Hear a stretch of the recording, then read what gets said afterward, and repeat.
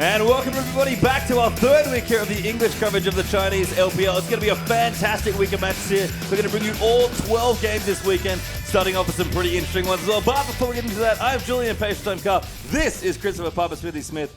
And Papa Smithy, it's another great week of LPL. And it's a massive weekend of LPL, started by some really massive games at both the top end of the table and down the bottom. Everyone's fighting for points. We're 3 weeks into the LPL right now, so every point starts to become really critical as we move forward. Yeah, let's actually have a quick look at the schedule there as well. We'll see what games we're getting today. The first two up here, OMG versus Snake. What a way to start things off for our first match here. And of course, it's Royal versus King for our second game. Then we move into Waterloo versus LGD, and finally another big match is Edward Gaming taking on Invictus Gaming. And again, we talk about it. We have been 2 weeks through, as you mentioned, Papa, so still a lot of moving and shaking to do. The LPL is a long league, that's for sure. We've kind of seen a couple of trends emerge through, and honestly, I guess our featured game for this entire weekend, OMG versus Snake, first versus second. That's kind of where we're up to now early on in the LPL. What a match to start with. And look, first versus second needs no hype. That's a matchup that you know is going to be great. It's an established team in OMG with carries you know, Cool, Going, Uzi, massive carries in their lanes. Against those young upstarts, that LSPL team, nobody really knew what to make of Snake as they came into the LPL, but nobody expected to be talking about them in the same breath as the Edward Gamings and the OMGs of the world. Yeah, Snake could potentially take over first year if they 2-0 OMG. OMG looking to maintain an undefeated record so far in the LPL. We know OMG, they've just been playing fantastically. Just a trio of carries mopping through teams left, right, and center. But Snake a little different. We've seen maybe some of the aggressive stuff from them and a little bit of late game as well. And Snake, they dropped those 2 points against King last week. So they'll probably view those as 2 points dropped just because King have kind of struggled so far. So it is the case that if OMG is able to convincingly 2-0 them here, they could actually fall to third, fourth place in the standings. There's a lot of teams sitting at 3 series wins and 1 series loss. So there's a lot riding on them, and you're right. They've got the aggression. They've got some other styles to their bow too, but I'm sure we'll talk about those soon. Yeah, we're going to take a deeper look. We'll go to a quick break. Don't go anywhere, though. It's one hell of a game coming up. OMG versus Snake, just after the break.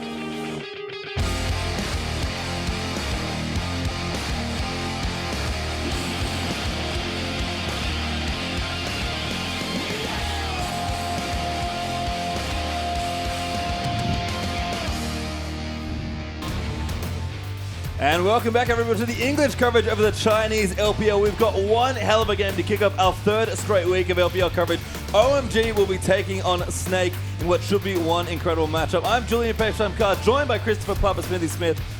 And at Papa Smithy, where on earth do we start with a matchup like this? Well, normally a game like this needs no introduction. First place against second place is already a massive matchup, but definitely some interesting developments coming out of China during the week. Yeah, there seems to be a bit of an issue with the mid laner over on the Snake side, unfortunately. He had an injury kind of moving into this week. Sometime in the middle of the week, there you can see on your screen, that is Bucker's arm, what it looks like. That's his left hand, his mouse hand, I believe is his right hand, but he's still playing. Somehow. And Baka, this mid lane carry who's been playing so much Xerath, we've actually been praising him specifically for the excellence of his skill shots. You saw from the pictures there, it is his left arm that's injured, so that's actually the arm he uses on the keyboard. So theoretically, maybe the skill shots will still be hitting, but you have to think it's going to impact his confidence going into a week where he faces 3 of the top teams in the LPL. No easy ask for a mid laner stepping up to the LPL this season. Yeah, we've talked about Snake just coming to the weeks with so much momentum, going almost undefeated in 2 weeks of LPL play. Did finally drop a game to King last weekend, but they come in here facing arguably 3 of the best 4-5 teams in the region so far based on performance, and this is the best team right now. First place are OMG, undefeated, and they've just looked completely unstoppable. Yeah, 8 wins out of 8 to start the season here. And, you know, before the season started, when Uzi was introduced to this team, we were like, all right, how are they going to fit in all these carries, all these egos, all these top players who, you know, as we said from week 1, you go down this lineup here, all these players are either indisputably or in argument for the top in their position in the region, even after all the Korean imports have come in and really leveled and raised the talent pool here in the LPL this season. You've got Go Going, you've got Cool, you've got Uzi. We've kind of seen 2 different flavors from OMG. We've seen OMG go for the kind of the tankier route. We've been seeing Go Going picking up that Maokai. We actually saw the Lulu mid on Cool against LeBlanc, and Uzi picking up Siva, and that actually works surprisingly well. You know, Uzi was able to step up and take that extra gold. But it's not just that. We've seen the 3 hyper carries. That's kind of the one that, you know, makes the analyst smile, makes everyone smile, right? When you see Uzi flying in on Vayne, LeBlanc in the mid lane, and Go Going's Kassadin. It's exciting, and we never know match on match which OMG we're going to see. But the one consistent, they're always winning. Yeah, and the way we're going to introduce OMG, you'd think that finding a featured matchup in a team full of amazing players might be difficult, and it is, but I think, honestly, this matchup comes down to the jungles here. It's Beast versus Loveling. Yeah, there was all that hot debate in the office this week. You know, you think about Cool versus Barker. We've seen so much impressive play from both of them. I mean, Go Going versus Flandre, 2 very hyped top laners. But in the jungle, Beast has been so critical to Snake's play here so far. When he gets ahead in the early game, they've been able to snowball and take very big leads. When he kind of struggles, they kind of tend to hang back, focus on that hyper carry picks from Crystal, but can you really hang back against Loveling and the aggression of OMG? But we'll have to see as we are into Champs League for game 1. OMG on the blue side here for this first game. Snake over on the red. Rek'Sai and Azir, the first 2 bans for OMG, and Kassadin and LeBlanc straight to those mages for Snake. So 1 champion now banned out against Barker. The big question is, will Xerath be available right here? Whenever Barker picks up Xerath, he looks like a completely different player. He is a master of that champion. And no, OMG at least aren't going to be banning it away. Like the target in there, Flandre's Rumble gets picked off as the 3rd ban there for OMG. And Snake, they've got a lot to consider here for their last ban. Yeah, there's a lot of very strong picks available right here. Of course, Gnar is still available. You have to think that'll be considered. And yes, that is the final ban. I mean, Janna first pick, is that what we're going to see from OMG? I mean, Janna and Javan, I guess, the most obvious pick still open here. Love the Gnar ban there from Snake as well. Go Going has been absolutely incredible on that champion. So no surprise to see that banned away. I think they've left a lot open here sort of intentionally. Lots of targeted bans in this series, which is interesting.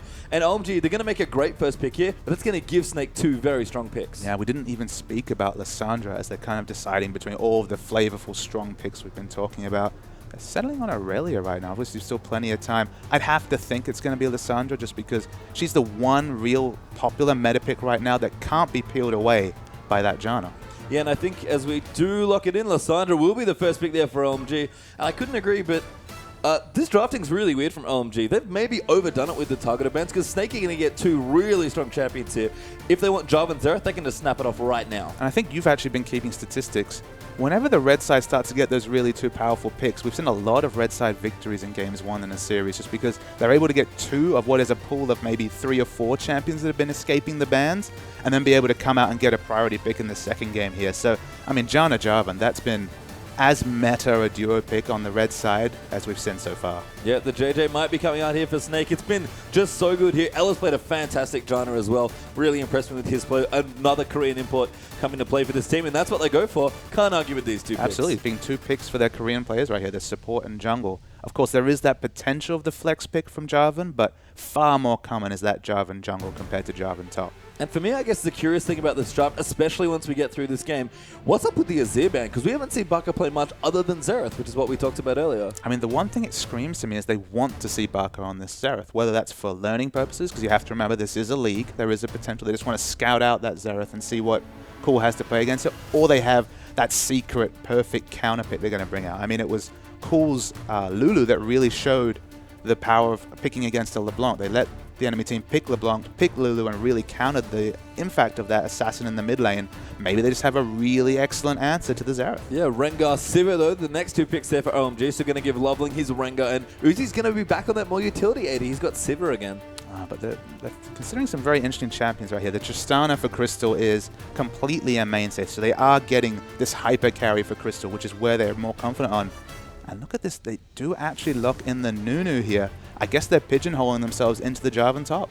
I mean, I guess so. There's no other place unless Baka's getting really creative and wants to play Jarvan mid. I mean, this draft is very disguised for the most part here for Snake. They're actually playing with the last pick in this draft very well, but those are some 2 pretty creative picks. We've seen how Beast Nunu can do a lot of damage. Great with the Tristana as well. Absolutely. I mean, the amount of tools Tristana has to succeed here. Disengage from Janna, of course, the Blood Boil from Nunu.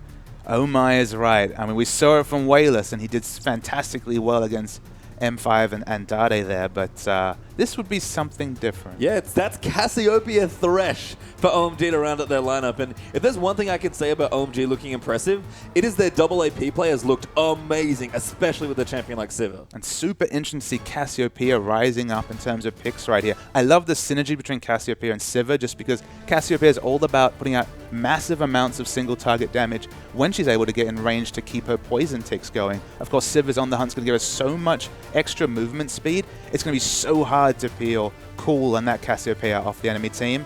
And look, they left the Xerath open. They probably expect the Xerath pick to come out here. And we see Snake picking up a very strong lineup. These are some of the strongest champions that each player here has shown in the LPL this season. A Gambit's been thrown out to Snake. Basically, OMG said, look, we know you're good at this game, but we're even going to give you your comfort champions. What have you got for us? Take everything you want, and I think we can still beat you. OMG, to be fair, with the way OMG have played, this is a very OMG-style comp as well. So I do like all the champions here. The Cassiopeia is fantastic. And maybe let's go to the mid lane matchup, actually. Tell me, Bubba Smithy, how much do you know about Xerath versus Cassiopeia? I mean, in terms of actually watching tape, not that much. Obviously, Cassio's just starting to come through as a meta pick right here. I mean, the one thing you can say is that if Xerath is happy to get zoned a little bit and is happy to farm from range, once he picks up levels in his queue, he should be able to wave clear just fine. And of course, he'll have the ranged wave clear and assassination, I guess, potential with that ultimate advantage to go into the game. But you have to feel that if Loveling ever is able to make that level 6 gank felt between the coming in and stealth and, of course, the petrifying gaze coming out of Cool, a lot of potential for domination in that mid lane. And we have to talk about the summoner spell choice from Cool here. He's all about mobility. You'd think on the hunt would be enough movement speed, but Flash goes to the summoners he's picked up here. Yeah, love the double mobility there from Cool's Cassiopeia. Really good to see how that's going to go. I think the other thing as well is Flandre's on kind of a carry top laner now as well. He's got Jarvan as his pick. We've only seen one Jarvan top in the LPL so far, and it's struggled against an Aurelia. Not a great matchup for Jarvan, admittedly, in that stage. It's interesting. We've seen so much rumble coming out of Flandre for a person who's really known for the carry tops. Giving him a bit of carry flavor, something different. All right, we're going to take a quick break, and we'll be back with our first game here as OMG take on Snake.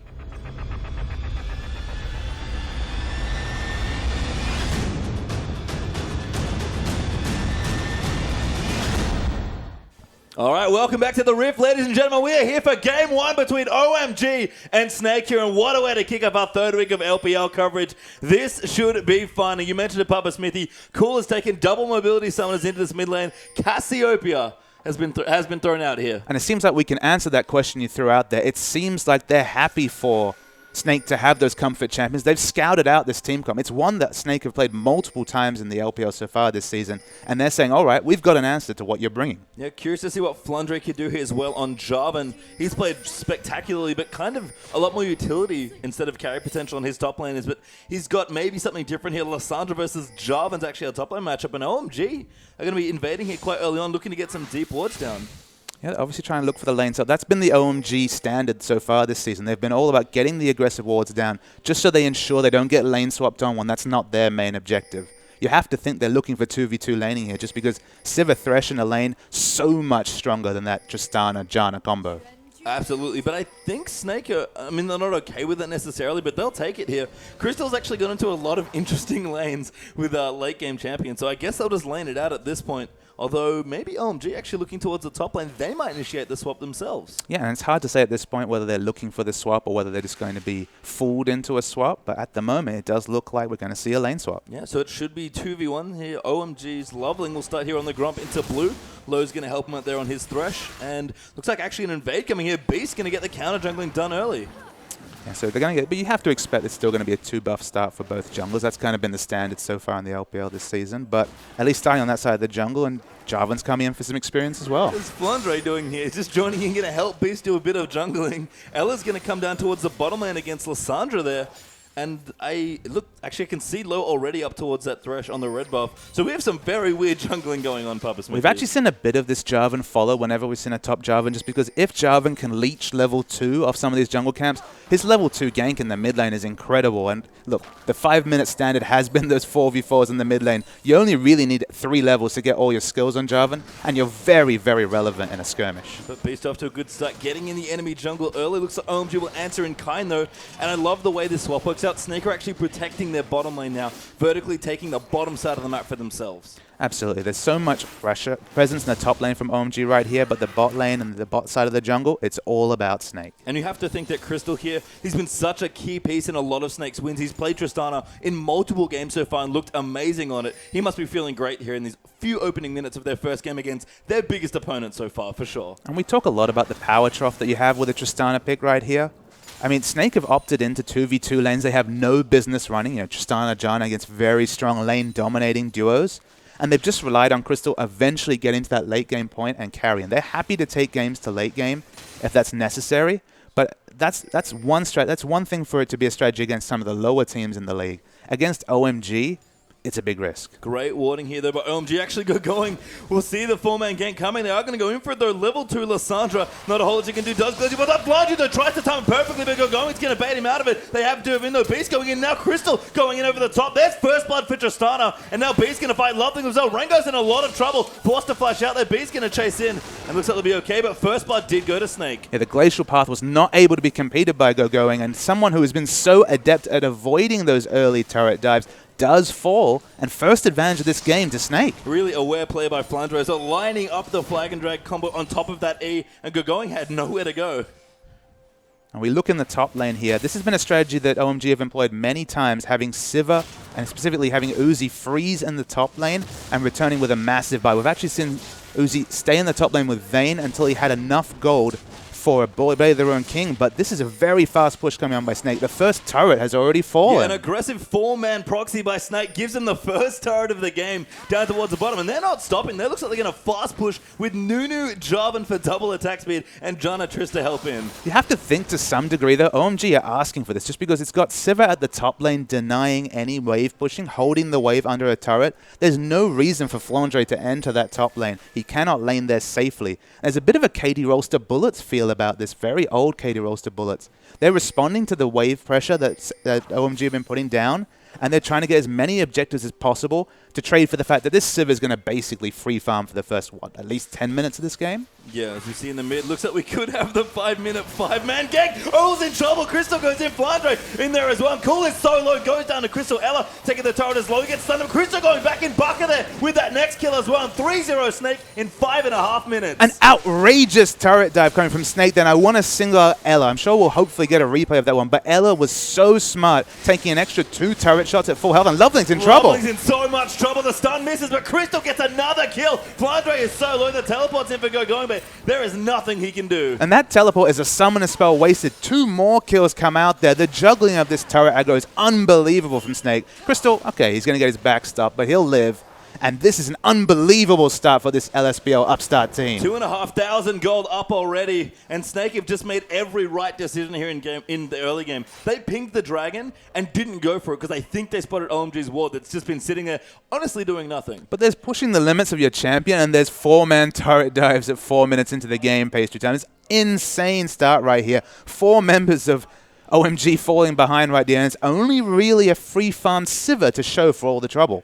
Yeah, it's FLICKR in the top. Now going to start getting some farm of his own. He's actually got an early Glacial Shroud here, so going very tanky through his team. Not going to be that carry Jarvan that we might have expected to see here in this game as well. And he's going to get some farm. He's got a little less than going, but these are 2 very starved top laners. You have to think Jarvan's got the better of that. And we've talked about powered troughs before, Pastry Time. At 6 minutes into the game, this is a 3-0-1 Tristana with a pickaxe and an Avarice Blade. There's few words to describe just how strong this Tristana is from those early turret dives and grouping. Yeah, and we talk about enabling Crystal on Snake's side. They not only play so well around him in team fights, but they seem to set him up a lot. And the way the early game rolled hit for Snake, that's true as well. And he could not have asked for a better start to this game. I mean, there's one thing to pull out games, to allow a Tristana to farm up, get that gold, and then fight late game, because that opens up the enemy team to counter that, to play very assertively, to pick up objectives. There's another complete thing to actually picking up 3 kills in the early game.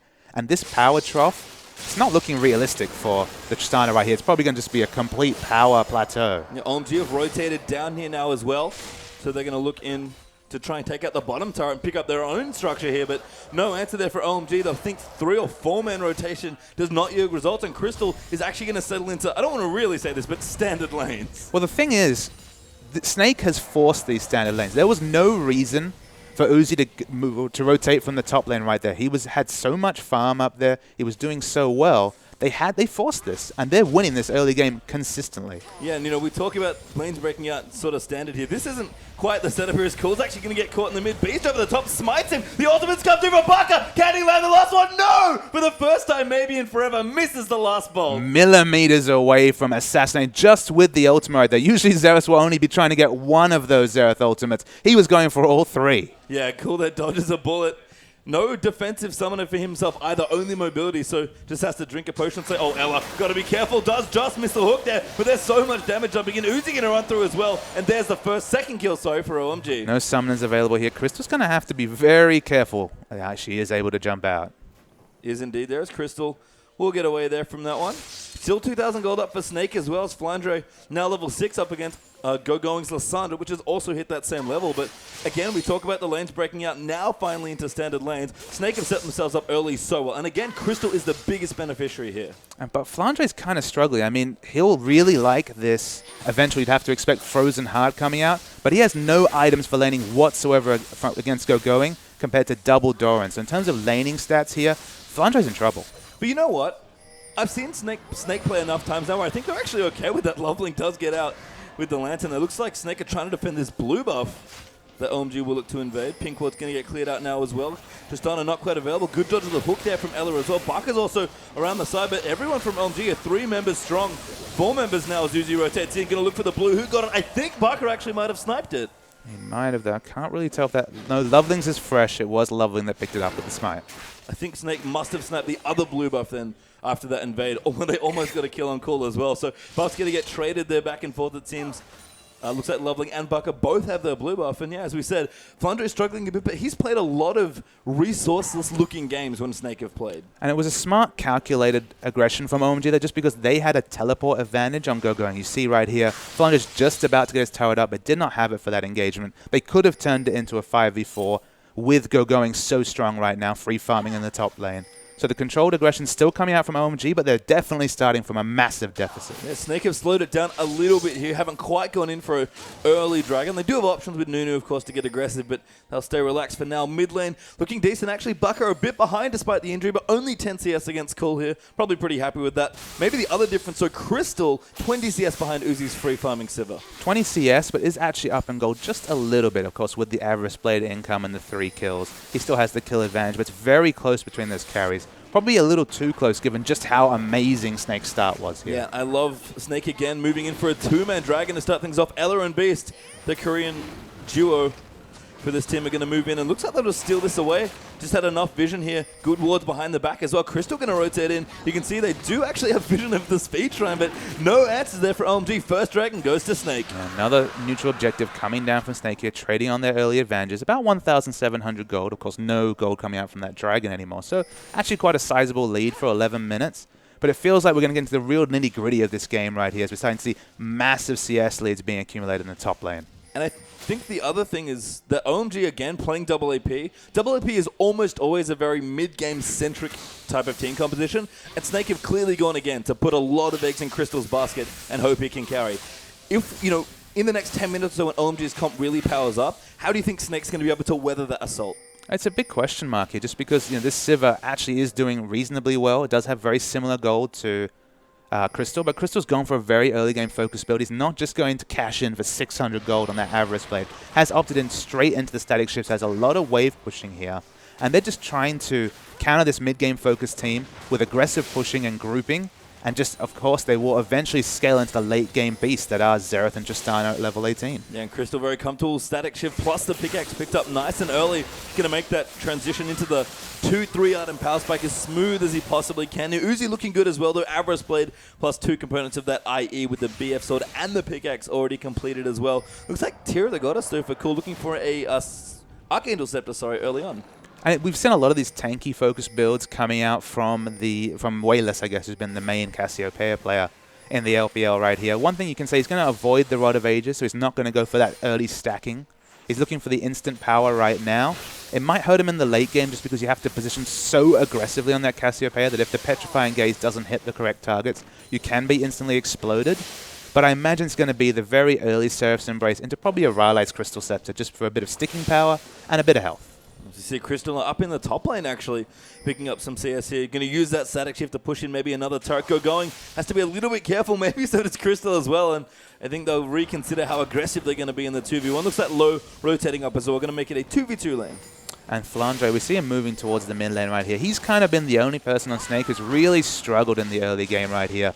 He was in a lane with that early armor against an AP champion. He went back and picked up a Hex Drinker and, of course, got lane swapped against Sivir. So he's not really found the lane matchup he's looking for, but it is Jarvan. He is utility focused. He doesn't need a lot of items. So maybe if you had to choose anyone in the Snake lineup to fall behind early, he's probably the one. Yeah, and again, he's looked so good apart from one big carry game on Aurelia with honestly very little farm. Snake seem to be content kind of leaving FLICKR wherever the rest of it falls, and now actually a 4-man push in the mid lane who will force the teleport there. A good tornado that knocks up low, and Snake going to get away with some really basically free pressure. And given that so much of the early hype was about FLICKR and his carry top mechanics, Fizz top was the thing that was echoed around the analysts, but of course we haven't seen any Fizz coming out of FLICKR so far. It's been that rotational play. So I guess the one thing that has changed for sure has been the fact that they've brought in these Korean players. I feel like the bringing in Beast and Ella, this new Korean jungler and support, has really changed the identity of this team. And FLICKR doesn't feel like he has to go for these all-in, win the game myself or lose the game off my back champion. He's happy to play the rotational champions like Rumble,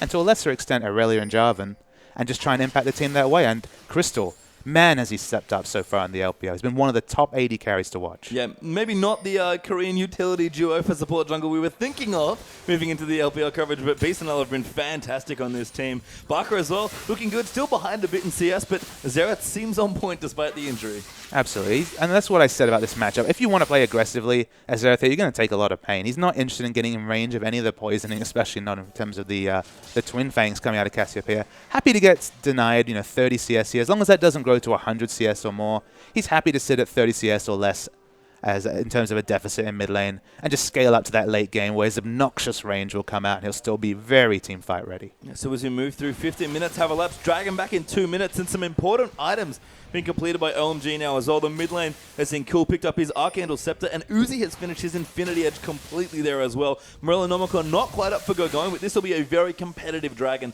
if OMG choose to fight the second one. Yeah, tabbing over to the gold, about 1550 gold up for Crystal, so probably going to pick up a BF sword before the 1 minute 30 elapses and we see a dragon fight coming in. It's not going to be the same power as that straight Infinity Edge, but look, it's the reality of the Tristana power trough in the mid game, but she's doing her best to skip it because she does have a lot of items for this time in the game. Yeah, and there's Crystal's BF sword, just like you mentioned, and it's going to be very well timed for this fight. Loveling posturing around the blue buff as well, looking to go aggressive, going with his teleport. No, actually down here, but OMG will take out the bottom turret instead. I imagine we'll see some rotations down from OMG just to try and, again, secure everyone around the Dragon Pit. Sorry. And bringing back to who's losing out after all these early map movements, look at Loveling. He just pings level 8, so he's now level in terms of level with Beast. But in terms of items here, he's only really focused on mobility with those boots of mobility and just the complete constituent parts of the warrior enchantment on the jungle item here. Has not even finished his jungle item at 16 minutes into the game. Yeah, I'm just kind of checking around as well. This Tristana is going to get souped up a little bit by the Nunu. Looks like Beast is actually getting a couple more points into Blood Boil early on here at level 8. Got 3 and 3 for Blood Boil plus Snowball. And again, this is a big turning point for the game. If OMG can't get their things rolling with these strong AP champions, Snake are going to just shut them out of dragons. It's almost going to be one of those situations where a late game focused team steals away the objectives and really loses out on that objective snowball you would expect OMG to pick up, just because Lissandra and Cassiopeia with a Sivir is insane mid-game. Yep, Going does have his teleport, but he's wandering back down. Snake are going to look to get vision around the Dragon Pit. They've got the pink down, they've got the speed shrine as well as they took out the crab. And this is going to be quite the 5v5. Loveling does prep the ultimate now as well. Cool looking through his level 11, crucially.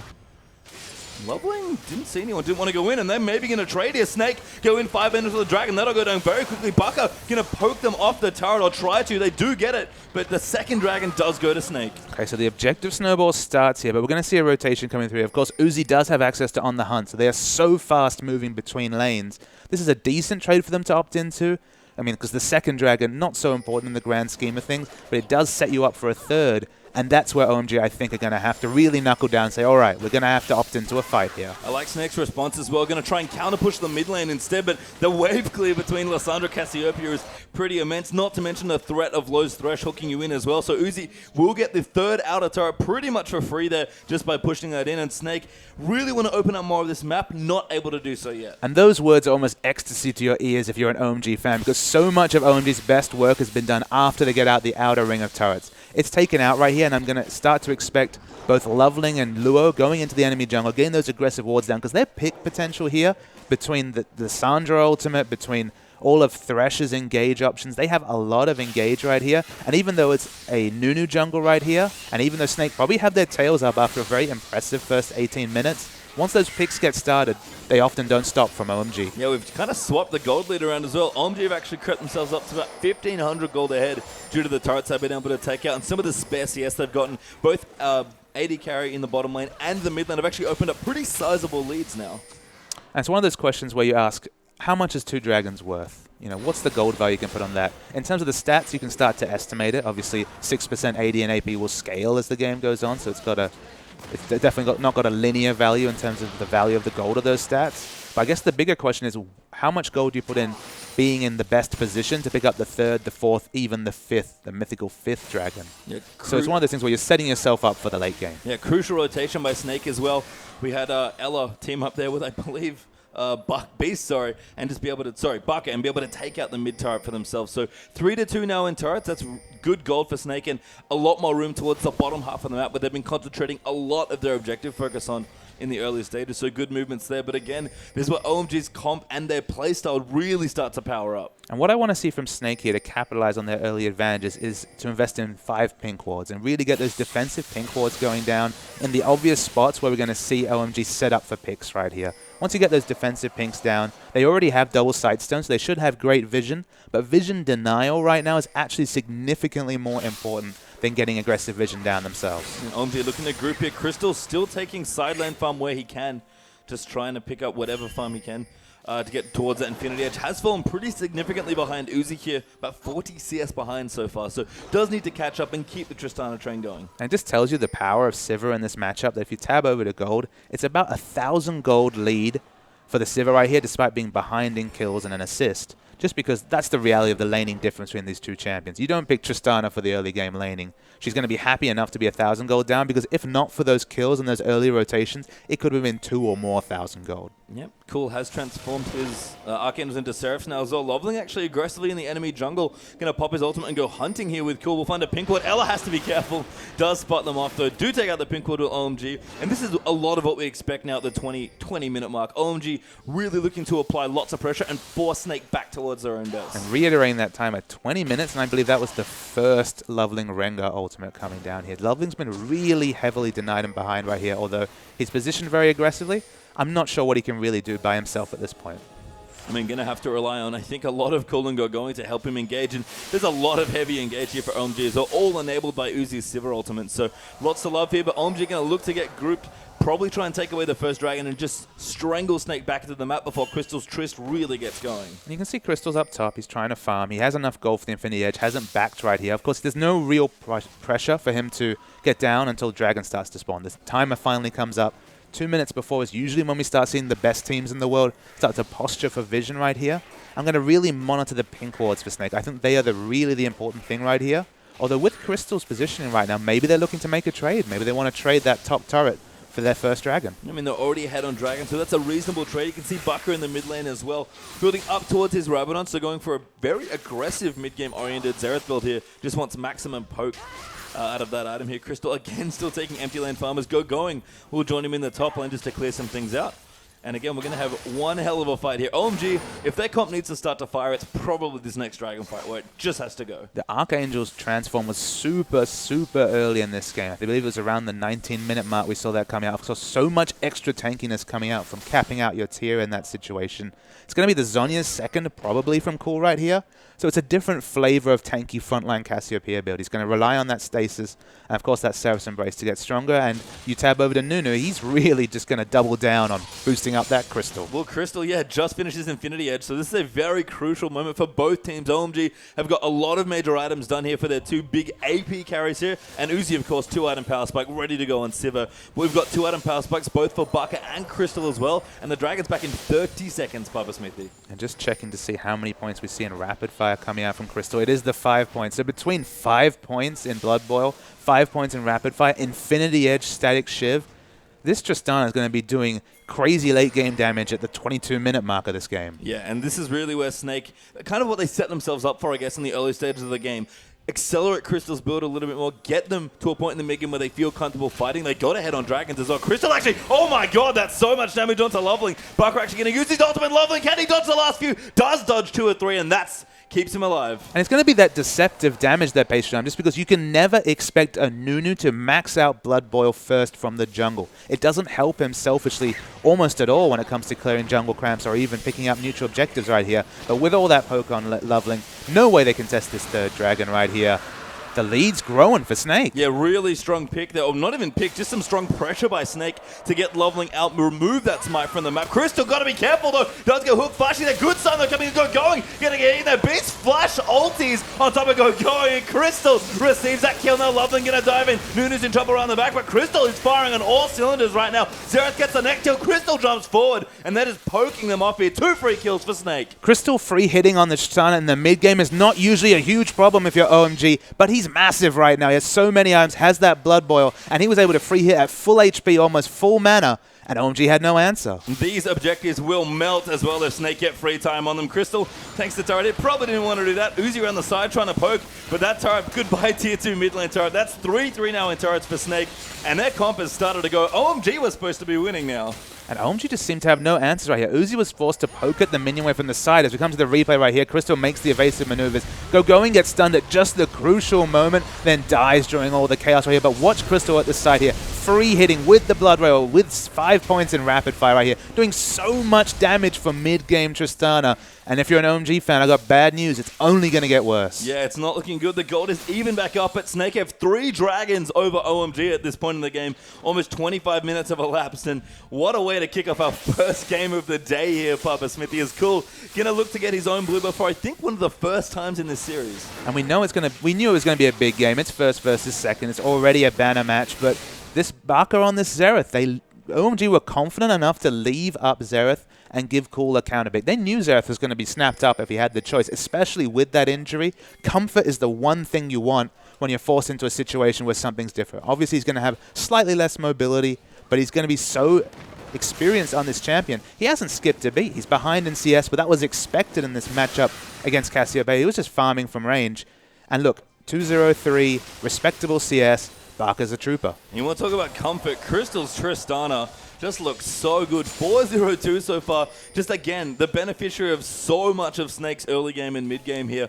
I mean, still behind Uzi and CS. Interestingly, Uzi's actually an item ahead right now with the last swift completed. And that's credit to Uzi as Loveling dives in onto Beast. Nuna could be in trouble here. The wave does come through there for Ella. And Beast getting low does go down to Loveling. And there's the third kill for OMG. Importantly, no realistic objectives that OMG can pick up with all the outer rung of turrets stacked down. We see a bit of poke coming out of Barker just to scare them away right here. But OMG, they really want this mid turret. Uzi is really super powered right now with that last Whisper finished. And with Beast down, it's going to be hard to opt into a fight. Yep, so going to try and siege up this tier 2, but the wave clear from Xerath is very strong. Crystal going to come in now as well. Level 14 on that Tristana. It's so important to give you a carry farm, but Tristana especially loves her empty lane farm. And it's worth noting here that this is an equal levels between Crystal and Uzi, despite the fact that Uzi had solo lane experience during all those early game hijinks right here. Uzi should have a significant level advantage. Does not, and of course that draw beat passive, it's just adding up, just becoming stronger and stronger. Yeah, and Crystal's back again in the top lane, say, hey, delicious minions, I'll take those. Ella even up to the top in case. It's going to give them a 4th tower now as well. And this Tristana is completely rolling now for Snake, and Uzi going to pick up his farm in the bottom lane, but OMG have not been able to do anything proactive. Snake have dictated the first 27 minutes of this game. And it's the significance of calling OMG a reactive team. How many times do you do that a year, let alone a split, let alone a week of the LPL? But it's a massive thing to put OMG on the back foot right here. Going was in an impossible decision right there where, look, he could have teleported to top lane, has so much wave clear on that Lissandra, but then they wouldn't have teleport available for Dragon. They can't afford to give up the 4th Dragon here. So OMG just have bad decision after bad decision to make with a pick comp, with the proactive nature of their comp. That's just not something that's acceptable. We look down at the mini-map here. Pink wards have started to be accrued for Snake right here. They're recognizing that if no picks come out here, they're going to get outscaled, and my god. Crystal just solos going there, who just doesn't even have time to use his ultimate on himself, let alone the Zhonya's in his inventory. And that item disadvantage is gone. He's got the last Whisper finish up here alongside the Berserker's Greaves. Insane. We look at the gold values out here. Still very even between Sivir and Triss, but the teamfight impact, it's just going to grow. Yeah, and again, Snake are going to set themselves up for another Dragon here. And Baron is a big threat now as well. Snake, in general, just have amazing neutral objective damage. And this is all with Flandre being behind basically the whole game, just scrounging up for CS where he could, doing his best. But he's been doing fine. He's built those tanky items. He's still going to have so much utility in a team fight. Things are looking damn good for Snake. Yeah, I mean, Flandre here has looked fine. Not resourceless exactly, but playing with limited resources or whatever his team basically gives him. That last little fight in mid lane, he positioned that Cataclysm perfectly to set up Crystal. And Snake is playing like the team that we've seen them play like, but our question was, can they play like this against OMG? And so far, that's been the case. I think a lot of the unknowns about this game came from OMG just because what was their attitude coming into this game? What was their game plan? And it feels a bit like what we remember from SK Telecom T1, where in the first game of a series, they were happy to give out those powerful picks and say, look, we'll beat you with your comfort comp, then you'll have no chance when we take you out of your comfort zone in the second game. I feel like that's what OMG's done here, and it's backfired so far at the 28-minute mark incredibly poorly for them. They're really struggling, giving a comfort champion to a player who they know has an out-of-game injury in Barker. It's a bit mind-boggling to me. Oh, Beast actually flashing forward for Loveling for the snowball. Gonna get Lantern now. Does pop the ultimate. Crystal's jumping forward as well. Teleport even came through, but Flandre going though is gonna try and dive into the back. Does ultimate up L there. Loveling gonna jump in onto Beast. That's a good hook there. Following in as well. The double play also comes in, but Crystal is gonna go back. Flandre defensively. Cataclysm's are in low, is so low. Does go down there to Barker, and now the ultimate's gonna come out for Poke. They are gonna be able to dodge. Oh, going. Almost gets chunked down there. Beast very low as well. But a free kill for Snake once again. A very messy engage, but the important factor is here that OMG actually has position on Snake's lanes right here. So they have to be careful with how they get back to lane to Snake right here. All right, they're going to back off in terms of pressure, being a man down. Not much to gain for Snake right there, but still, very messy fight. The flash engage from Beast seemed ill-advised, and OMG, they're rotating fast. They might be able to DPS down this Dragon. They do get the Dragon, but they have to be careful. Snake are on their tail, but they will back off just in time. OMG will get their first Dragon of the game, but Snake, unrelenting, going to try and push through and set something up. But that over-aggression from Beast did basically cost them position on Dragons. That's a pretty significant win for OMG to pick up those multiplicative stats right here. Looks like they'll be able to get at least a red buff for their troubles, though. Andre will face check Uzi here. Actually finds Go going in low as well. Has to be careful. Goes in, gets a Sandra ultimate, EQ's out. Still gets hooked, but Low's in trouble. Does go down to Baka. That's going to give the red buff over to Snake as well. The cavalry is very strong on this Snake side right here. They don't want to buy the bait. And that's the issue for OMG, is that when they use their single target picks right here, the carries that are coming behind whoever gets picked have so much damage. It's just not that useful for them right now getting those aggressive picks unless they can pick up the objectives. Baka's in trouble. Uzi does get tornadoed up, and Baka will somehow survive. OMG coming through. Loveland goes in. Does get the kill, but it cost his life though. Crystal, another kill for himself. 6-0-4. 6-0-4, looking massive. Of course, Xerath actually picked up the answering kill right there, doing fine himself. The carries here are so strong, and the pick potential from OMG just gets lower as items get completed. Once the Mikhails come through, actually it is completed already on Ella right there. With the Mikhails, with the first defensive item we see out of Tristana right here, going to be so hard to lock down the damage between the massive range of Tristana and Xerath. And look at this, OMG, they're going for it all. Yeah, I mean, they have to. They've got good Baron damage, though. Cool and Uzi especially can team up for a ton, and Snake actually have no idea this is going down. No vision here, and the OMG pick up a free Baron. That happens very rarely, and Beast gets the bad news with the ward over the wall. Top teams don't give away free Barons very often right here, but gleefully gobbled up was that Baron buff for OMG. Look at the aggressive wards down for Snake. They're respectable right here. They just have one massive caveat. No wards around the Baron means a free Baron buff and at least a 3 to 4 minute reset for OMG. And we talk about it, you can't split objectives late in the game on this particular patch. Both Dragon and Baron are so important, and you have to make choices where you want most of your vision to be, but you cannot let vision slip like that. Yeah, the power of the one-man push with Baron buff is just undeniable. It's so massive right here, and it forces Snake to play reactively for 3 minutes. The one thing you can say for their favor is, all right, playing reactively with a Tristana Xerath, that's fine. It's not so bad. It's the late game fights that I worry about right here, but Uzi's popped the ult. Loveling's actually found Crystal. Crystal going to pop up, and Loveling gets a great ball of heal. Does come through. Loveling going to go to Crystal. Almost gets out with the reset, but Uzi takes him out. It's still only a 1-for-1, but it's a significant kill right there. It's a shutdown goal for Sivir right here, tabbing over to the gold. Sivir's ahead in gold once again on this side, despite the kill disparity right here. Uzi's doing everything he can. It's just a question of what can Lissandra and Cassiopeia contribute in a late game fight. We know their power in their mid game. They have the potential for power in the late game, but there's so many late game champs on this Snake side. How are they going to kill this Tristana? That's their goal. They did it once, but it was in a messy engage in the side lane. In a 5v5 team fight against a Janna and all the peel on Snake, going to be significantly harder. And I actually noticed before when Flanger went back to the shop a few minutes ago, he doesn't seem to really be worried about the double AP. He's got a Randuin's Omen and a Frozen Heart in his inventory. Well, I mean, question Cassiopeia's damage at your peril. Oh my god, Baka is so good. He read the E from going and sniped him with the ultimate. He's a god, is the words that ring around the group right here. He's doing really, really well. Nothing is phasing this man, not even an injury. No, Baka still playing absolutely stellar on this Xerath. And yeah, they will total it up for a couple more minutes. 500 gold in the lead for Snake, so not a massive one, but still with the Dragon advantage. Happy to sit comfortable on this Tristana and a very big Xerath. So while the neutrals are one thing, when you look at gold values right here, the gold has been so even so often on these patch 5, patch 5.1, which we'll move to very shortly. You have to take stocks of what are these comps and what do they perform in a team fight. And just looking down the champions that have been picked right here, I mean, you'd always opt into a late game level 18 team fight with items with a Tristana Xerath comp. They're just so massively strong in the late game, and there's no obvious ways for OMG to shut down, especially the Tristana here. Between the Janna Peel, the Mikhail's Crucible being finished, and of course the Blood Bowl that's going to be applied on Crystal, the amount of damage that's going to be put out is incredible, and it's all about getting those objectives for your OMG, getting those aggressive wards right down, and getting the picks. But picks when you're behind in objectives, they're very, very hard to perform. Yeah, and Crystal's got some pretty big eggs in that basket right now. 4 damage items completed for both AD carries in this game. But Tristana benefits a little bit more from those late game items than Sivir does here. And Uzi's been playing fantastically. He's trying here, but Crystal just looks so deadly. It's just a matter of Snake. Can they protect their late game carry long enough in these fights? Because if Crystal gets maybe 10 seconds of free hitting, OMG will melt. Crystal's kind of in a weird spot right here where in most games you'd expect a Tristana at this point to pick up a defensive item just for insurance.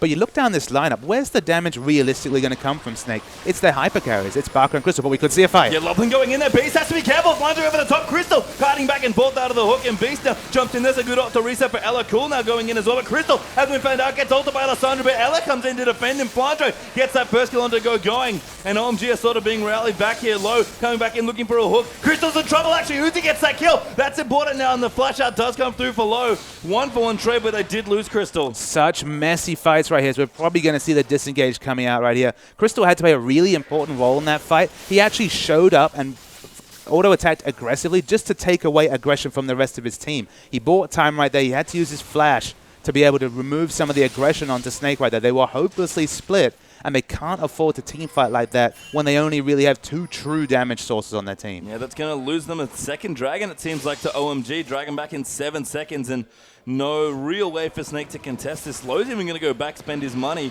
Feels confident that Snake are not coming to contest. Dragon's going to come down, and OMG will pick up their second of the game. Well, it's important to note here, of course, that there is teleport available on Going right now, so of course he could have rejoined that fight very easily there. They would have realistically picked up that objective first, so they have to back away from a second Dragon.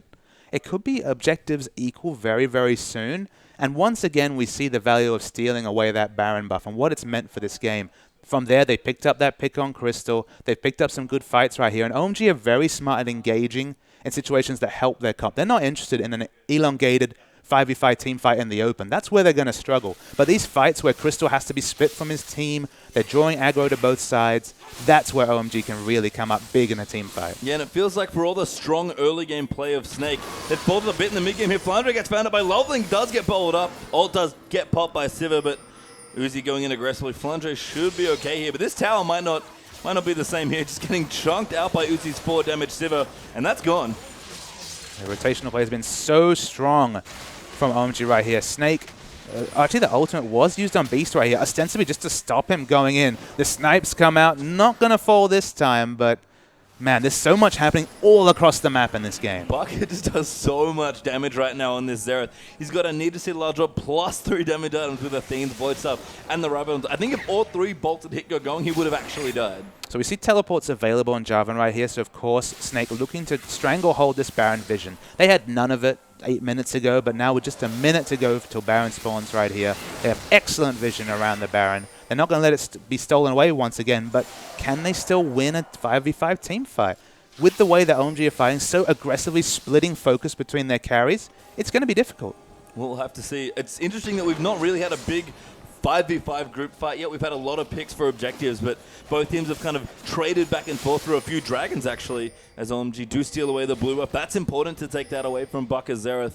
And it's been a game of 2 halves, just because the strategic play of Snake in the early game here completely outfoxed OMG. They looked reactive, they looked just outthought strategically, which you can't say very much about OMG. But in the second half here, OMG have really shone through in team fight choices, just because they've been so smart at dividing the damage targets on Snake and forcing bad engages that either go 1-for-1 and they pick up an objective, or they pick up a couple of free kills and a pick. They're using a pick comp so intelligently and realizing if they ever fight in an open 5v5 situation, they're almost certainly going to lose. Yeah, and Snake sticking together for just that reason. Baron is back up as well. Snake will not be swindled a second time.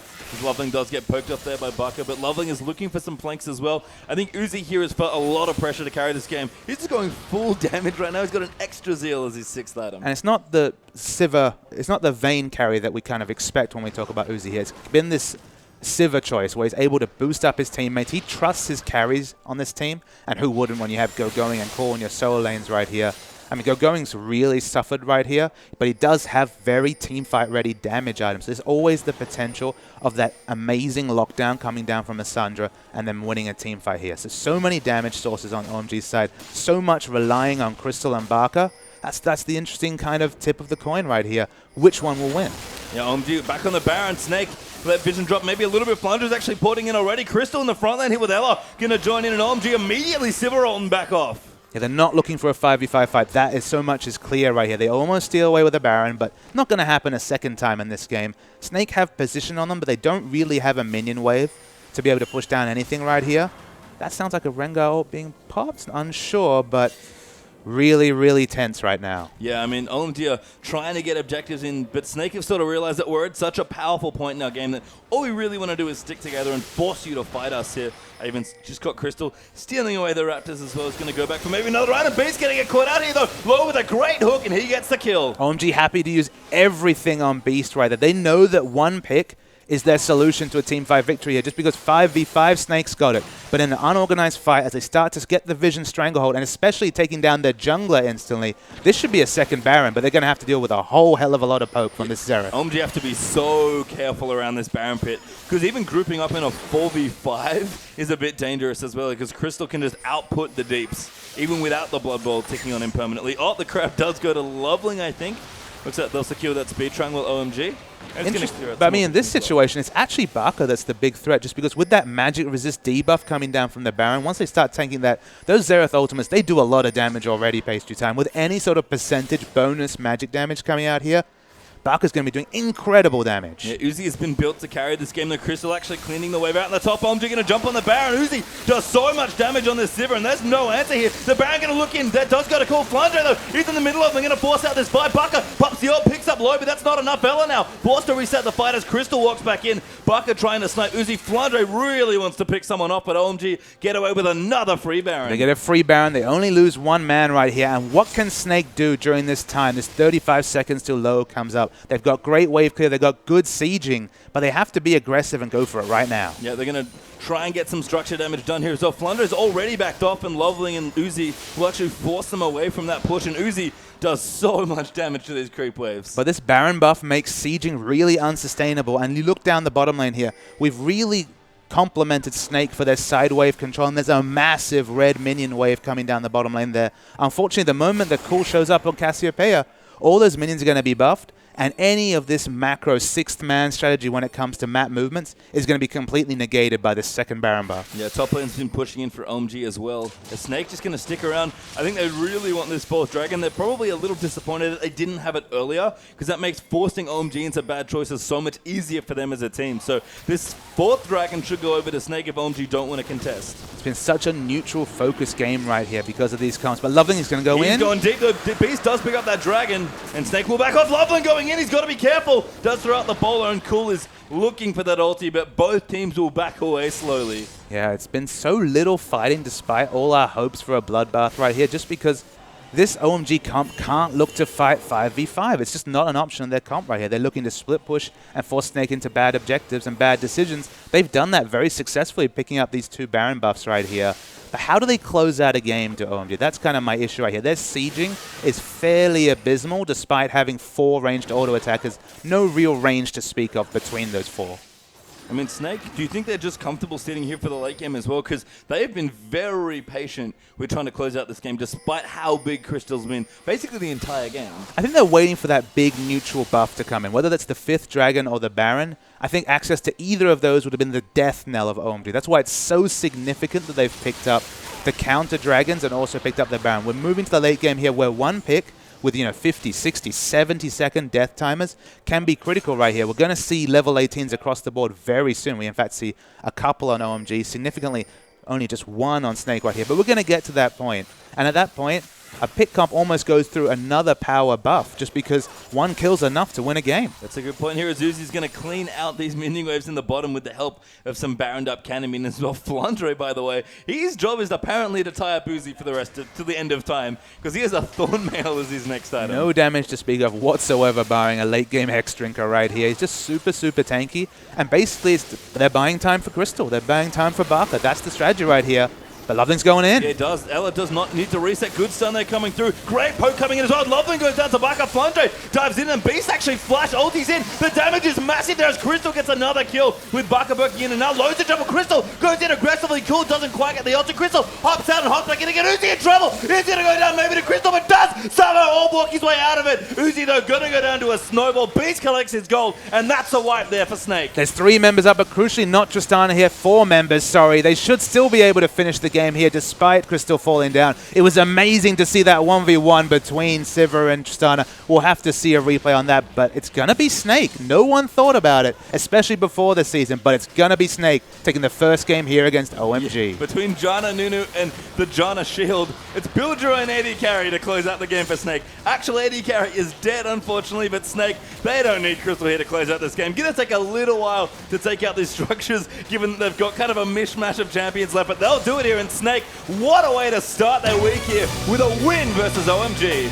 Just an unbelievable strategic display from two teams who looked down their comps, recognized their points of power, recognized their power drops, and basically turned it all on its head.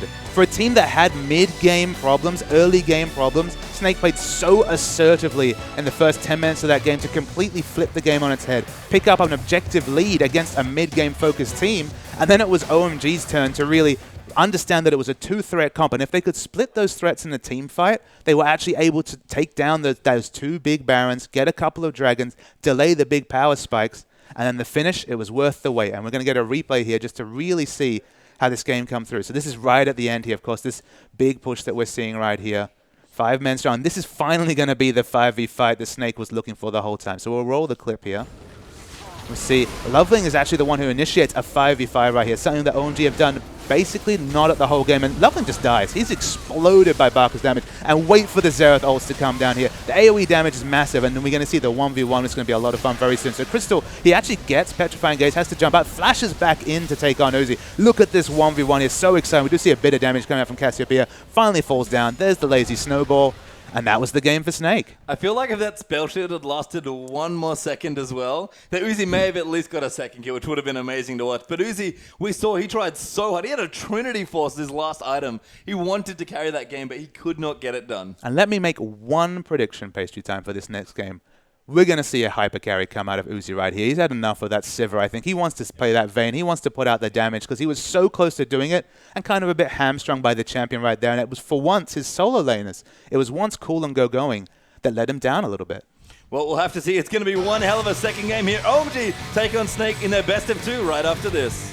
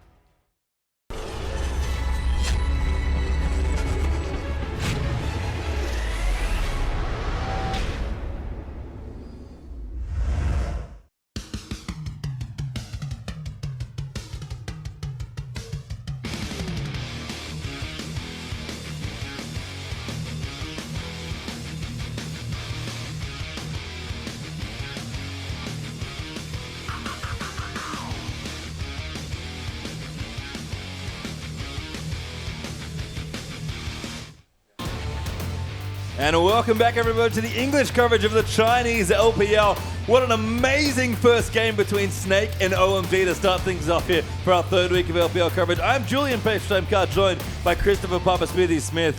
And boy, oh boy, did we get a show. It wasn't what I expected at all, Pastry Time, but it was so exciting to have two teams. They understood their comps. They tried to win. And to be honest, I guess the one thing that surprised me the most is that OMG really underestimated their opponents right there. Leaving up those favored champions led to so many problems. They almost wrestled it out in the late game, but I don't think they can repeat that pick ban if they want to escape with any points after this series. Yeah, a really strong early game for Snake. Pretty much propelled Crystal to exactly where he needed to be to win his game fights. And the whole team came together, again, lifting the hyper carry Tristana up for their team. And Snake, when they get their comfort, just like you said, they look almost unbeatable. They do, but it was significant that the first team fight we saw, the first true 5v5 was, 45 minutes into the game? That last team fight right there decided the game. It was actually initiated by Loveling, who the whole game was in this unfortunate position of when you're behind on Rengar, of jumping in, putting out a bowler, and then just basically walking out because he couldn't really take any of that frontline damage right there. They initiated a fight. Finally, Snake was able to find some picks, snowballed the victory right there. It was an exciting game with a lot of strategic machinations. I just feel like we're going to see a totally different strategy from OMG coming this time. Yeah, it'll be interesting to see what happens in the draft. But talking a little bit about the strategy from the last game, really solid early game for Snake, but it feels like they faltered a little bit in the mid game, and OMG, I guess, did the same in the early game.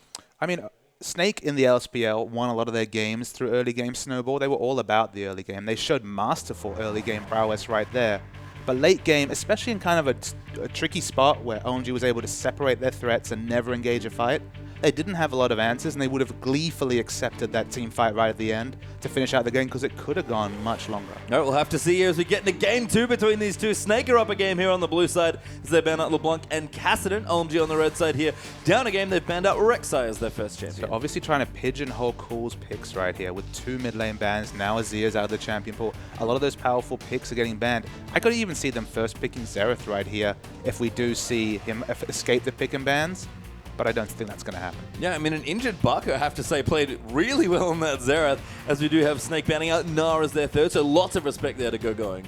I know OMG doesn't want to ban Xerath, but they're going to do it. It's very significant. But you know that was the last thing they wanted to do. They wanted to smash Barker in that first game and force him to pick that champion again in a bad matchup. They've had to ban it, and this leaves that rumble up for Flandre. It's not the split-pushing solo top we expected from Flandre at the start of the season, but it's been perhaps his most powerful pick on display in the LPL. Yeah, he's played, I think, the most games on Rumble of any champion that he's played so far, and he's got a very good record, maybe even an undefeated record with Rumble at this point. We'd have to check that, but a strong first pick there, and again, going in for a bit more resourceless action here, or less resources for Flandre. And Jana Jarvan, it's been the red side special, both games this series, a lot of the games in the LPL so far. So much power on those two picks. Probably going to be locked in right here.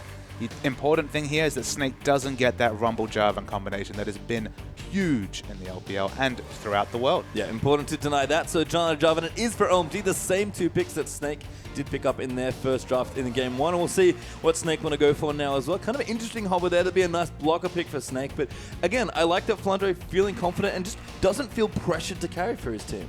What Snake really did in the first game, rather than focusing on Cool, they focused on Loveling. They actually focused on the featured matchup right there because they actually took Nunu and Jarvan. Of course, we saw Beast completely dismantle Gamtee's Jarvan player with Nunu and then do the same from the other side. And when you take away two of those strong junglers, it pigeonholed Loveling into the Rengar, who of course has great power from 6, great counter ganking early if you have very good team communication, but can really struggle to get into games. So to opt into Rengar and Tristana in this case is a surprise to me. And that's saying, despite how good Crystal is, they're really having a low impact early game right here. Only really Rumble to have any sort of mid-game relevancy in those first 3 picks. Yep, going in for Rengar Trist, like you mentioned there for Snake. They'll be their second and third. So back to that same champ for Crystal. Again, probably his most played as well in the LPL. And OMG, considering their last few picks now as well, going to swap things around and interestingly go back to the Sivir for Uzi and Aurelia there for going in the top. There was the hover for Caitlyn, which of course gives you that early game flavor, but also has the late game carry potential.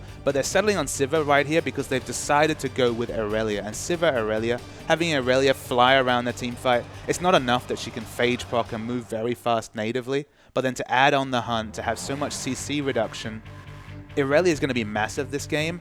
And it kind of delays Tristana's power spike even further just because she's going to have to use her rocket jump, use her ultimate defensively in a team fight, and still get those resets as we see some more hovers coming out here from Snake. It makes a lot of sense to get a champion that can kind of disrupt Crystal a bit more in team fights, and I think that's what got going once they're on his Aurelia. But these picks are locked in here. Bit of swagger actually for Baka. Picks cool Syndra blind into him, and Thresh there for Ella as well.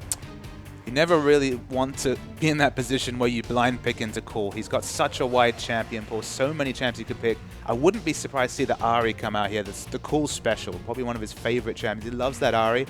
Ahri versus Syndra skill matchup will be an interesting one. But no, he's at least hovering over the real answer right here, the assassin off in the mid lane. I mean, you include all the bans here in that pick from Baka, sorry.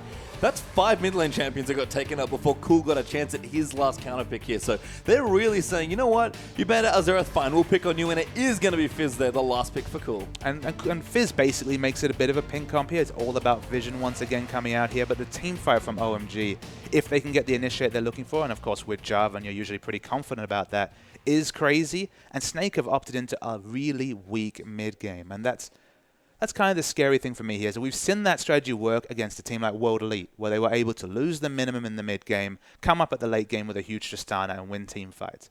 We saw how much trouble they had in the previous game with a fed Tristana, with a fed Xerath, at finishing out a game just because OMG was so smart about choosing their engagements, about playing passive, about playing aggressively, and splitting the targets. Now to kind of go for an even bigger mid-game power trough, unless we see some of the hijinks we saw last game where they managed to get a huge gold injection early, I think Snake are going to struggle here. I'm not entirely convinced that their mid-game's that weak, though, because we've seen Snake do this a lot when they pick Triss. They love comboing with Flunjo's Rumble, and the double AP here actually gives them at least a boost through that mid-game potentially. I mean, there's always the potential of the Equalizer coming down with a couple of magic penetration items and the resets coming in for Crystal. That's an ideal case. And of course, Rumble does give them options in terms of team fighting around the Dragon. Of course, you never really want to choose to fight a Rumble at the Dragon buff, but there's not a lot of pressure coming out of the jungle with the Rengar. I think a lot, again, the featured matchup comes up again. We're going to have to see Rengar go big here. All right, with that, we've got Game 2 coming right up between OMG and Snake.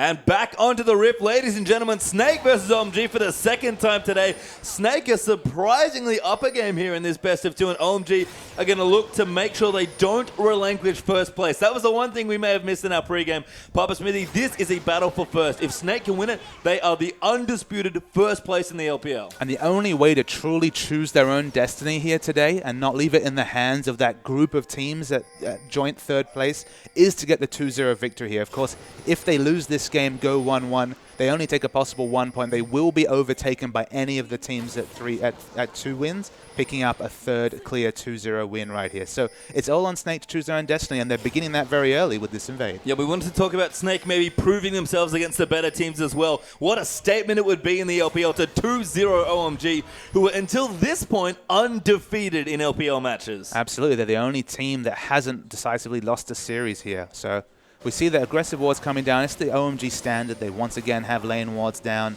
They opted into a 2v1 last time with the Sivir lane. So I guess I'm really unclear as to what OMG want from this early level 1 action. Yeah, and I think Snake again are looking to set things up nicely for Crystal's Tryst.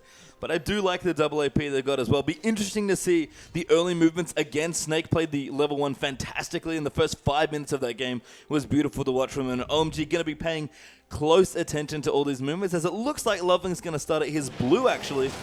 And over on the other side for Snake, we've almost lost him. Rengar's at his red, sorry.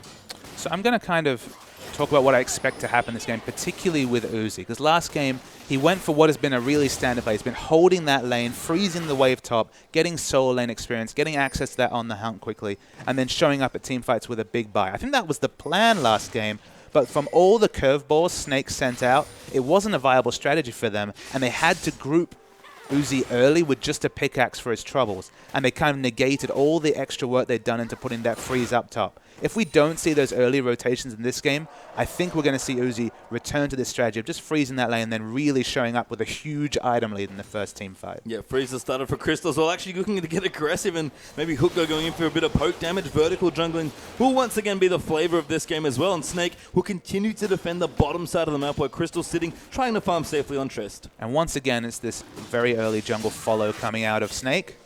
They haven't elected to put anyone here then. Of course, Going's in lane very early. For once, doesn't have the defensive wards that we expect when OMG are in a 1v2 situation. We've reliably seen Loveling and indeed Luo go out and put defensive wards to stop a turret dive, but this time he's all on his own, and it could be a turret dive. So Uzi going to be happy again in towards the top. Looks like lots of people lining up. Going has realized what is wrong here, although Lowe's coming down as well on Janna.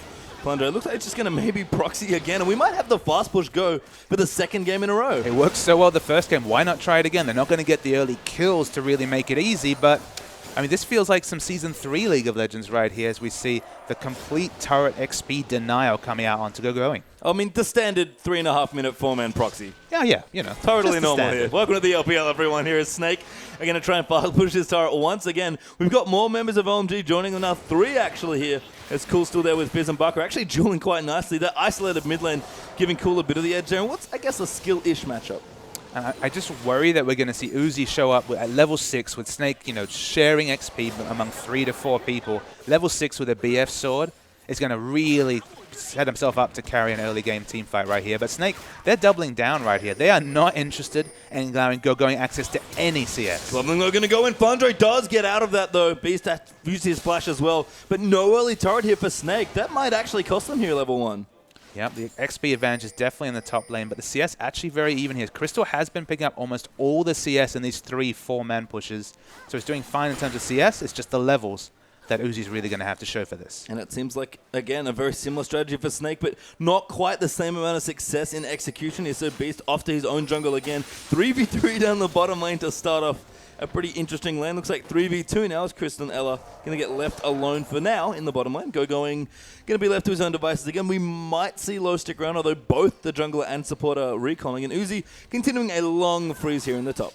One thing that I do like about this early game is that it's basically negated the jungle pressure advantage that Jarvan will innately have before level 6. Cool takes a lot of damage in the mid lane. Obviously, if you're grouping with a Rengar, he still has access to some AoE wave clear. He's able to put out the same amount of pressure, but you don't have that situation where Jarvan's, you know, having that level 2 ganking spike and going around influencing lanes. The laning phase basically just started now, 5 minutes into the game. Yeah, and again, Snake are all about getting Crystal going, and OMG seem to be okay. That's an amazing hook on the Going. Blazing back as well. Good awareness. So by Going, Blade Surge off to a minion, keep himself healthy, and Flandre's joined Uzi in the top lane, but he's level 3.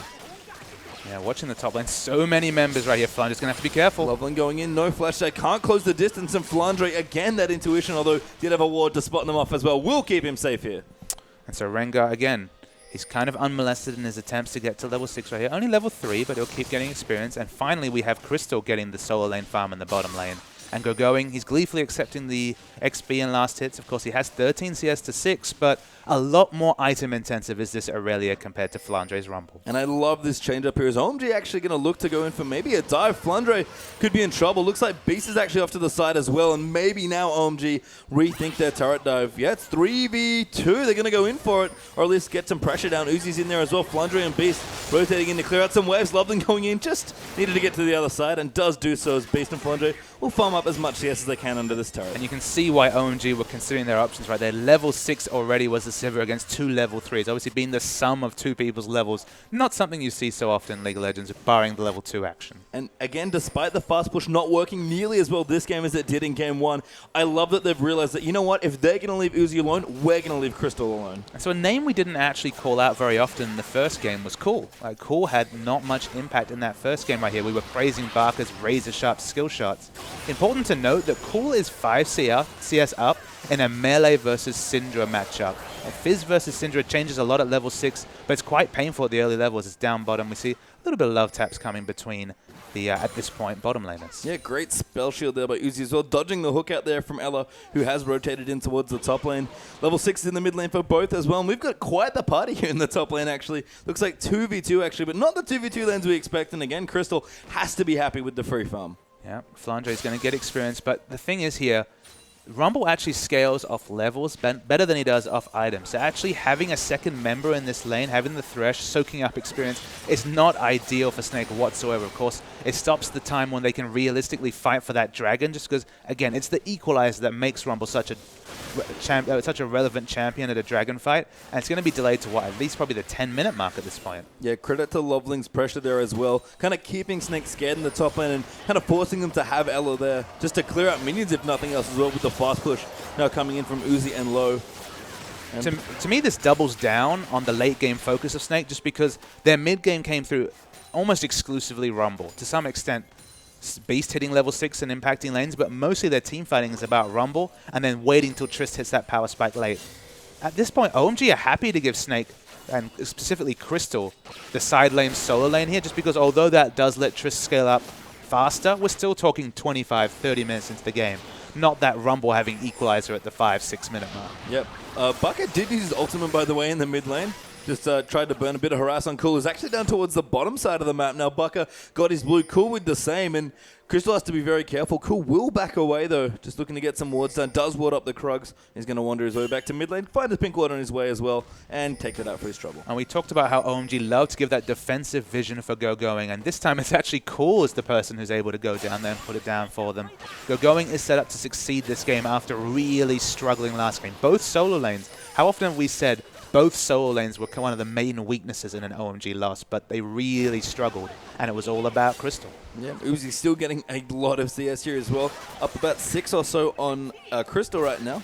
FLICKR getting closer to level 6, probably about halfway there at this particular point. And Cool looking to get around and roam as well, potentially here. Level 8 with a blue buff here on Fizz. A very happy spot for the mid laner. I think the mindset for Snake is going to be betrayed by the next item purchase for Crystal. I feel like if he opts in for the early Shiv, they're still trying to be teamfight relevant in the mid game, but if he goes BF Sword and they go for the Infinity Edge, that greedier item choice right there, delaying the power spike of Tristana, that'll suggest to me that Snake are basically putting their hands up and saying, OMG, you do what you want, and we're going to be big in the late game. Crystal is still behind in CS, by the way. Uzi has continually kept ahead of him, despite basically 2 different free farm situations in his games as Beast and Bucker now looking to maybe tie down Cool for their first blood of this game. Cool pretty slippery though on this fish, and should be just fine here on Fizz. Dramatically different game, this second game right here. Use the playful tricks for the FLICKR reporting in. That's a good ball there from Beast, but Teleport's also coming through. Beast flashes out with the fish, but Bucker gets the kill with his ultimate.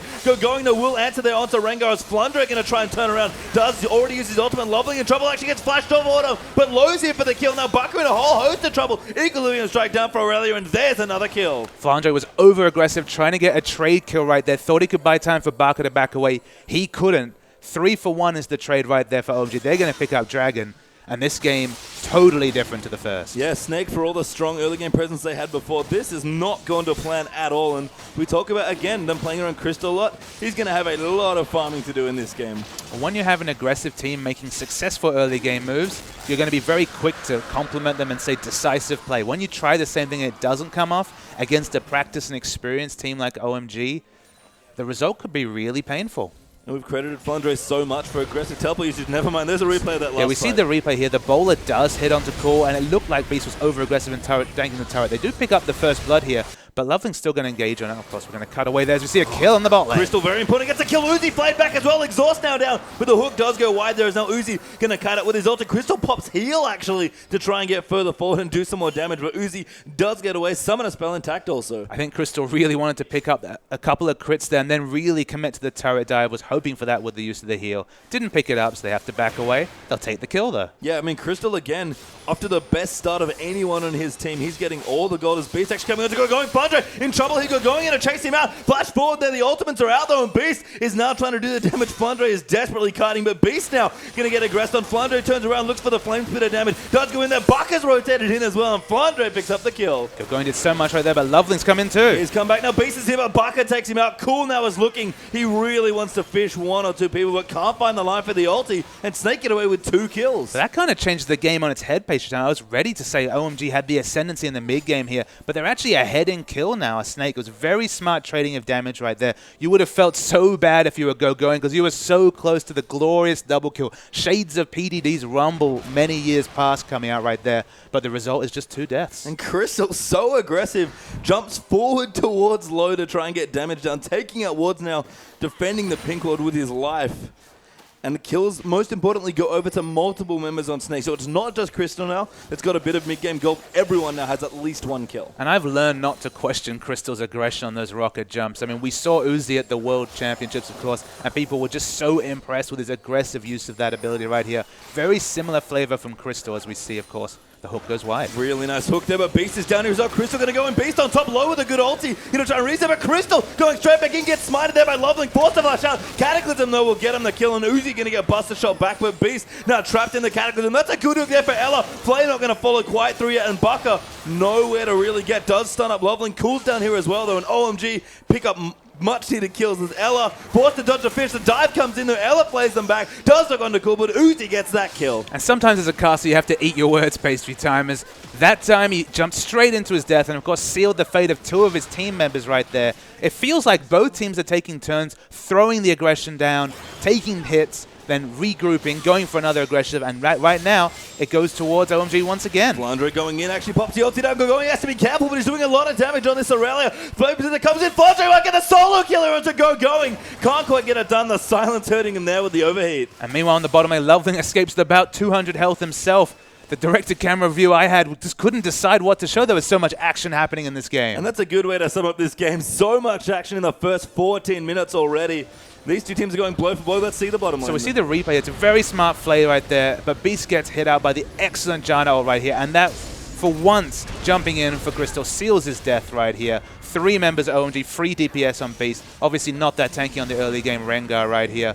And although Barker was the first to react right here, his only option is to leave Ella to his death, because look at this. There was a zoning fish to some degree. He didn't want to pick that up, but he still died. Yeah, Bucker no ultimate crucially there when he rotated down, and beautiful timing by Loveling for the counter gank as well. So OMG more on the board now, 6-4 in kills in this game, 1-0 up in turrets as well, OMG, and that's about 1,500 gold or so ahead, as I believe the first dragon went to them also. And I feel like the vision advantage you can see on the minimap really shows how in the Ascendancy OMG are, just because they have smart defensive wards on their own red buff and also aggressive wards on the enemy's red buff and any rotations they do on their side of the map. So they're really setting up to take advantage of the power trap coming in the mid game. And I talked about this Tristana item build right here. It's not going to be the static shiv. It's not doubling down on the mid game Tristana. He's just setting up for late, but that means 10 minutes of pain or more coming in from OMG. Yeah, Snake know that it's not the start they got in game 1 here for their Tristana. So Crystal has to dig deep and go farming pretty heavily in this game if they want to look to get to that strong late game position that they were in that won them the first game as well. But OMG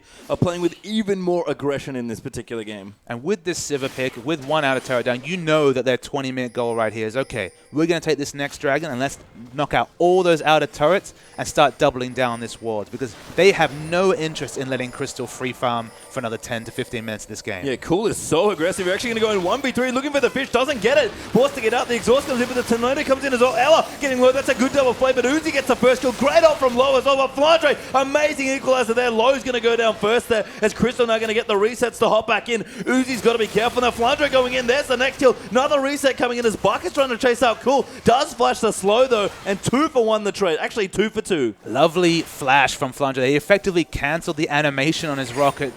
Instant rocket led to another kill right there. Very smart play from low to actually come and flank engage as Janna. Not really words you usually say very often, but he did very well.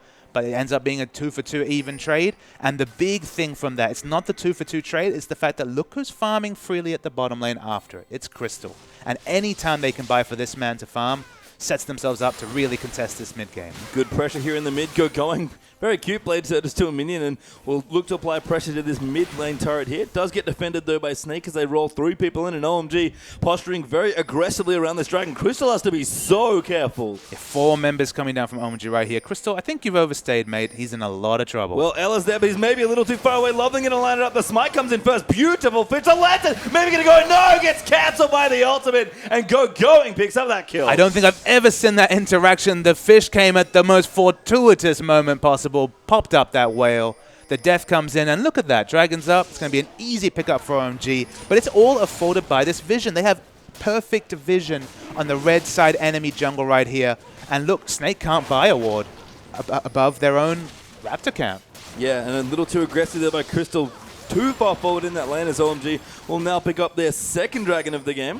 Loveling there, going to slowly but surely beat that down. Didn't have a smite, of course. Why would you smite buffs? Hello, Cacao. How are you? Snake in the top lane. They're going to knock down this top turret for themselves. You have to think 5.1 can't come soon enough for these Chinese junglers. They always use that chilling smite in the fight. Show up at a Baron, DPS it down, whatever. Don't have the secure on it. That charge system can be a massive buff to LPL play. Very safe dragon there for OMG after getting the kill on Crystal. Good counter push in the mid as well. Going to trade the mid turret for the top turret, which is a trade that OMG now with the outer ring down going to be very comfortable with. Yeah, 1,800 gold, but more importantly, the 3 outer turrets down for OMG right here. They're doing exactly what their comp needs to do, and they're even buying time for going to farm. I believe it's about 300 gold away from Trinity Force. They can group with that power spike right there, and Tristana, look, she's 2 items away from her main power spike right here. At least the Shiv and the second boots 2 need to be completed. But she doesn't have the Nunu this game to really skip any of those power chops in the mid game. It's all about Tristana getting to 3 of those big 80 carry items, and Snake losing the minimum before that point. Loveling finding a few too many friends, gets bowled up. The ultimate gets burnt there as well, but Loveling EQ's out, and Snake are like, I wish we'd save the ulti there. Loveling just strolls out casually. It was an unnecessary ultimate. I mean, once they removed the front-loaded damage on that Rumble ult many moons ago at this point, you can't really free DPS someone down instantly right there. It doesn't work, and now a very important cooldown is down for any sort of engage around this turret. Yeah, clearing out the trinket wards though. Snake grouping up to try and take out this mid lane turret, and OMG 4-man strong will look to defend here as well. Crystal going to get involved potentially as well. Decent items right now on Trist. Level 11, not too bad for knocking down turrets. Beast actually in trouble. Does get lantern down. No, he jumped onto Loveling. Wants to go in the hook. Flying out as well as Cool wants to fish somebody. Finds Ella, who flashes forward. Good split there though for Snake. As Beast now going to get jumped on there as well. Going look to take him out. Does do so. Even throws down the pink ward. Yeah, 3 pink wards put down just for that engagement to ensure they DPS down Beast. And the traditionally strong points of Snake, mainly their early game and their minion control, are letting them down. Look at these huge waves pushing at both top and bot as OMG rotate to mid, pick up a couple of kills, and looking good. And we mentioned our featured matchup, Beast versus Loveling. Beast had it all under control in game 1 with the Nunu, but I have to say Loveling, he's taking the cake this game. If you take Beast away from that early pressure jungler, whether it's the Jarvan, whether it's the Nunu, that Rengar is not working out for him at least this game. Yeah, and Loveling's just been pressure city here on Jarvan as well as Flandre. We'll move into the top lane. Leandry's has been completed. Flandre loves to get aggressive with those first 2 items. Almost always completes that Leandry's early on Rumble. And we see a massive damage power spike coming out from Cool here. Goes back, finishes the Lich Bane. Of course, the Morellonomicon has been the favored early game pickup by these Chinese players. It gives you access to so much damage and, of course, a little bit more elusiveness, having the cooldown on your Playful Trickster a little bit more. It does delay your Zhonya's and therefore Void Staff. But, you know, if you're winning, in a snowball sense, this build is ideal because the damage you can put out consistently in a team fight is huge. Yeah, good going as well. Also picked up a Trinity Force now, probably a minute or 2 ago. So really strong items coming through for the mid-game VOMG as they will steal away the blue buff. Uzi actually the recipient there of that one, but it's mainly just to deny that from Baka Syndra. So it's 800 gold is the lead for Uzi right here. It's Cool. He's looking for someone. Found Crystal. He's fished him up. Crystal, good busted shot, but Cool. Going to go around the Ignite. Will take off, and that's an easy kill for Fizz. Importantly, with the Grievous Runes from the Ignite, dying and using heal right there. That Summoner's down. The fight's on. Loveling getting a crest on Flandre here as well. Good ultimate actually in the choke point. Baka gets that first kill, but Flandre will go down. So that's 2 for 1 with the pick off there on Trist as well. Yeah, that was a very smart fight. Oh, is he in trouble? Yeah, that's a great hook there from Ella. Baka blows him up for the double. People are exploding left and right. That was actually a level 11 Flandre. So that was actually doing a lot of damage, was that equalizer, but just in no position to capitalize on it and force a team fight. So they're actually quite fortuitous. The Ella comes up big. Very nice hook. DPS is down Uzi. And they buy themselves the time to breathe. And every minute that they can breathe, every minute that Crystal can go around, happily pick up some farm and not die, that's a time ticker for OMG because they cannot afford to drag this out to late game. Yeah, so 2 items done for Crystal. Looking for the ever-important 3rd item as the next dragon is due in about a minute 45. Going in the top lane, cleaning some minions out here with his teleport ready to go. And this will be a very important dragon. We talk about the 3rd dragon being the one you really want to contest. Snake can't really afford to let it go if they can help it. And it's been interesting to see Cool play this Fizz as if he's playing Zed because he's always split pushing. He knows that with this aggressive item build, there's no one on Snake's side that can 1v1 him in this situation. Even 2 members are in with a shout of him beating in a 1v2 situation. So he's happy to push, creates so much pressure in the bot. And importantly, that bot lane is now no longer a place that Crystal can free farm happily. Usually the bot lane, because it's so far away from other objectives, is free farm city for an AD carry. But Crystal's relegated to picking up Raptors right here. He's not able to gobble up those massive waves crashing onto the box. They just don't have the defensive warding to allow him to go and split push and farm. He's got a minute, so we probably wanted down to clean that up. Uzi here in the meantime, getting some very comfortable creeps here in the mid lane. 2 items done for Sivir as well, and ahead in CS a little bit here for Uzi, but not nearly the deficit we saw in game 1. No, definitely not. And Sivir, with any sort of gold lead, just doubles down on her mid-game power. She's going to fall off in the late game, but I guess another factor that we didn't really discuss is that in game 1, Uzi had to deal with a Jarvan who basically itemized full armor, and Sivir is not a tank buster. She's kind of sat autoing that Jarvan, couldn't ever get through that target, so never really got the DPS on priority targets. There's no one like that on this Snake lineup. It could be Rengar in the late game, but he's so far behind. That late game's never going to come. So Sivir's going to be big. God, that fish does get Crystal. That's actually a lot of damage. Going in. The Equalizer pops down, but Uzi takes out FLICKR. Lovely low as well. And that's 4 kills instantly for OMG. 4 kills instantly. Beast walks off on 0 HP. With all that CDR, you know he's going to fall right here. That was an explosion of damage from OMG. Cool is hunting down the Rengar as well. Beast is trying. Boots of Moby, it's come in. It has ticked in. Cool's like, come on, man. Let me just pick you up. And Beast is like, no, I'm going to waste as much time as possible. But Cool's just going to keep the jungler away from Baron, and that's all that matters now for OMG. Baron is still very high in health right there. They're going to have to be smart with trading, but you know OMG are very practicing right there. The Suicide comes out. They've got no smite, but it's not going to be a problem. Should be Baron to OMG. Yeah, I mean, Beast isn't around to steal it. He executed to the turret, so didn't give away that goal, but a very early Baron here for OMG, but they secure it with gusto. Absolutely. From patch 5 onwards, you're not really seeing Barons before about the 28-minute mark. Such as the potential to lose a team fight round there. And the casual soloing of the dragon, even throwing out the fish for good measure. Coming in, is he going to steal it? No, Cool does secure the dragon, where that was unbelievably close. Cool's playing a little bit confidently this game, I think I'll say. Yeah, he's got a cool head, that's for sure. There's Bucky here now in the mid lane.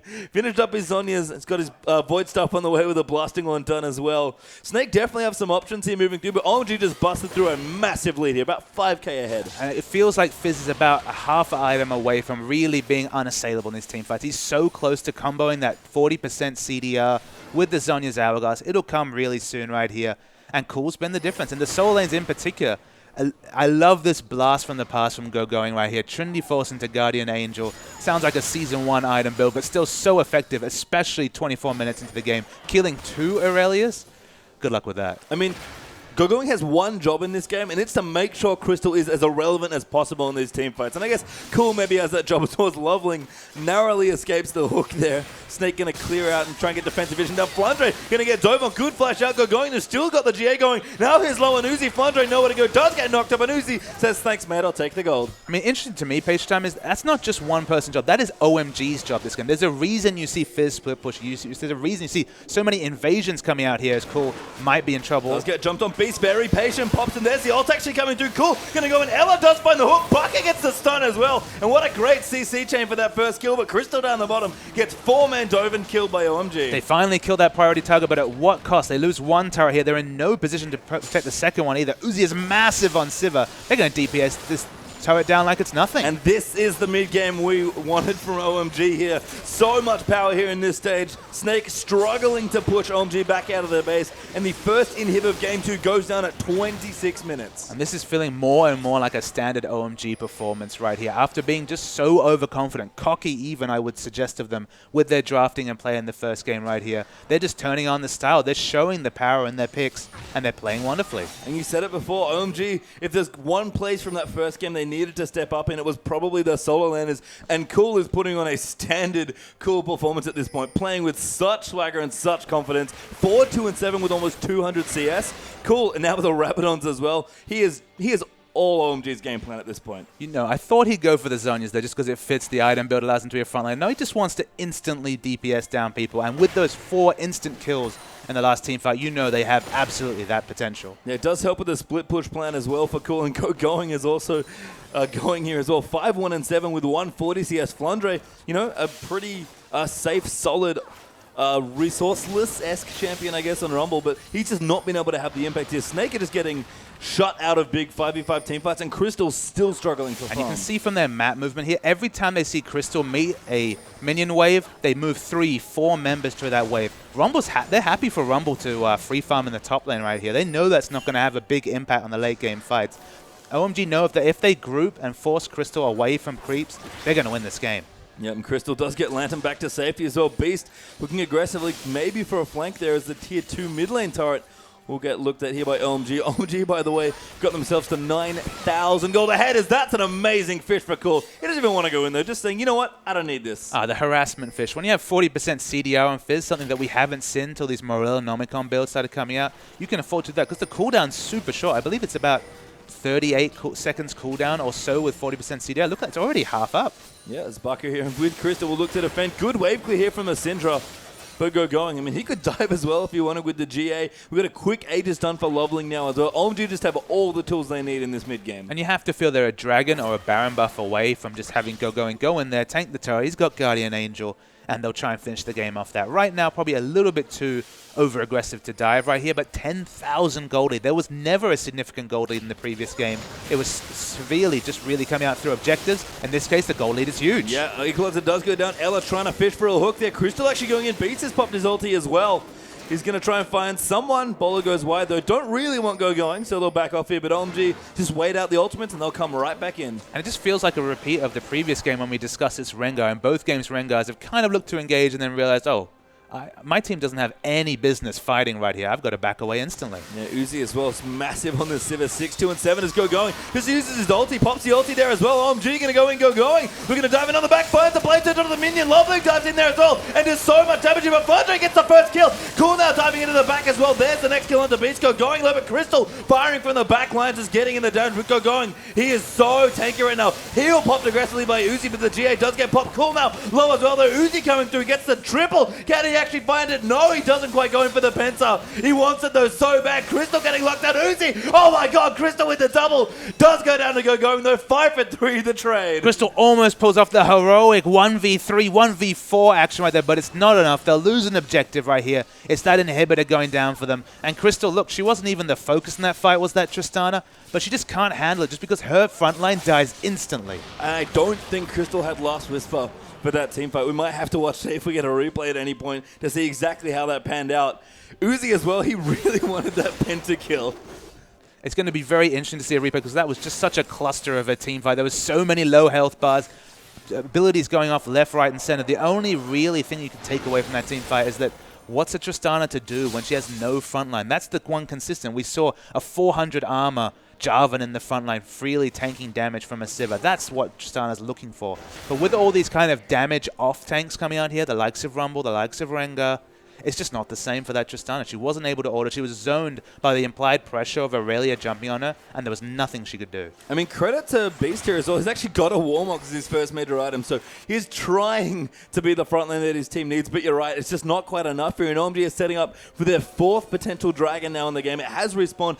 Baron is up back again in 25 seconds as well, and Flandre, he's in the wrong neighborhood. Flandre does flash the fish. Cool threaded that somehow through the minion glaze, but everyone dives on top. He pops the ulti and the zombies. Cool actually has to be a little bit careful, but Cool.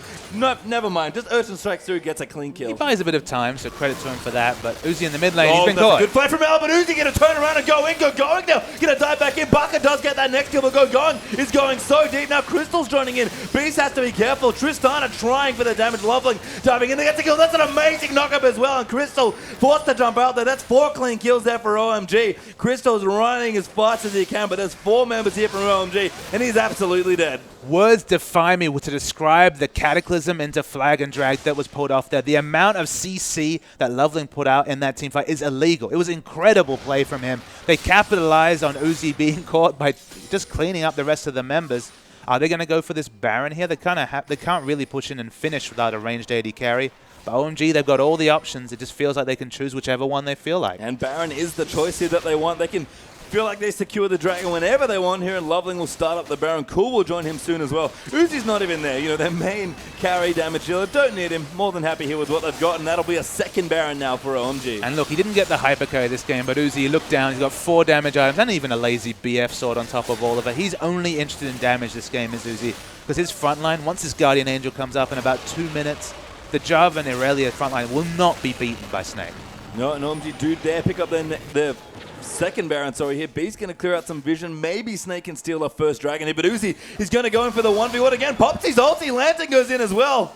And Uzi back to bloodthirsty confidence mode. I mean, 800 damage crits. And, you just going back to what you said about Beast, you complimented him on the Warmogs right here. To me, a Warmog's first item says that he looked down the carries and the damage coming out from OMG and said, look, I got no idea what I can build to change these team fights. I'm just going to go hedge my bets with flat health.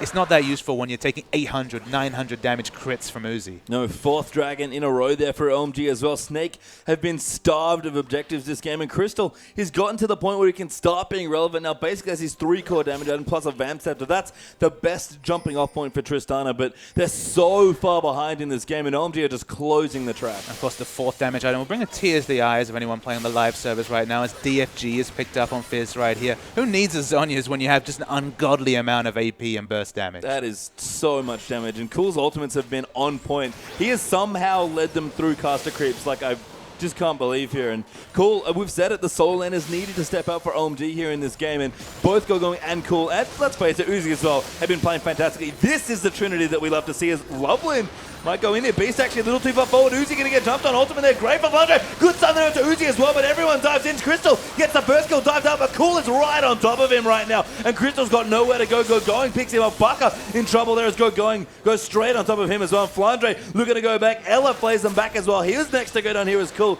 gets that next kill. Now Flandre will likely get picked up here. The Baron creeps might kill him before the rest of OMG can. Does pop the shield to run away. He's going to make a run for it here as Flandre, but there's nothing left basically. The slow from Lovely. Cool gets the last kill, and that might just be it. The full DPS, Uzi gets zerged down, dies instantly, but it doesn't matter. There's so much damage on the solo laners here. It's all about Cool and Going. How many times have we said that as an OMG fan, as an OMG commentator? Whenever you see the games, it's usually those solo lanes that carry. It was everybody this game, and OMG win very decisively with in game a 20,000 gold lead in this particular game. OMG crushed Snake to take it 1-1. Didn't look great in game 1, but boy did they look unstoppable again in game 2. And what a way for OMG to finish. That's a real, hey, before you get too cocky and think you can beat us, here's the real OMG. And it was a tale of 2 Rengars to some degree. I mean, the Rengar picks really suffered, I think.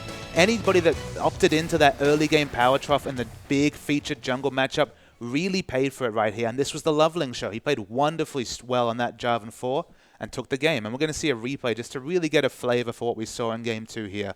So again, already a very sizable gold lead coming out for OMG right here, but we're going to see some really nice plays. So we'll roll the tape right here. And Uzi pops his ultimate right here. They're mostly popping that ultimate to zone them off the turret so they can take it down, but then they're like, all right, let's just freely DPS. And we see so many low health members right here, but watch Cool and the amount of damage he can do. At this point, he had 703 AP, so it doesn't really matter who Uzi's free ordering right here.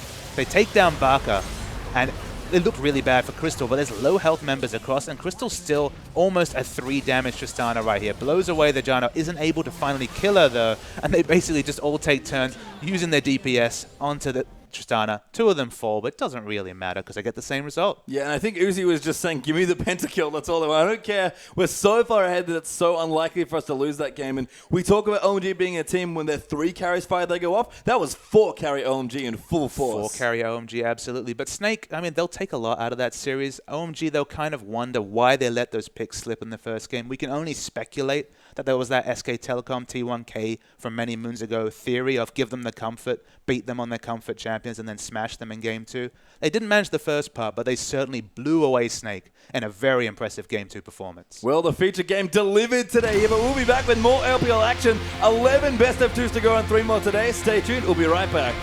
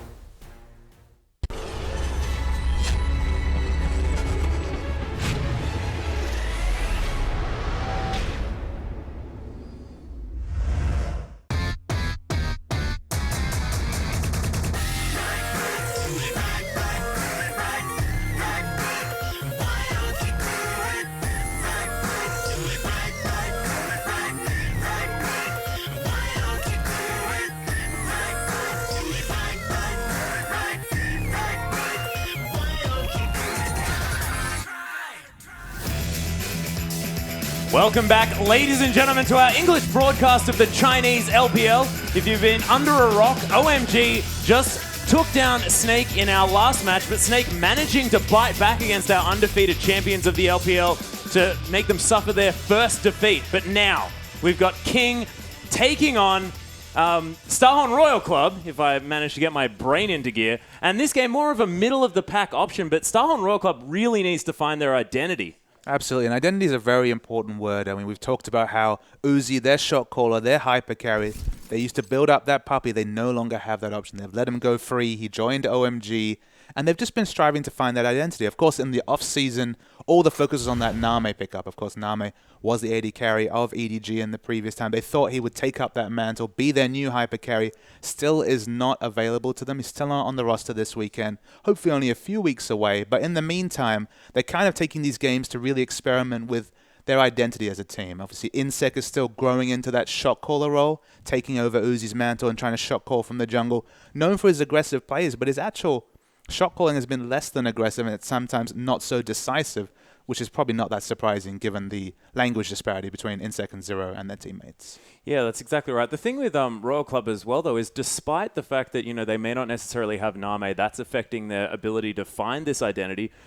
Losing Uzi and not playing these sort of raise the puppy comps, as has been coined the term, and not having sort of this star hyper carry player, Name is not going to replace that particular role. And I think that they also need to just find exactly what they want to be doing as a whole with this team. I think Name's 2014 performance absolutely falls into what you're saying, in that he was on an EDG team where he was expected to play a bit safer. He wasn't looking to dominate lanes when playing with FCZF. He was just playing safe. They were playing for that late game and trading on their excellent late game team fighting. But if we actually roll back even further, so some of our viewers, of course, not going to be familiar with this, when he was on Positive Energy, Name, then known as Devil, was a lane-winning, turret-pushing, aggressive AD carry. He just changed his identity because that was what his team needed. The question for him when he comes back will be, can he be what this Starhorn Royal Club team needs?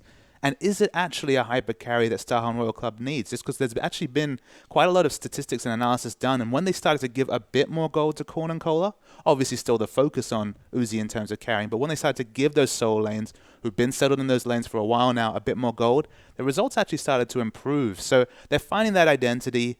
And I think it's going to be a lot about how do Corn and Cola react to this situation where they've got an AD carry who's been more than capable, but just isn't that hyper carry that they're used to playing with. Yeah, we'll see whether they manage to do that. And we have seen Korn's Kassadin. This guy looks ridiculously strong when he picks up that champion, of course. He needs to branch out, needs to have like unbannable opportunities here, but it has been that Corn and Cola have been able to pick up that mantle, and we'll see whether they manage to. But one thing I do want to look at is the fact that HYY, the sub for Starhorn Royal Club in that bottom lane, he's now taking on a really, really solid duo in Wushin and Layam, and these guys really have control over that early game, and despite sort of China's history, Layam's early warding is fantastic.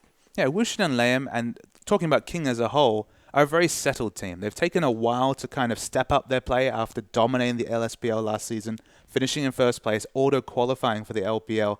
It was only last week where they really started to get into gear. Of course, they were the first team to take a game off Snake, and now they're going to face a team here in Starhorn Royal Club who they'll look at. They're in a rebuilding phase. They'll think, all right, there's no reason we shouldn't be able to pick up a 2-0 here. And even though they're in that rebuilding phase, Starhorn Royal Club have had 2-0 wins already, and they can almost look at those as bonus wins once they get their final lineup set.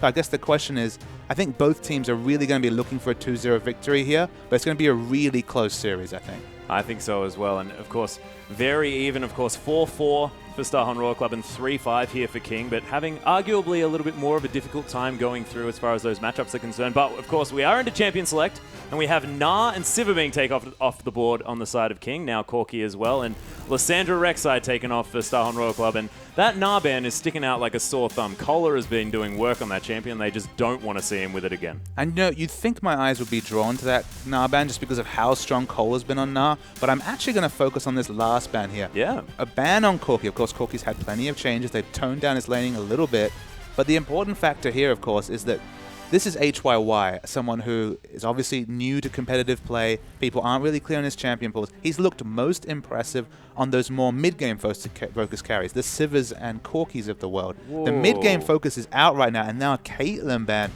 this AD carry pool is so small, and this is fun because this is a reaction to what they're seeing. They're saying, all right, Sivir and Corki are gone. We can lock in Caitlyn first pick, and he's going to just be forced into a terrible laning matchup new to the competitive scene. The Caitlyn ban kind of opens up all sorts of different AD carry matchups, and Tristana's the first lock-in.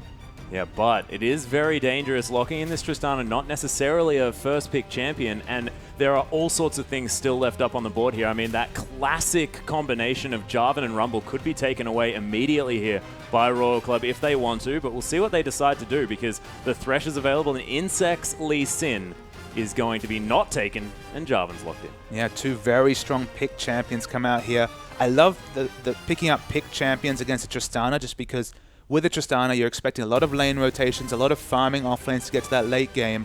If you can play super aggressively and on point with your warding, invade, and have so much pick potential, you can stop a Tristana's comp before they can scale up. And they're going to only add scaling power if they lock in some of these champions. Oh my goodness.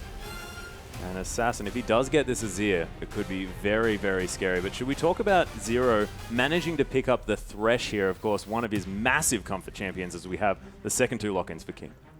I guess the question to me is locking in Thresh over Janna. Obviously, Zero's Janna was what we focused on around Worlds time. Of course, that situation was playing with a hyper carry. He's not going to have a hyper carry with HYY right here. He's mousing over a couple of champions after we see that Azir locked in. We didn't even... You mentioned this fact. So many adaptations in the ban phase, champions were going to fall through. Kassadin falling to, what, 4th rotation here?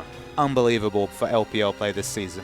Yeah, we'll see whether that's going to work out here. Of course, Assassin locking in that Azir, really, really powerful, and it's looking like the game shaping up into the late game for King looks ridiculous. See whether they manage to make it work as Liam's going to hover over a few more champions. But HYY defaulting to that Ezreal, and we haven't necessarily seen him have to change up his picking style. Of course, that Corki always being available to him if he wants it. But this Ezreal, we'll see how he manages to play on it because we haven't seen very much from HYY at all. And that was the point of the King draft, was to force HYY, force that, at least theoretically, weaker AD carry onto an off-meta pick. It's moved on to Ezreal, champion who doesn't lane very well, of course can lane safely, but can't apply much pressure on lane, finds it hard to push lanes when they're pushed into him here. I guess to me, the game that King wants to play out is to push in this Ezreal and really go aggressively into Starhorn Royal Club's jungle, just because Ezreal doesn't have much tools to deal with a counter push. And we'll see how HYY decides to build that Ezreal as well, as we do have a quick hover here of the Xerath, which would allude to a top lane Kassadin being picked up, but of course Zero still having a fair bit of time to decide what they want to lock in, and having this flex pick for last pick as well just makes it very, very scary on the side of King because they have no idea what to expect until that one does get locked in. But their lineup looking very, very strong, and that is going to be Korn, most likely, picking up the Xerath. And we've seen so much of this Xerath versus Azir matchup in the mid lane. Very even, just a bit of different flavor, because we often see Azir's opt into the Zhonya's second so they can go in aggressive. They can use their EQ and ult aggressively to split up a fight. And, you know, Xerath's out the back, clearing waves and doing so much AoE magic damage. The Xerath pick makes a lot of sense because they had very, very poor wave clear before that pick. Obviously, you can't really rely on Ezreal ultimate for wave clear, so now they have Xerath. He can clear waves very happily. But you're right, a lot of power picks on both sides, which is to be expected when you see 3 AD carry bans in a draft. Yeah, that's exactly right. And if everyone was having a look at Insect Summoner spell choices, he had hovered over that Ignite before we cut back to our lovely faces, but has moved back to the Flash, so not going to be playing Smite Ignite Jarvan this time. You're just having a bit of champion set fun, but it is important to mention there is the cleanse picked up on the Azir right here. Look down here. I mean, the one thing that you want to cleanse, of course, is the Thresh hook. So he's really conscious that there's so much pick potential coming out on the Star and Royal Club team that it's being picked in the early mid-game that will be the big issue for Azir. Yeah, especially if he gets hit by that long-range stun coming through from Xerath. Might just have his face exploded in that particular situation, but we'll see whether he does use that to great effect this game, because there is a lot of lockdown potential, especially from that Thresh if there is the zone. But we are going to get into game, guys. Don't go anywhere.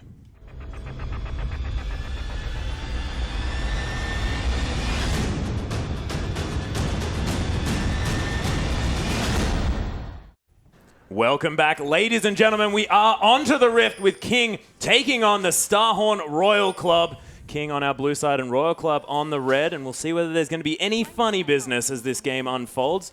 It's not looking like it in this early game. Yeah, we've just seen a series of 2 games where there was a lot of aggressive invades for wards for those lane rotations at level 1. So it'll be interesting to see if we see the same sort of aggressive warding focus right here, or just a more defensive fanning, which is what we see for the first 45 seconds or so. Yeah, and our jungler is going to be trading blows there just a little bit. Nothing to really come from that one, though. And double AP taking on double AP here as well. So we could expect some early Aegises coming through. And this has been sort of the trend in China. It has been the trend. I mean, I hesitate to call a Maokai a double AP champion. He does, of course, Yes. some respectable magic damage, but I mean, for as much magic damage as a Rod of Ages Maokai can do, we've seen a lot more Righteous Glory Maokais where their damage is almost incidental and they're purely picked for that early game, or sorry, the mid to late game lockdown and the tankiness they can provide. And by the looks of things, we are going to have a standard lane situation coming through. And who does that work out for? Because, of course, putting a Janna in a lane with a Tristana does help her out a little bit, and she is relatively strong 1 through 3. It's one of those situations that Tristana actually has access to more wave clear than Ezreal if he's allowed to freely auto-attack a wave. Obviously, he has that explosive shot passive. So for once, a Tristana Janna, a very traditionally weak lane, we actually saw it quite a bit in the previous series, but it lanes very poorly 2v2, can actually do quite well 2v2 here, especially if they're able to pick up the early experience advantage and pick up that level 2. If they're able to freely push in, anytime Janna can get through a laning phase even or better, and Tristana especially as she starts to really scale up to that late game, you have to give the advantage to King if they can pull off that laning phase. See if they manage to as well. As MLXG going to take that red buff first, not opting to go for those Krugs. We are going to move off towards standard laning as Assassin aggressively pushing his way forward. Yes, indeed, aggressively pushing. I mean, the top lane matchup, I think it'll be the 2 most influential champions in a team fight, just because if Maokai can reach a certain tankiness threshold, I don't see how potentially a blue Ezreal will be able to bust through that tank. But if Maokai is preyed upon and Castellan can get big, there's so much mobility on this Starhorn Royal Club team aside from that Xerath, they can really do some explosive things in the team fight. They certainly can, and if Sky does manage to lock... Oh, as we have a massively aggressive rocket jump forward here by Wushin, causing HYY to flash out of the way. Blowing flash at level 1 there is huge as we see Cola also aggress so hard. What a massive early pressure advantage for King across the map. That wasn't just jungle interference. King are hugely on the front foot now. Yeah, they are flexing their muscles as Insect's coming through for a gank here in the bottom lane. Liam gets flayed back there as well, and they don't even need him. First blood already. Well, the decisiveness of that gank was clear to see as Cola once again takes another load of damage right there. But important to note, massive winners are Starhorn Royal Club and Insect. He manages to translate that early aggression into a first kill. Yeah, very early movements here by Insect as well. He just cleared the bottom side of his jungle and went straight into that bottom lane, and you can see paying off dividends already. At a level 2 gank, you don't expect that too much from the job, and when it comes off, it's very impressive. It certainly is, and really capitalizing on the over-aggression here by King in the bottom side of the map. But, of course, always going to have the Tristana insurance policy, as we like to call it. A very late-game insurance policy, but it'll be interesting to see what flavor of Ezreal we see coming out here. It's been traditionally the pure blue Ezreal that's come out of the Ezreals we have seen so far in the LPL, but people have had mixed success with, you know, the Trinity Force into an Infinity Edge, more aggressive Ezreal builds as well. Yeah, we'll see what one decides to come out. Of course, HYY hasn't been tested on this champion too much. Let's see what he decides to do. Of course, no stranger to Ezreal play is the Chinese scene. One of the personal favorites here. It's really the lack of early pushing that really has caused that pick to fall off. You know, whenever you opt into an Ezreal matchup against the likes of Caitlyn or Corki or the more traditional picks right now, they can just push with reckless abandon, and Ezreal, while he's able to get most of that CS at the turret, especially with the buffs to his passive, he just isn't able to control a wave. And the moment you give up control in any lane or even the jungle of League of Legends, that's when you allow the enemy and the top tier teams we're seeing take advantage and really prey upon you. That's exactly right, as we do have a reset here in the bottom side of the map. Of course, Wushin not struggling too much to stay up in CS, as MLXG has found his way into this top side. They really want to keep Cola down before he gets that Rift Walk. He's playing back a fair bit, and we'll see whether he goes aggressive, as Insect also mirroring this in the mid lane. A lot of jungle pressure down, but only Insect so far has really picked up a decisive gank. I mean, so far, all this pressure has really afforded is a 9 CS advantage top. Yeah, there's the twisted advance to come through onto Kohler here as well. The Sonic Wave lands, and Kohler down so low. There are no ignites, no ways to secure this kill. And the Arcane Smash going to go wide as well. So Kohler's surviving, but will have to go back to base. Yeah, and if he's able to stay top, stay within 10 to 15 CS of this Maokai, relieving all that not pressure. going to get knocked up here, and Insect going to take a fair bit of damage. There's a shield to come through from the E, but he's very low on mana. And Korn has no mana whatsoever, so wasn't actually able to help in that skirmish. So credit to Assassin going in aggressively when he knew the enemy mid laner couldn't react. Yeah, fight down in the bottom lane. It's going to be a wide death sentence from Zero. Lame going to shield himself up and play frontline defense for his little friend. As Sky's going to have a cute little creep following him throughout the map. Yeah, it's been a quiet early game. There's been a lot of ganks, but they haven't really paid off. But could be another one here. Ooh, MLXG slightly missing that Q.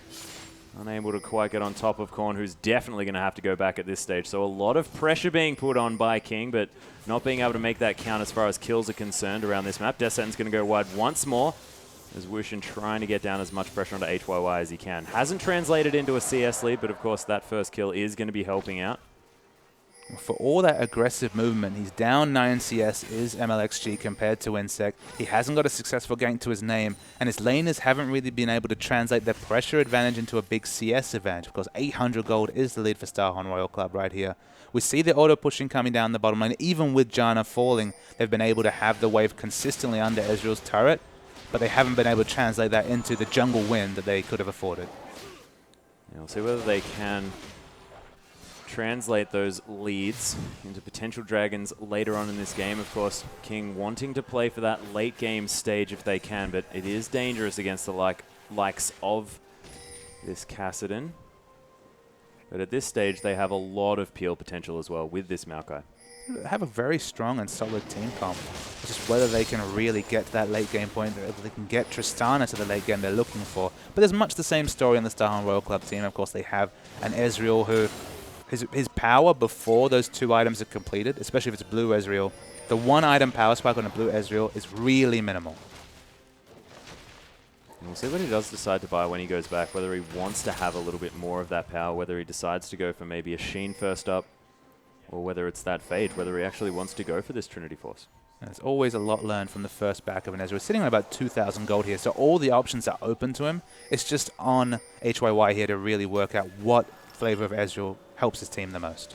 Yeah, and you can imagine that HYY does like to start that Trinity Force, knows exactly the power spike that he is going to be at, of course, with having so much proficiency on that Corki, but decides not to. He's going to pick up the tier and a pickaxe, so straight into that Manamune, we're going to see a blue Ezreal. We're going to have so much mobility this team. Obviously, your Arcane Ship's coming in such a low cooldown. King, they notice the back timing right here. They're able to pick up a very quick dragon and get on that board. Yes, very well executed. Pretty standard moves here by King. Just going to lock that one down as MLXG going to run the heck away. Just safeguards his way out of that death sentence as well. And nicely played here by King, and capitalizing. And Kohler in the top lane here, despite all the pressure. He blew his flash early, had so many repeated ganks coming out to the top lane. He's actually up in CS right now as Kohler.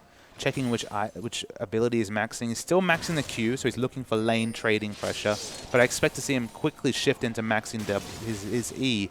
And once he has some levels in the Force Pulse, we've seen just how big these top lane casters, and specifically Going, have been in the team fights. Oh, exactly right. As Wushin is going to get flayed back here as well as we check out what Insect's going to be warding. Zero taking a bit of damage there as well, but nothing to really come from this one in the bottom side of the map. And it's going to be a blue steal coming through here by Starhorn Royal Club as well. They know the jungle pressure that they've afforded themselves, and they're capitalizing beautifully. Insect going to take that one away. That's 1 each now for the mid laner in jungle, and see whether they stay together and try and get some ganks down. But you can see, look at the aggressive warding coming through as Lamb goes down so low there in the bottom lane. It's a nice Howling Gale. He's still alive. There's the Sonic Wave, the Resonating Strike, and HYY is going to fall. The reset for Wushin now as Zero just runs for his life. And what beautiful bait play by King. It's a game of inches sometimes there, Atlas, and keeping up the exhaust, only blowing the flash was Lamb right there. They pick up the answering kill on HYY. He's not even able to pick up a Manamune when he shops right here. And the power trough for this blue Ezreal will extend in the early game. Yeah, very unfortunate to have to sit on that sort of 0 damage potential tier of the Goddess here. I'm just going to tail between his legs, wander back into this lane, and we'll see whether King can capitalize, because, of course, they have a power trough to deal with as well. This Tristana not going to be doing too much until about that 20-minute mark. Now, finally, all of MLXG's early pressure translates into a kill, but up top lane, this is where I'm worried about, because Cole is going to be able to freely farm up that Rod of Ages and then show up in a team fight with an item advantage, or at least parity, despite being repeatedly ganked by MLXG. So Cole are performing very well in the top lane. And you can imagine MLXG not going to really be able to make much happen there in the top lane now that that Rift Walk has come in. Cole are now level 8, and of course, having that Flash-esque ultimate on a 7-second cooldown is just ridiculous. But Sky doing well, keeping up in CS definitely. Yeah, I mean, between the Rift Walk, the Arcane Shift, of course, all of Jarvan's gap-closing potential, it's going to be very hard to layer any sort of AoE CC in a team fight. Yeah, MLXG actually going not in at all, as Wushin's just going to launch himself onto everyone. But nothing much going to come from that one, and MLXG just deciding not to really do anything. We've seen a series of Crystals testing the limits of Rocket Jump on Tristana, most so definitely. a bit more of that flavor right there. MLXG just didn't see a gank angle right there, so backed away. Zero, you're going to get some more wards down. You can see Starhorn Royal Club definitely not letting up on that front. It's been very impressive. Their ability to get pinks and vision ward, sight wards out on this map. There's good defensive pinks coming down from King, but it's that importantly those dragon pinks right there, and of course the lane pinks towards the top end of the map that really has afforded Starhorn Royal Club a lot of options to be aggressive, despite the fact that in terms of map movement, it's definitely been MLXG who's been appearing in the lanes more often. And you can see King actually with a lot of aggressive wards to come through just now in this bottom side of the Royal Club jungle. And they're wanting to put some pressure, maybe make a move on this bottom lane turret. Now we see 4 members, at least 3 members towards the bottom side right here. Azia's thinking about coming to join, but backs away. True shot barrage to come through. Yeah, nice AoE move right there. But I mean, King, they're not being decisive right here. They're kind of deciding between 2 or 3 options. And you can see Insect has really smelt what's going on right here. Teleports are both available. We could see a huge engagement in the bottom lane. We could, and more importantly, Cole has picked up that Rod of Ages as well. That's going to start stacking from about 12 minutes, so that is a huge timing and a fantastic move from the top laner of Royal Club. He's going to have that stacked by 20 minutes. King are doubling down on the late game here. They've got Tristana, who we've noted in the previous series, wants to scale up to the late game here. It's going to be a Rod of Ages Maokai as well. Their late game team fight could be crazy, but I think the teleports are coming in. They could be flanked. There's a Death Sentence on the lane there as well. Wushin is going to launch himself straight in on this one. Cole is down here, and there's the Rite of the Arcane. So much AoE damage as Wushin just gets eliminated in the Cataclysm. Cole are now trying to make his presence known. Sky gets stunned. He's going to go down as well. Death Sentence beautifully played by Royal Club. And the Death Sentence at the end was the exclamation point on a massive team fight win there for Starhorn Royal Club. And they were baiting so hard. You saw Insect sitting in the brush next to the bottom lane. They knew exactly what was coming, and their execution in that team fight was outstanding. Set the trap. We're going to jump into the replay right here. The teleports both come down. It's actually Maokai that gets there first, but it doesn't matter. You look at how much damage Cole is able to do, and the amount of damage on the Xerath ultimate right there, insane. Finishes off with another Q. Free hitting at the back is the Xerath right here, and the hook onto MLXG was wonderful. 4 kills. It's so hard to invade aggressively against a team with so much mobility, and they paid the price. Certainly did. Sheen now picked up by HYY. Has that man immune stacking through. We'll see whether he can capitalize. That's 5 assists. 100% kill participation by this Ezreal, and it's really starting to scale through. But I think it's the Kassadin that we want to be talking about, because Cole are now 1-0 and 2. That Rod of Ages coming in first. Looking scary for King. Absolutely. And you mentioned the finishing timing on that, 2 minutes ago? Yeah. It looked like it was going to be a quick Rod of Ages for Maokai as well, but he's been forced into buying the Magic Resist just because after he died, did not have the gold to complete that item. So it's going to be a much later Rod of Ages transformation. You have to think not going to be fully stacked till at least maybe 28 minutes into the game. 18 minutes finishing the item, 28 minutes finishing it stacking. The power trough compared to this mid-game Kassadin is going to be crazy. It's going to be very, very scary to deal with, and I think that we're looking to Assassin here to really control this late game with Wushin. Allow that that wall to come through and really help peel for this Tristana, and allow that massive amount of damage as Royal Club just easily take their first dragon of the game. Even on dragons now, and King not going to have that one to put in their wheelhouse. One apiece right there. We see up the top Sky's going to keep pushing in this top lane here. Maokai will eventually be very relevant just because it's not going to be an Ezreal being able to push through this Maokai when he finishes his tanky items right here. But he's probably 3,000 to 4,000 gold from being really a team fight dominating presence. And that's looking far away at 15 minutes into the game. Very much is as Insect continues to get very deep vision here on the bottom side of the map. Going to be leaving the top side, of course, that blue buff area, not going to be seen to by Royal Club, but Insect's waiting in the wings. He might be trying to make something happen here as he flag and drags away. And oh, there's a flash coming through from Wushin. Nice stun to come through from Korn. So much damage right to the arcane down. There's that combination again, but Insect's in a whole host of trouble as Wushin is going to be able to pick up that kill. 2-1 and 0 now on this Tristana. He picks up a kill. Importantly, he picks up red buff, so you're actually going to deny HYY from lane farm right here. You do not want to enter lane. HYY actually backs very aggressively. He's taking damage in this bot lane. Yeah, forced to use that flash to get out of trouble here as well, so not going to have that summoner spell, of course. Not too much of a big deal here for Blue Ezreal, who's going to have that arcane shift up almost at all times. And Wushin did actually pop the heal there just to have a bit more chase potential. So it is a summoner trade, but obviously not one you want to take as an AD carry. Certainly isn't, of course, that flash being on a much higher cooldown. Kohler now just going to be clearing out this wave, putting some more pressure here on the top side of the map. 2,000 gold now the lead for Starhorn Royal Club. They've had a good early game.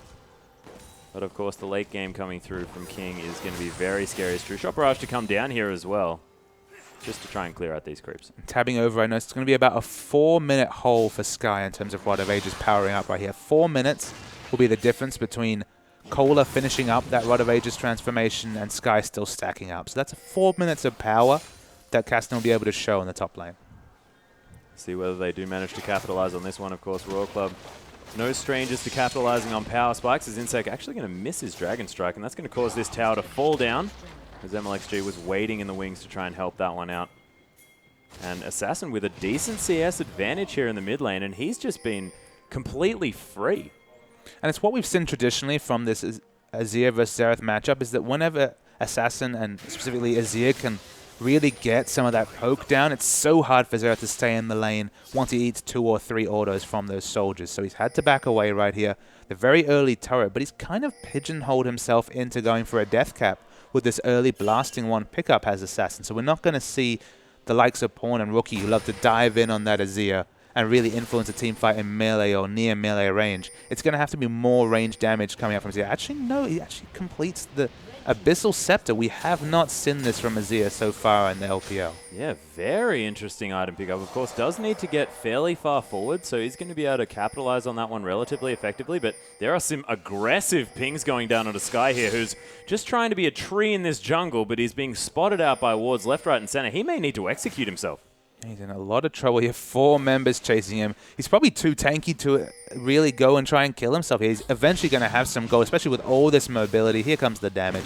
Sky's going to fall down. Credit to King, though, the grouping in the mid and trying to get some damage on an objective. Yeah, trying to capitalize on this one. Assassin setting up a little mini ARAM situation in the mid side as Sky still hasn't gone down. Kohler is going to finally pick up that kill credit as 3 members are going to be too much for the tree to deal with. King trying to utilize the fact that there were so many members up there, but right as the arcane comes through, MLXG just with the smite going to be able to take that one down. Korn gets some aggression out with that ultimate. And I'll speculate that they could have left that kill on the Maokai to anyone involved in that trade. Obviously, it wasn't going to be the support, but they had the decision of, should we give the kill to Kassadin, or what about this blue Ezreal who's close to hitting his next power spike? And they elected for the Kassadin here. So I think that's more a sign of really expecting Cole to step up. Once again, he finds himself in a good position in the mid-game, but he's been struggling to change mid-game advantages into team fight impact in the late game. So look, 2-0-2 Kassadin right now. His Rod of Ages has been stacking up for a long time. He's in a position to carry, and whether he can take that next step and really step up as one of the top laners in the LPL will be on display. We shall see as the teleport coming in very aggressively here by Sky.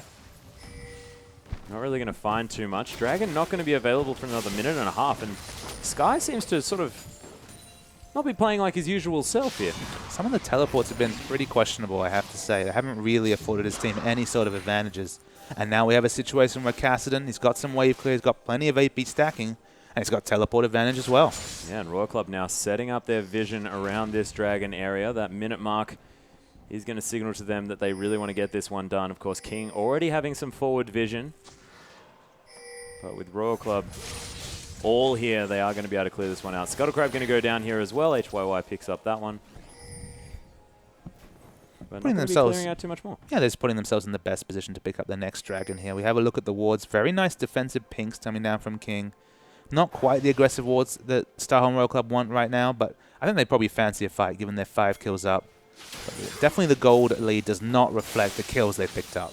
Certainly doesn't. And look at the power spikes that have just come in. The Iceborne Gauntlet to come through from HYY and the Death Cap now onto Korn. Team fighting this team at this stage would be terrifying. Yeah, and I mentioned that the 1 item power spike for Ezreal is quite weak. It's the 2 item. It's once the Iceborne Gauntlet complements a damage item that poke really starts sticking, that poke really starts hurting, and Blue Ezreal gets really into overdrive with another big item purchase. Zero going to clear out these waves as Kohler continues to put pressure here on this top side of the map, utilizing that teleport advantage that he got from that questionable teleport from Sky. He's going to be able to take that outer turret, the second for Starholm Royal Club. Now going to start off this dragon and then decide not to. Yeah, it's one of those situations where it's risky to start off. They're going to eat a bit more aggression. The wave is going to continue pushing in the top lane. But it's important to note that that turret actually only started to equalize the turret deficiency. It is 3-2 turrets up for King, and they've started the dragon. Yeah, King feeling the pressure here of the split push Kassadin. We'll see whether he does get it in. It is going to be the dragon taken here by Wushin of all people. Liam's going to get caught out. The Monsoon to come through. He's going to flash. Nice work trying to get out of those Rite of the Arcanes, but it's not going to be enough as everyone from King's backing away.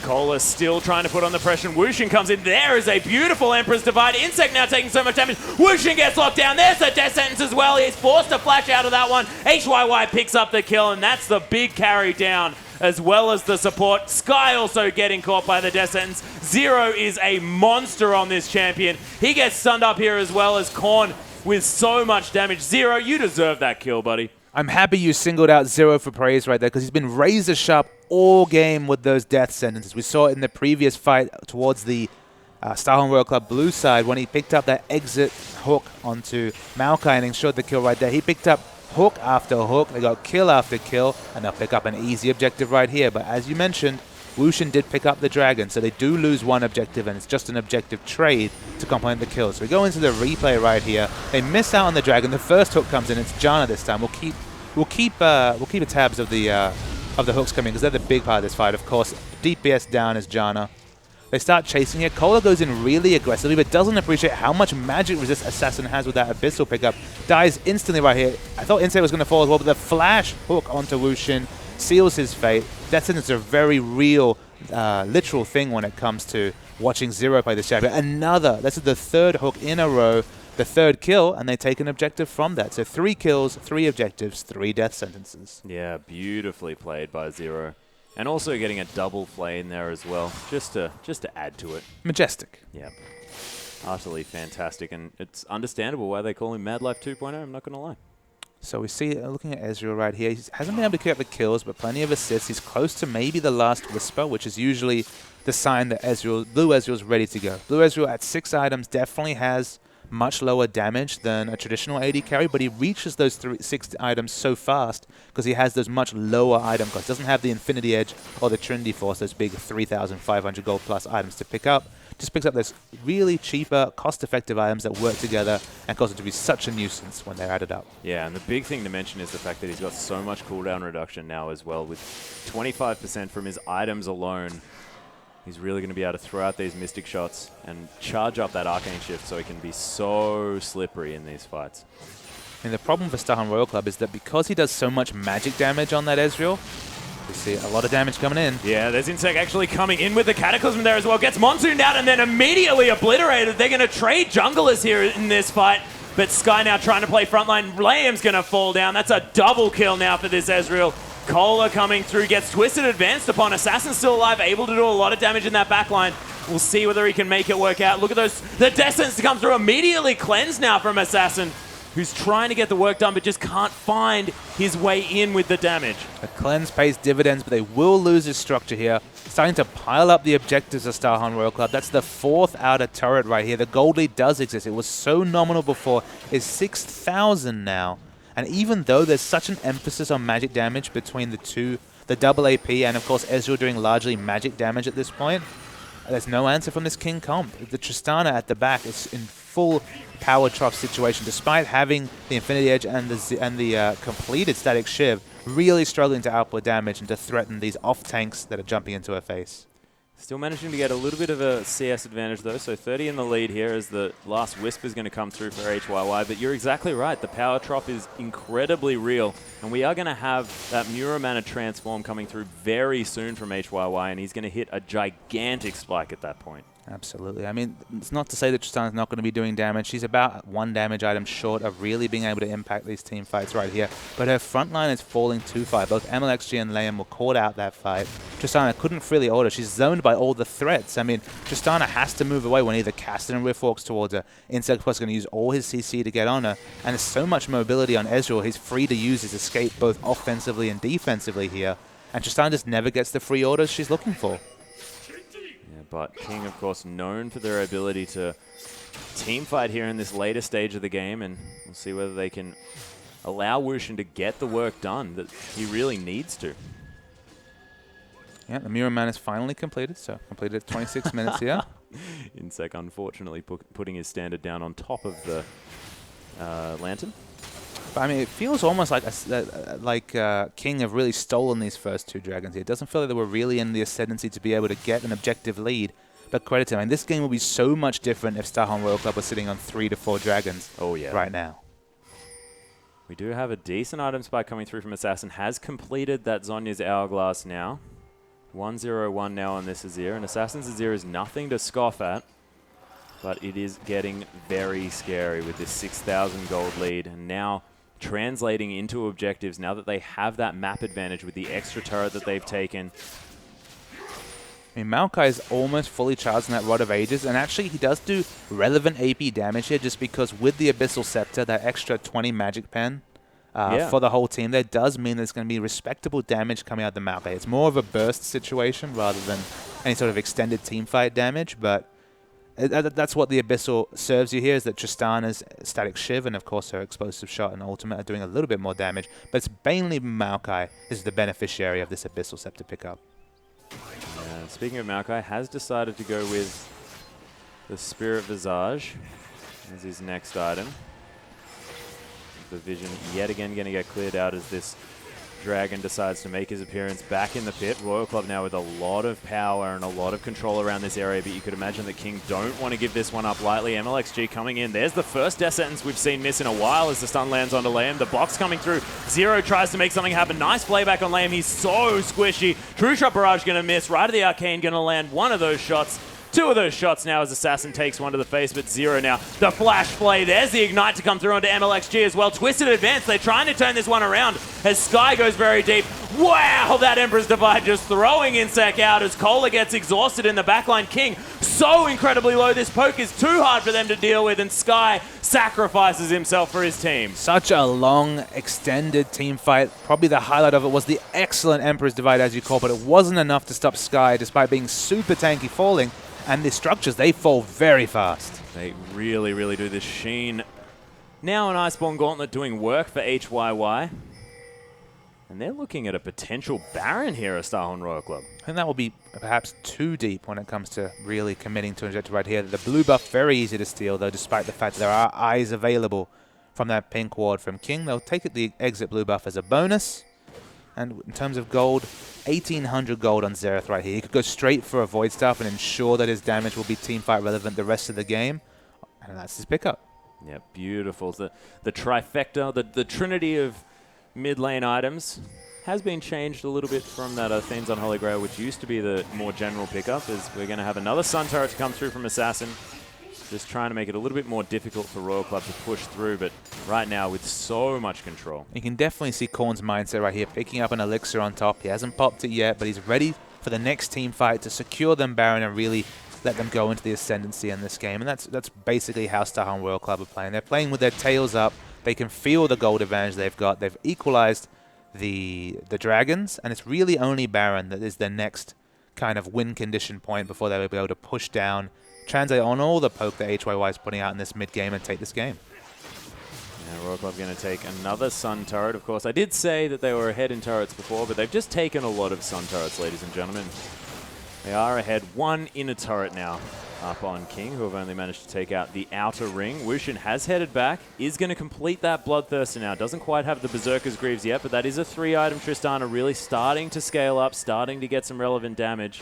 And of course, without much armor being built yet on the side of Royal Club, I do like the Bloodthirster pickup. And that's definitely Tristana getting over a mid-game hump and being very teamfight ready, but she's going to rely on smart engages by MLXG and Sky on Lee Sin and Maokai, respectively, to facilitate her free autoing, because there's so much mobility. We keep coming back to this. The mobility on Starhorn Royal Club is insane.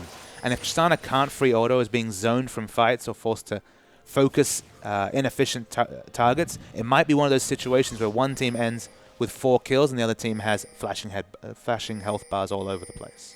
Yeah, that's right. And it seems like King have decided that there's no one that they have to deal with Cola's split push, and he is just allowed to do that over and over. As Insec is going to get kicked back into the team. He's going to Cataclysm his way out of it. Flag and drags as well. Beautifully played. MLXG, right of the Arcane, is going to be okay here as Cola's going to come in, and no, he's not okay. The Zonya's Hourglass to go through as well. Cola's going to be fine. Zero's to come through here as well as a nice Howling Gale does try and lock them up, but look at Assassin taking so much damage, and Royal Club just have every ounce of control in this game, and King just look like they have no idea what to do. It was actually the Insect engaged by MLXG on the man himself, on Insect, Yeah. but they just did not have the damage to be able to DPS down Insect after that move, and they end up eating a casualty for it, and that's kind of King's problem right here, is they don't have quite the single target damage to capitalize on some of the innovative play coming out of MLXG and Sky. And it looks like HYY about to finish off that Blade of the Ruin King here as well, just wants to be even more slippery if he wasn't slippery enough to begin with. Has fallen down quite a bit as far as the CS is concerned, but that's not going to matter because his team just has so much more global gold and so much more control in this map. And being an Ezreal as well, I mean, that's not his job. He doesn't necessarily need that many items after this point to be relevant because he's just going to kite everyone for days. And he's not being relied on as a sole damage threat here whatsoever. We've got both Kassadin and Xerath really massive in terms of damage. And so he's just able to sit at the back, be more of a control AD carry, put out that CC with the Iceborne Gauntlet continually in a fight, and just be safe and do his part. And that's kind of what Starhorn Royal Club wanted to move towards, is Korn and Cola and more of those carry roles. This is one of those times they're actually stepping up right here, and I have to question why we don't see any semblance of an Aegis coming out from King right now, just because so much magic damage coming out from this side. Some magic resist pickups, but no Aegis to facilitate Wushin, for example, taking a few more shots from those mobile assassins. Yeah, and of course the shield doing a lot of work in these fights as well. It seems to be the inner turret in the top side of the map that is under fire at this stage. Starhorn Royal Club really starting to put the pressure down. And King just trying to play back, trying to not soak too much poke from this Xerath and Ezreal combination. Yeah, every single bit of poke on Wushin is really starting to zone him away from the turret. I believe 2 Qs effectively requires him to back right here. So no blue buff on Korn is actually quite important right here. He doesn't have quite the mana sustain to complete this siege forever. Yeah, Cola going in very aggressively, takes the land, and MLXG just so far deep. Sky's trying to make something work. Korn's down so low, does finally go down to Sky. Insect's going to fall down as well. Wushin getting the resets. Empress Divide yet again. King, this is a ridiculous team fight. Oh, Wushin failing the flash, unfortunately, and Cola is going to have that Rift Walk available yet again, but that is a 4 for 2, and this could mean Baron. 4 for 2 is the exchange, but the flash Emperor's Divide from Assassin was ridiculous, completely splitting up the focus right there, and Sky was the hero of that fight. Also, using that Twisted Advance straight onto Korn, they deleted him at the start of the fight, and they should pick up Baron here, although Cola, he's going to go for it. Yeah, Wushin, they don't have a ward. Oh, he jumps over, he steals the Baron! Cola with the hero play! That was unbelievable. They recognized that Kassadin was probably there. Rift walked over just at the same time as the rocket jump was completed. A heartbreaking exchange if you're a King fan. Wushin will be left scratching his head because the Baron's been stolen. Very disappointing. We'll see which members of Royal Club actually manage to pick up that buff in a moment. Not on Insect, so I believe that that might mean that not too many members actually have that Baron buff. Oh, it doesn't look like any members actually picked it up, but the fighting continues. Yeah, Wushin actually being caught out here. True Shot Barrage to come through. The heal was not enough. He's going to fall down to Korn, and Liam forced a flash out of that one. MLXG now finds himself running to the wrong base. This is going to be the second game, buddy. That's when you want to be going that direction. Royal Club easily able to pick up that kill. It's going to be Zero taking that as the Dragon going to go down yet again here for Royal. That's the all-important third Dragon too. It's not enough to have Riftworks. It's not enough to have Arcane Shifts, but to have 5% more move speed as well. I don't see how Wushin's ever going to be in a position to free auto because the amount of CC and assassination coming out from Star and Royal Club is insane. Yeah, and I wonder whether King going to be upset about the fact that they lost out on that Baron, or whether they're actually pleased with themselves for having a really good team fight beforehand and knowing that they can make things work if they get the right engages. Well, we come back to the fact that King is a settled lineup right here. They've been together for quite a while right now. You would hope that they can focus on the positives, which was an excellent engage from Maokai, picking out Korn as the immobile Xerath target they want in a team fight, and not focus on what was a bit of a crapshoot around Baron. Yeah. The Baron could have gone to anyone in that situation. It was just a really unfortunate series of events that led to Kassadin really being in a position to contest for it. And right now, they're definitely not out of the game. 9,000 gold doesn't really feel like the lead for Star and Royal Club right here. But if Star and Royal Club get the engage they want, and Xerath especially managed to stay at the back of the fight and pump out damage, there's no doubt he goes back with a nice 1,600 gold right now. Oh my goodness, 100 away from that Rabadons. If Korn is freely doing damage in these fights, it's going to be insane for Star and Royal Club. It's very, very scary. Sky now trying to clear out this top side of the map. And you could imagine Kola probably going to answer that one with his Kassadin split push, which has been working out so well for Royal Club. 6-2 and 5 now on that guy. I mean, it's not just the 6-2 and 5. Look at the gold lead advantage. I mean, not just sheer gold, but 100 CS simply is the advantage of Kassadin over Maokai. Oh, yeah. That's already ridiculous. Then you tab over the gold. It's basically 3,500 gold. A completed Rabadons, for example, would be the advantage that Kassadin has over the Maokai. Maokai is very team fight ready. He's very tanky, but I mean, all those defensive items against what Kassadin's packing, it's just not going to be enough. And what do you think about the Frozen Heart pickup here for Sky? I mean, it's got fantastic cooldown reduction. He's going to put him very near to that 40% without a blue buff. I mean, you look down this Star and Royal Club team, there's not really true auto attackers that are going to do damage. You can discount Jarvan. Ezreal's going to do auto attacks, but he's not an auto attack based AD carry like most of the other ones where you pick up Frozen Heart. Kassadin, I guess, is relevant here just because he's going to be taking incidental magic damage and has that passive. MLXG's in trouble. Death sentence from MLXG, but we do have the tree twisting advance into the back line. Wushin going to aggressively jump forward. Does get the reset, but he's going to die for it. Kola picks up that kill, and King now in disarray, forced to get the heck out. There, it's a nice ultimate to come through. Going to find Assassin with 3 bolts, but he's going to survive. And King, as soon as they lose that carry, they lose all control, and Royal Club can now push despite it being an even trade. Well, they rely so much on Tristana and Azia's damage, right, that the moment he falls, King kind of fall apart. But you look at Star and Royal Club here, the true damage threats at this point by far are Kola and Korn. They're pushing down all the targets here. Another one goes down, the pick starting. Yeah, there's the cleanse to be used by Assassin when he gets death sentences, but they try to save this turret. Insect going down incredibly low. Kola gets exhausted here as well. And look at these soldiers doing so much work. Korn, he's going to be in the wrong position. That Zonya's Hourglass not quite going to keep him alive as Emperor's Divide comes through. Very interesting use of that ultimate, but Assassin, they just wanted to secure that kill as he's going to E aggressively forward here as well, but I think that Lantern is going to spell the escape here for Royal Club. The Dark Passage was down, so it's actually quite smart to just guarantee a kill there with the Emperor's Divide. Probably won't need it for the next 60 odd seconds it's on cooldown. Securing a kill, important. It certainly is. As Assassin is going to get assassinated by Kola. The amount of burst damage from a top lane Kassadin is disgusting when you're able to get those auto attacks off. It didn't matter that he had the magic resist there from the Abyssal Scepter. He was dead.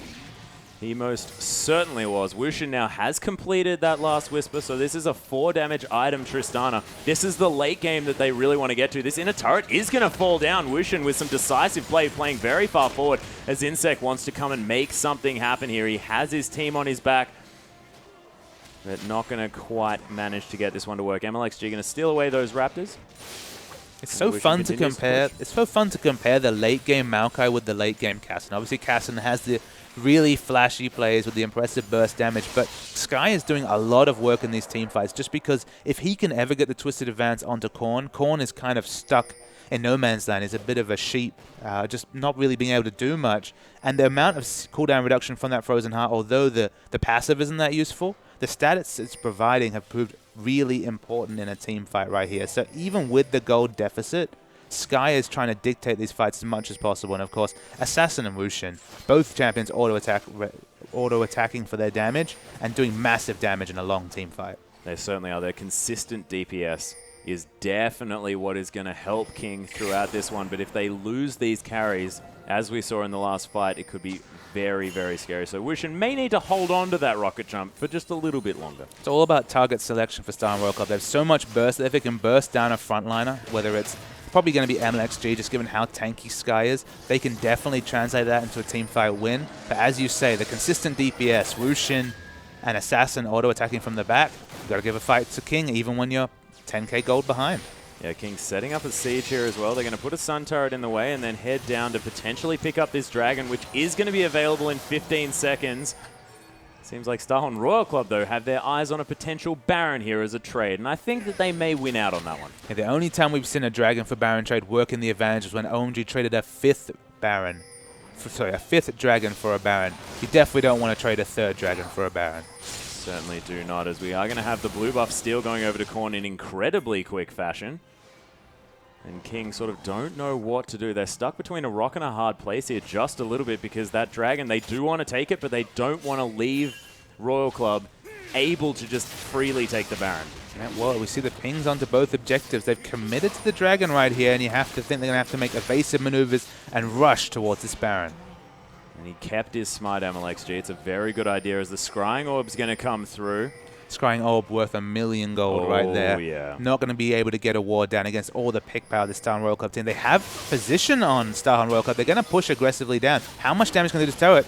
We see the Zerathor coming in for zoning. Yeah, Wushin going to take a fair bit of damage. It's only going to get rid of that shield, but look at this beautiful rotational play. A Monsoon to come out from lane. He's going to flash as well. Empress Divide not going to get Insect out of this one as Cola's right in as well. It's a nice Zhonya's Hourglass to help try and keep Assassin alive, but not for long. Wushin gets death sentenced as well. Of course, that's what's going to happen because Zero is a god and King are just getting destroyed. What a beautiful fight from Royal Club. The target selection was wonderful there from Star and Royal Club. They focused the appropriate targets. We actually see the teleport coming from Cola right here. He's trying to push in. I think they're going to go for the game win right here. They could obviously pick up a Baron and reset lanes, but they're trying to finish it. Yeah, 30 seconds is the shortest death timer here for MLXG, and this inhibitor turret going to be falling down very, very fast as Cola just putting to work that W.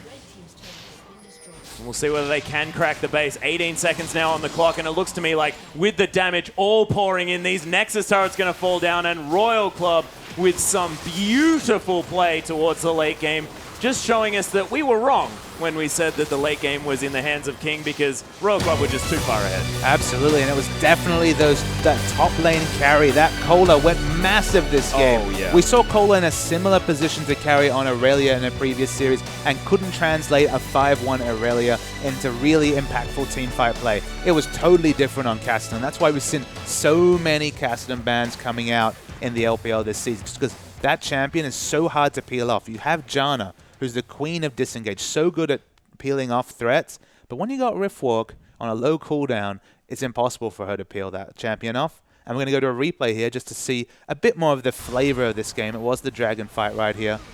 So they managed to DPS out the dragon right here. They get it for free. The teleport comes in late, and I thought Maokai would have the zoning advantage right here and really give King a chance to get away. But Star and Royal Club, they're not going to let it down right here. You see Zero, he's looking aggressive. The flash flay is very nice coming out right there. They're not able to DPS down anyone, but Sky is so tanky in the front. But look at this insect invade into the Emperor's Divide division. But all the kind of chaos in this fight, it kind of leaves Cola to pick his choices right here. They take down Sky, who kind of has to just give up his life right there, and they push through. So it wasn't quite the decisive fight maybe from that game, but it gave you a flavor of these long, extended team fights. Very tanky members on King. When Sky was able to get on top of carries as that tanky Maokai and really be impactful, I thought they might be able to get back into the game. But unfortunately, if you're Wushin right there, you're trying to aggressively position to do auto attacks, and then you get a Castellan flying in your face. Yeah, and it's just not working out. But as far as the identity discovery coming through from Royal Club, their solo lane's definitely showing some skill. But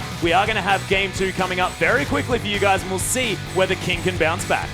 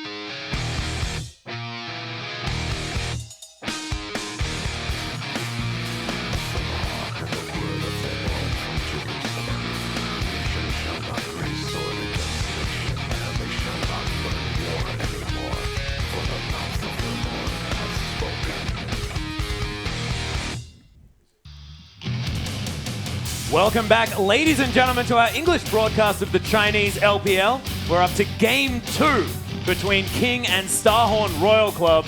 And Starhorn Royal Club looked fantastic in their last series, but I have to say, it was a bit of a draft mistake from King to leave that Cassidy open. Whenever Cassidy gets through bans and picks, there either needs to be a specific plan to deal with that champion, or he can really go off. And I feel like that's what we saw in the first game there. Yeah, and we have to say that it's Cola's performance on the Cassidy as well, and we think of this as a Corn champion, and as you can see, 10, 2, and 8. That is ridiculous. His impact, especially in the very early skirmishes, you'll remember very early when they both teleported into the enemy blue buff. The impact of the Cassidy started there. He kept snowballing, of course, as that champion is known to do with all his mobility. 10, 2, and 8. That's finally Cola stepping up and actually taking an early advantage and snowballing that into a game victory. And whatever Korn and Cola can show during these games before Nami joins this team is just so much added threat for when they add in that top tier 80 carry to their lineup later in the season. And that is not only going to complement sort of their team and having this late game insurance, but it's also going to be paired up with Zero, who had one of the best games on Thresh I have ever seen. And he was hitting everything. And you often call someone like a Thresh master or a great Thresh player. It's a term that's thrown out there just because Thresh is a flashy champion. You hit that perfect hook, you hit that perfect dark passage, and it's easy to praise that person. But some of those team fights, especially the one we took a replay of where he hit 3 death sentences for 3 picks into picking up a turret, that was completely Zero lifting and Starhorn Royal Club onto his back and turning it into a big team fight win. Not to mention he managed to get those death sentences onto the targets he needed to. I think the first hook that he got was onto Wushin on that Tristana, eliminate that carry potential, and then it's just pick your way through the rest of the members easy as you like. And Zero has definitely impressed me a lot, and I wouldn't be surprised to see Thresh being banned away and Cassidy. I have a feeling that this champion select is going to look a whole lot different because we're going to mix up these bans just a little bit. Because, I mean, last time we saw a Caitlyn ban, and I'm not entirely sure how effective that necessarily was, but it was brought on by the weird banning coming through with Sivir and Corki. Well, that's what I like about this current meta is that there's so many champions you could ban that whatever you do ban really influences the style you pick, but also the champion pool that's available. It's almost the one case where being red side is actually a big advantage just because you're getting the Jarvan and Jannas of the world falling to that second rotation. But there's power picks across the board, and as you mentioned, when you're spending 3 bans on 80 carries, there's big things to fall through the draft.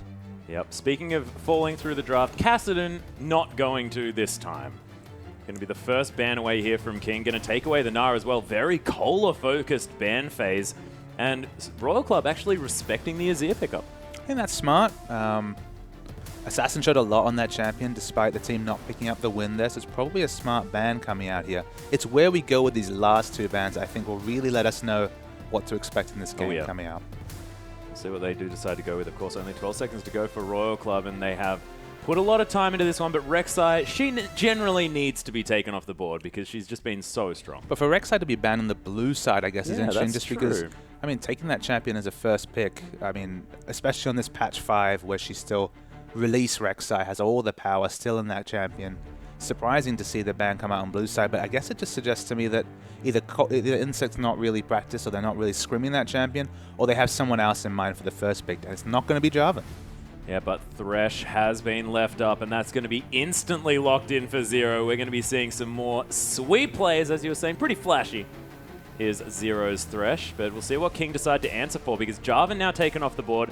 Lee Sin sort of the next option in the top echelon of junglers, with Rek'Sai being there as well. MLXG wanted to pick that one up for the second game in a row, not having the best game maybe the last series as he would have wanted to, wanting to get a few more of these ganks to be more successful early, and we'll see whether that's what he wants to finally achieve. And Wushin looking at potentially another Tristana. And it looks like John is going to fall through the bans and picks right here. Probably going to be picked eventually on the side of King to complement that Janna pickup, but just interesting to see a Royal Club that was so Janna focused at Worlds, realizing the change in their shifting in their comp of lacking a hyper carry and just going for those more comfortable Thresh picks. Thresh has a bit more of a laning flavor than Janna. Like Janna's about protecting that late game carry, but Thresh, he can do so many things as Zero displayed last game. So whether that stays true when they pick up Nami and they change their identity once again, we don't know, but Thresh seems to fit their current style to a T. Most definitely. Plus being able to speed it up now with this on the hunt. Of course, Siva getting through the draft, being looked at now at this stage of our champion select. Well, I mean, you can say that focusing on HYY didn't work for them last game. Yeah. Didn't work for King. HYY, although he didn't make any big flashy plays, he played safely. He completed his role, and Korn and Cola really took it from there. What are King going to throw out this time? Lucian looking to potentially pick up that Janna for the bottom side. An Assassin hovering over his world-famous Yasuo. Not going to be the case, though, as they're just going to be picking around here. And King probably want to leave themselves with a mid lane last pick here, just so that they can make sure Assassin's in a good matchup there in the mid lane and can try and carry for his team. I'm interested to see if Sky gets a bit of a better matchup in the top lane. As I see, they were deciding between the Janna and the Nami. They settled for the Nami, who has a lot more of the disengaged flavor, but a bit more of a laning champion. So maybe they are looking to 2v2 the Tristana Nami against Sivir and Thresh. That's what I would guess from the pickup of the Nami over the Janna. We'll see whether it is going to work out. Of course, Sivir with a lot of lane pressure, a lot of pushing power as well with that Ricochet, and of course that Boomerang Blade as well. King look to have an idea here for their comp, as the solo laners are now going to come through from Royal Club, and so far hovering some terrifying options. And some of their most trademark picks. These are sort of picks we saw come out of Starhorn Royal Club in terms of solo laners at Worlds. The Fizz, although Korn played it to a T during the regular season, he never really got it going at Worlds. His Fizz was actually quite underwhelming. You could say fizzle. Well, you could. But we're expecting a bit more from that pick right here.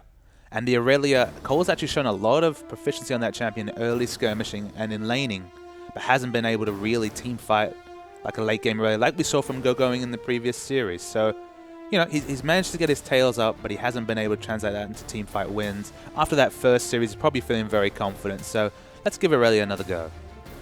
Yeah, an Assassin thinking about what he wants to play there in that mid lane, hovering over the Zed at this stage would be a definite treat to see Assassin on one of those big Assassins, and it looks to me as the countdown does get to 0 that Zed is going to be locked in here for the mid laner of King. So looking like a terrifying mid-game comp. And a terrifying mid lane matchup. So much of a skill matchup between the Fizz and the Zed right there. You look down Starhorn Royal Club's team, they do have people to deal with the inevitable Zed split push in the late game. Aurelia especially is one of the best persons to deal with a Zed split push. So she has the ability to stun under turret, has a lot of CC reduction, is a very maneuverable champion right here. I wouldn't be surprised to see Rengar and King in general focusing on Cola, trying to get him behind, just so you have a bit of a power trough in the mid game where Zed can freely split push against Aurelia, who still hasn't gotten going in terms of items. Yeah, of course, as soon as that Trinity Force comes in, you've got a lot of power. But before that, there is a little bit of time when you can pressure her down. But I don't know whether Assassin's going to be able to get out of that mid lane and do that work, especially when we've seen Fizzes do so well against Zeds in the past. I mean, the current Fizz build we're seeing is that Morello Nomicon into perhaps a Zhonya's Hourglass. Maybe he'll go for a Zhonya's Hourglass rush here just to have that backup, you know, the stasis, just to be able to deal with Zed's death mark. But I have a feeling Korn's going to play with his tail up, go for the Morello Nomicon into the more utility-focused Zhonya's build right here. It's a skill matchup. But of course, it's only a skill matchup if the junglers stay out of mid lane, and this is Insect on Lee Sin, so anything's possible. It certainly is, and it is going to be a pleasure to see Insect on his trademark champion, but we are going to hop onto the Rift, ladies and gentlemen. Don't go anywhere.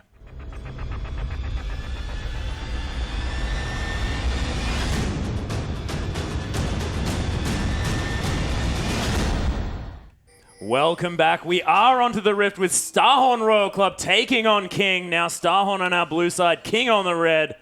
And they're fanning out, seeing whether they can make something happen here on this level 1 situation. But we were talking about the mid lane. Assassin now on this Zed against Korn's Fizz. It's just going to be so frightening to see how this one works out. But Rumble versus Aurelia, how do you reckon this matchup's going to go? I mean, Rumble versus Aurelia is a matchup we've seen many times over the years.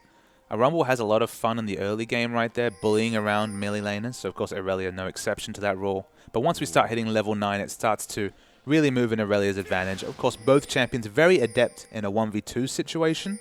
So it wouldn't be a surprise to see some lane swaps coming out as we see quite aggressive invades coming from Starhorn Royal Club. I actually expected both teams to go really deep for vision here, just because when you're dealing with a Rengar in the jungle, if he's predictable, if you have advanced warning of the fact that he's level 5, closer to level 6, you can really avoid kind of the devastating level 6 power spike that Rengar picks up.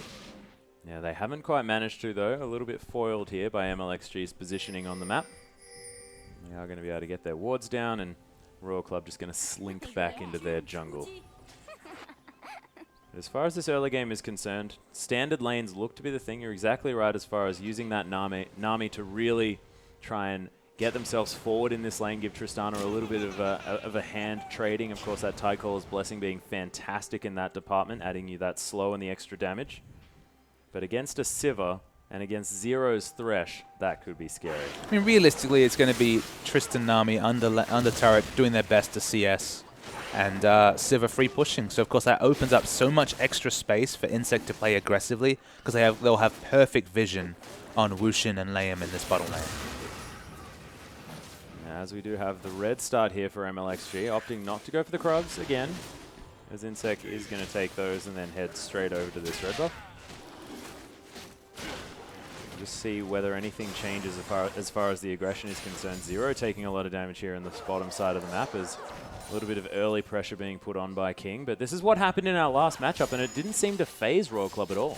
It didn't phase Royal Club right here. We see actually Rengar moving very aggressively on the mini-map right here. Probably not going to look for a level 2 gank, but he is going to smell around this Lee Sin jungle. Yeah, there's the play actually. Zero walking forward very aggressively, but as you mentioned, MLXG is towards the bottom side. There's a death sentence forcing the heal here from Wushin, but he's not dead. HYY can't manage to get the action. Oh, the flash out of the Boomerang Blade. First blood goes to HYY. The teleport to come in from Royal Club. They are so low. There's the heal. MLXG is now just getting eradicated. HYY does fall down. That's a nice flash. Jumping through as well. He's trying to juke, but he's going to fall down. Cola picks up the kill, and now Zed's here for the party as well. The Ignite onto Cola. They flash forward. There's the auto attack. Sky picks up the kill there, but here's Insect, and here's Korn. Everyone's paying a visit to the bottom side of the map, and Sky's going to get cleaned up. It's going to be 5 kills to 2 here at the beginning for Royal Club. A delayed ace for Royal Club before the 3.5 minute mark. I see you trying to maintain your composure there, Atlas. This is the Chinese LPL.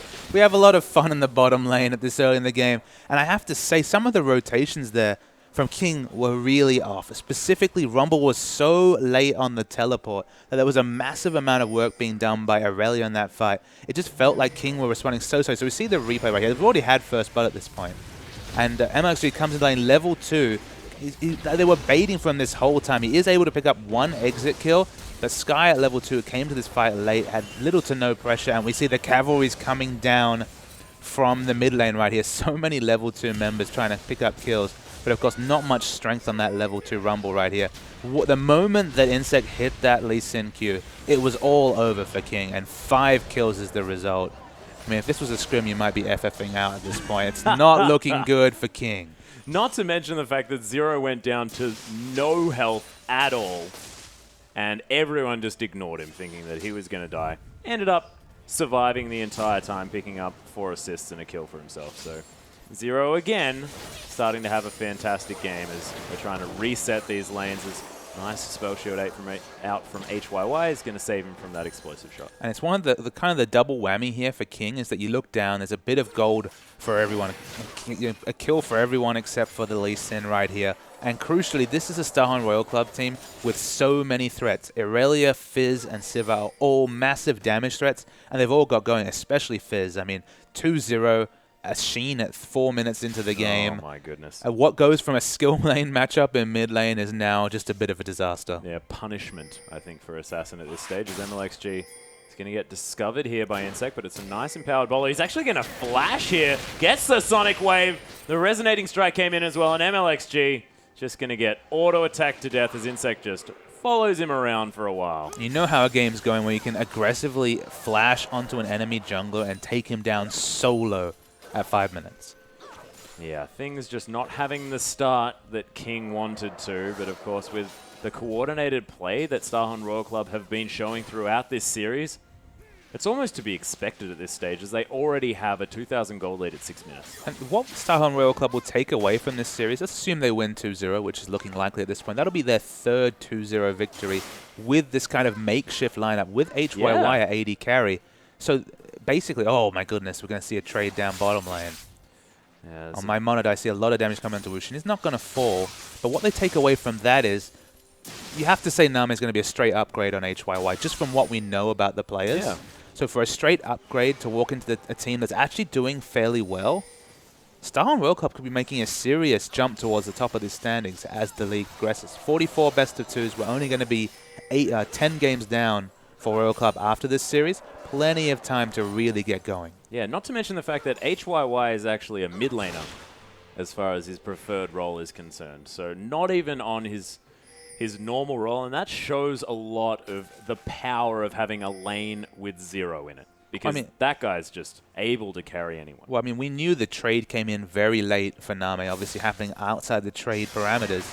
As we see, Assassin's in trouble. Yeah, the Deathmark is going to land at a 0 here. Does dodge out of the way of the Earth, but he's going to go back under his turret there, and Korn, that Sheen Urchin Strike, easily going to be able to secure that kill, despite the quick feet. Yeah, I mean, this Fizz is massive, 3-0-0. Going to have a Lich Bane at, what, 10 minutes into this game, probably, at this point. He's already, I mean, he's about 800 gold away from that item, so doing very happily if you're Korn. I mean, just everything's coming together for Royal at the same time. We thought that was the case in the first game. Much accelerated as the pace of the second game. Certainly is. I mean, the one thing that King can hold on to is the fact that their Tristana did manage to pick up a BF sword on that, I guess, second back after death. And was actually ahead in farm. Now heading back to base, heading back to lane. I mean, while that's nice, I mean, even if Tristana was in an even situation, the moment that Sivir pops on the hunt and you've got a 3-0 Fizz and an Aurelia who's winning by 20 CS in the top lane coming at you, not much you can do as Tristana. Yeah. Yeah, things could be problematic. I was just looking for something to talk about that's positive for King. The silver linings. It's difficult to find, Mr. Smithy, at this stage of the game. But they'll keep pressuring. Of course, Sky's hit level 6 in the top lane, so they're always in with a shot of being able to contest Dragon. I guess the one thing you can say is for all the kills, no neutral objectives picked up yet for Starhorn Royal Club. Not quite, as that pink ward not going to fall down, and Land's going to be forced to get the heck back. And this is also going to be playing on the minds of King as well. I mean, despite the fact that they're down so far early on, they're also playing so scared because they know that they've stuffed up, basically. Yeah, they haven't been able to... They've got some good defensive vision around their flanks. The pink wards actually are to the advantage of King, I'd say, just because they have a bit more dragon vision coming out of the pink wards they have down, but they can't even dream of putting wards in the enemy jungle just because they saw what happened when MLXG even went in the same part of the jungle as Lee Sin. He got solo killed. Yeah, and do you think that this Rumble coming in with an equalizer, it is now available, is level 7 at this stage, as Insec is looking to put some pressure on? Do you think that that equalizer in these dragon fights could potentially help get King back into this game? I mean, there's always that, you know, when you think about the potential engagement, there's always that 1% chance where just the most beautiful equalizer comes down and the low members get cleaned up by the resets on Wushin, but I think realistically no, just because of the movement speed coming from on the hunt. Yeah, but we do have a very aggressive engagement here in the bottom lane. Heal does get popped by Wushin. They manage to get a nice buster shot. It's double teleports to come in, and the Transcendent Blades. There's a flash into the play. It's a nice equalizer. HYY goes down incredibly low. Is he going to get out? Oh, the last auto attack from Liam manages to secure the kill. But he's possibly going to pay for that one with his life as Wushin tries to cut around. That ebb and flow was beautiful. And the fish picked up, and there's nowhere to go. A death sentence is just exactly what that name provides. The Assassin tries to come in and get the work done, but he's not going to be able to. A gigantic creep wave going to keep Royal Club alive. Yeah, 3-for-1 exchange right there. Insect's looking for a bit more fun at the back right there. It just doesn't come up. Oh my goodness, Insect's in trouble. MLXG actually getting a lot of damage down, but he's just going to face check into the brush and die. Not much to say about that. No. It's just a very dead kitty. Very dead kitty. I mean, going damage, obviously, still working for his warrior enchantment, just finishes that item. This Rengar is going to be one of those faux initiate Rengars who jumps in, puts down that boulder strike, and just has to hightail it out of there. Yeah, or die. I think that's what MLXG has decided. His move is to let's do some stuff for the team and die. So let's talk about the 10-minute 401 Lich Bane Fizz. Oh, sounds rude to even mention it. The moment you face check this Fizz, you are instantly dead, whoever you are on the King side, and King just, they're on life support, and that's a worrying place to be at 11 minutes into a game. Yeah, Wushin actually standing in Urchin Strike range of Korn there seemed very, very dangerous. Not going to pull the trigger just yet, is Korn. Of course, that chum reward is not quite available.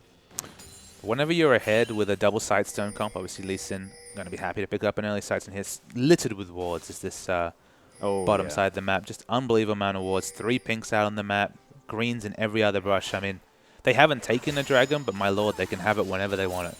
They can, and it seems to me like they want to put the pressure on the rest of the map. They know that they have complete vision control of that dragon, so they can take it when they see an opportunity. After they've taken a couple of members out, potentially, or taken a turret, or they're in the bottom lane, on their way past. There's no pressure here on the Royal Club side, and just that beautiful play at the beginning, just able to put them ahead. And you can even add the insurance here that say what you want about Rumble and his strength around the dragon, but there's no teleports available on the top laners here. So even though I'd fancy this Aurelia in a team fight, 3-1-1 has red buff right now. So of course Rumble just staying on the turret. Not even that 1 in a million equalizer will be the difference. Yep, deciding to... Now's the time to take this dragon, as MLXG is deciding to die to Krugs a little bit. He's just going to be flashing health. And Insect going to secure that dragon very easily, and King just... It just seems like they're not in this game anymore. Well, I mean, they're in this awkward position where the only way that Tristana can realistically farm is putting her in mid. So you're like, all right, Zed in the off lane. That's pretty standard, but this isn't a Zed with Blade the Ruin King and a Brutalizer. This is a Zed with just the components of those items and just really can't affect much. Just basically going to get zoned off this turret. Tristana is going to get some farm, has the Avarice Blade to double down on the investment banker approach to this game, but yeah, it's just not enough.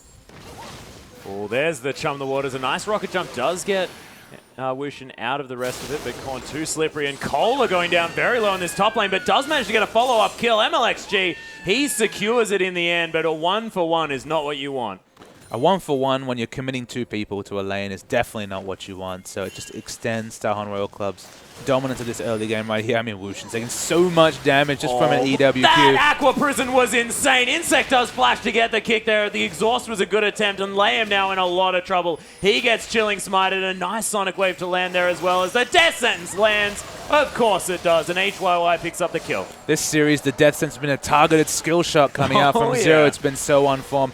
Not just a kill they pick up there, they're going to take an objective too, and that's when a team really is doing well, when all the skill shots are hitting, when the kills are turning into objectives. Starhorn Royal Club, we were talking about them forging an identity. Seems pretty clear. They're here to play. They certainly are, and it's looking reminiscent of the likes of OMG with these multiple carries coming through all across the board. I mean, not necessarily being as strong in that bottom side of the map, but you can imagine when Name comes onto the team, it is going to be so scary playing against these guys because Kohler has been stepping up. Korn is a monster at the moment, 4-1 and 2 on this Fizz. Almost has that Zhonya's as well. Going to be going for that needlessly large rod next up. But this is the sort of form that Uzi was looking to from his sole laners at Worlds. Yeah. It was always about Korn and Kohler losing lane, going even. Kohler especially was struggling to pick up Ryze and some of the other champions that were in the meta around Worlds. How different would it be if you were Uzi or any AD carry playing this team when you look at your solos? They're both on damage carry solos. 4-2-1, 4-1-2, winning in CS in the top lane. It's a lot different picture, and this is what, theoretically, Name will be walking into in a week or two's time. Yeah, he's going to be sitting down, watching the game, just sort of feeling it as the flash is actually going to get popped here as the Deathmark comes in onto Kohler here as well. Assassin going down very low, but does manage to pick up the kill with Ignite. Okay, some of the play getting a bit sloppy now from Starhorn Royal Club, just overly pushing things. They are 4,500 gold ahead, but it's not that big a lead. Beautiful bowler. 3 members converging on Korn. He's strong, but not strong enough for 3. Yeah, we'll see whether MLXG is going to be able to get... Oh, nice play to come through as the tower does go down. Chum the Waters isn't going to land, and King with a sweet outplay in the bottom side. They didn't have the Morellonomicon. It's just a straight damage Fizz, so obviously wasn't able to get the Playful Trickster up there again. Wushin's pushing in aggressively. Starhorn Royal Club, they're ahead, but they need to take a step back, group again, get their wards back on the map, because of course a lot of their aggressive green wards have elapsed. And we're going to see a replay right here. Korn's, he's really looking for a kill, but he's actually split between 3 members. Obviously didn't see the teleport coming in right there. So close. I love the flash on the end of the Trickster to try and get a bit of damage. It wasn't quite enough, and of course MLXG, the consistent damage with red buff is enough. Yeah, in the meantime, though, turret did fall down as Assassin is going to get enough here to take down this bottom lane outer turret. So first turret being picked up by King, that's going to help close that gold gap just a little bit. Only 4,000, actually. They're coming back into this game, and we may have sort of sold out King a little bit early, because that last passage of time has been fantastic for King, you have to say. Well, we wrote their eulogy based on competitive norms, which is that when you're that far ahead in the early game, you don't usually throw a game or really see such a big comeback in a general game. But Star Royal Club, they're playing with fire here. They had the win. They were looking really comfortable. They had the vision. They had every part of the game down that a team like OMG would at that point in the game. But they're just getting needlessly aggressive. There was no need for Korn to be hunting and killing what was at best a 1v2 situation. They're just making some small errors right here, and they need to rely on Insect's cool head here. They've got the aggressive moves up. He just needs to calm them down and go for some more smart plays. Yeah, Sky actually going to get kicked back here as well, but Insect taking damage from these Krogs. Sky turning it around. He overheats and picks up the kill. That's not the cool plays they need. There's no need to 1v1 a Rumble with double magic penetration items as a Lee Sin. I mean, you're a glorified support on that Lee Sin. So yeah, I think that cool head not quite working out here for Insect. And King, I mean, they're just going to sit back. You have to remember they have that late game insurance policy of the Tristana here has the Avarice Blade. It's been really picking up the gold. Of course, she has an item deficiency, a huge item deficiency to HYY. But late game, it won't be a big difference. It won't at the moment, though. It certainly is. As 1,300 gold needed to get to that 2-item spike that Wushin really wants to get to. Of course, not going to be quite enough, as mentioned in the previous game, to have those 2 items, but of course Tristana is going to get scary. As Thriller Hunt has been popped. Cola, he gets bowled. There's a beautiful Aqua Prison Death Mark to come through as well. You can see Cola answering back with a lot of damage. Layham almost died, but they do manage to get the 3 versus 1 kill. And they're using their assassination duo really smart here. Here is King. They're managing to catch all these laners in transitions. Whenever Aurelia's walking to a lane, they've been getting successful ganks off. Whenever a member's out of position, they're picking up trade kills. And this gold lead, which was massive 10 minutes ago, is only 3,000. And if you look at it as a percentage, as this gold lead doesn't keep stretching, King are actually getting further and further back into this game as Sonic Wave does find Assassin. MLXG is going to launch himself onto Insect, but Sky's here as well. Doesn't have that ultimate just available just yet as Chum the Waters comes through. Korn, painful trickstering around, but he's going to die. Assassin picks up that kill. Insect is so low. There's the equalizer, trying to get the work done onto Insect, but Zero with a beautiful face of the mountain gets Wushin here as well with a death sentence, and Zero just says, guys, we got to get back into this one, and he's doing so. The aggression comes on, the Cola's going in. He's going in. Sky is in a lot of trouble. Hidden style is going to be enough to take that one. Takes the Dark Passage to get back to his team as On the Hunt has been popped. Zero's threatening with that almost pinpoint. Beautiful Aqua Prison, though. Stops him from finding his mark. Tidal Wave going to get spell shielded as Cola's found his way into this fight as well, but finally they're going to back out. They should be able to pick up their second dragon of the game right here. They didn't extend that fight too hard. They will pick up the objective from this, but Star Royal Club, they continue to play with fire. They're taking what should be a fairly routine and easy win if they were to play in a tutorial style like someone like LGD you might expect to do. And they're giving King a chance back into this game. And when you're against a Tristana, that's something you never want to do. That is entirely true. Needlessly large rod now picked up for Sky as well. So we go to the replay right here. I mean, they were actually to some degree baiting this. They knew Sky was coming, but he didn't quite have Equalizer available, and that would have completely changed this fight. The fish misses right here. It's a very messy fight. As you see, King like Sky specifically is waiting for Equalizer to come out. It's a good Equalizer, but not quite enough to finish any members of Starhan Royal Club here. And then Zero, we talked about his hooks last game. They're still on point. Yeah. It was a wonderful death sentence coming in right there. And it's just a game of inches. It feels like for the massive lead that Starhan Royal Club had 10 minutes ago, they're continually surrendering a little bit more every minute.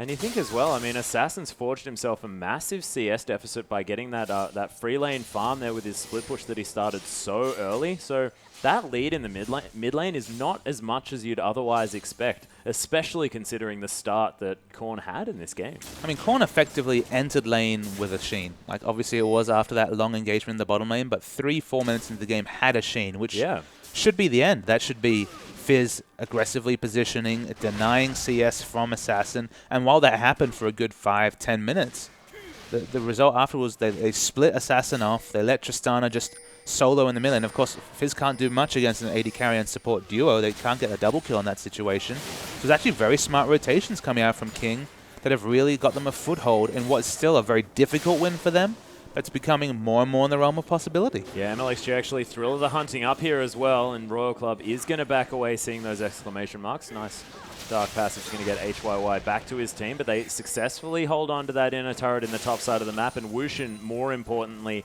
able to farm out this wave unhindered. Now we see a bit more of the split push favor coming out from Korn right here. He's split pushing on the Fizz.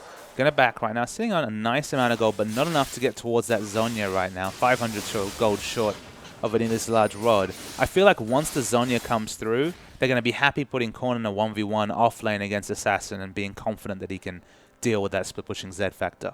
Yeah, and Wushin now has picked up that Infinity Edge as well. So looking over the other side, I mean, we've got the purple build being completed here by Assassin with that Ghost Blade and the Blade of the Ruined King. He's going to have a lot of assassination potential and also a lot of turret killing potential as well. So you put him in a lane, he's going to tear those turrets apart with that burst of attack speed.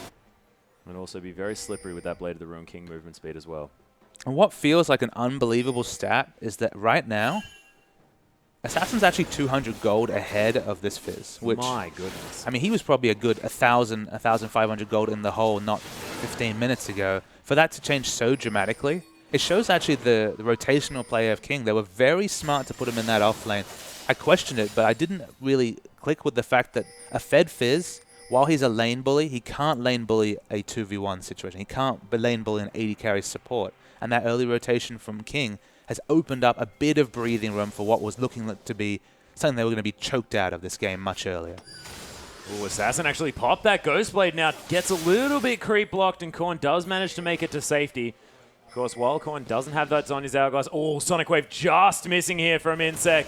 The Chilling Smite comes down. Assassin waiting for that Shadow to be off cooldown. There it is, but he's in amongst a whole lot of people, and that went a long way from HYY, but it's going to be Insect that picks up the kill. 4 members here on the bottom side of the map. And very nice pick coming up from Star Royal Club. They did have some aggressive wards down, which opened up that pick, but King, they look like they're going to go in. Thrill of the Hunt has been popped. It's a nice tidal wave as well, but Chum the Waters lands on the Sky. He's just dead immediately as the box is in a beautiful position. This inner turret's now down. The flash into the death sentence. Wushin, you're dead as well. And Zero is ridiculous. We're running out of superlatives for this amazing Thresh play we're coming from Zero. He's basically dragging his team to a victory here right now, kicking and screaming at parts. There was a very nice pick onto Sky right there. They focused all the damage onto Rumble to the extent that he died with the Equalizer up. It wasn't even an ill-positioned Equalizer. It had no space control whatsoever. It didn't even come out, and they lose a structure. An inhibitor goes down for that. That opens up so much Baron control, having the opposite inhibitor down at this early point. And it seemed like Starhunt Royal Club just sick of letting King think that they're getting back into this game, decide, okay, let's do it, guys. Let's be serious about this and actually get ourselves back into this game in a decisive fashion. Because as soon as they turned it on, I mean, Assassin died, transition into everything that they wanted. I mean, 1-0-16 is Thresh at this point in a 19-kill game. So that lets you know just how much work Zero is doing in this game. He's been a massive force, and he's the only one who really hasn't slipped in the mid-game. Star Royal Club, they took their eyes off the prize for a few minutes there, and it looked like King could get back into it, but not if Zero's around.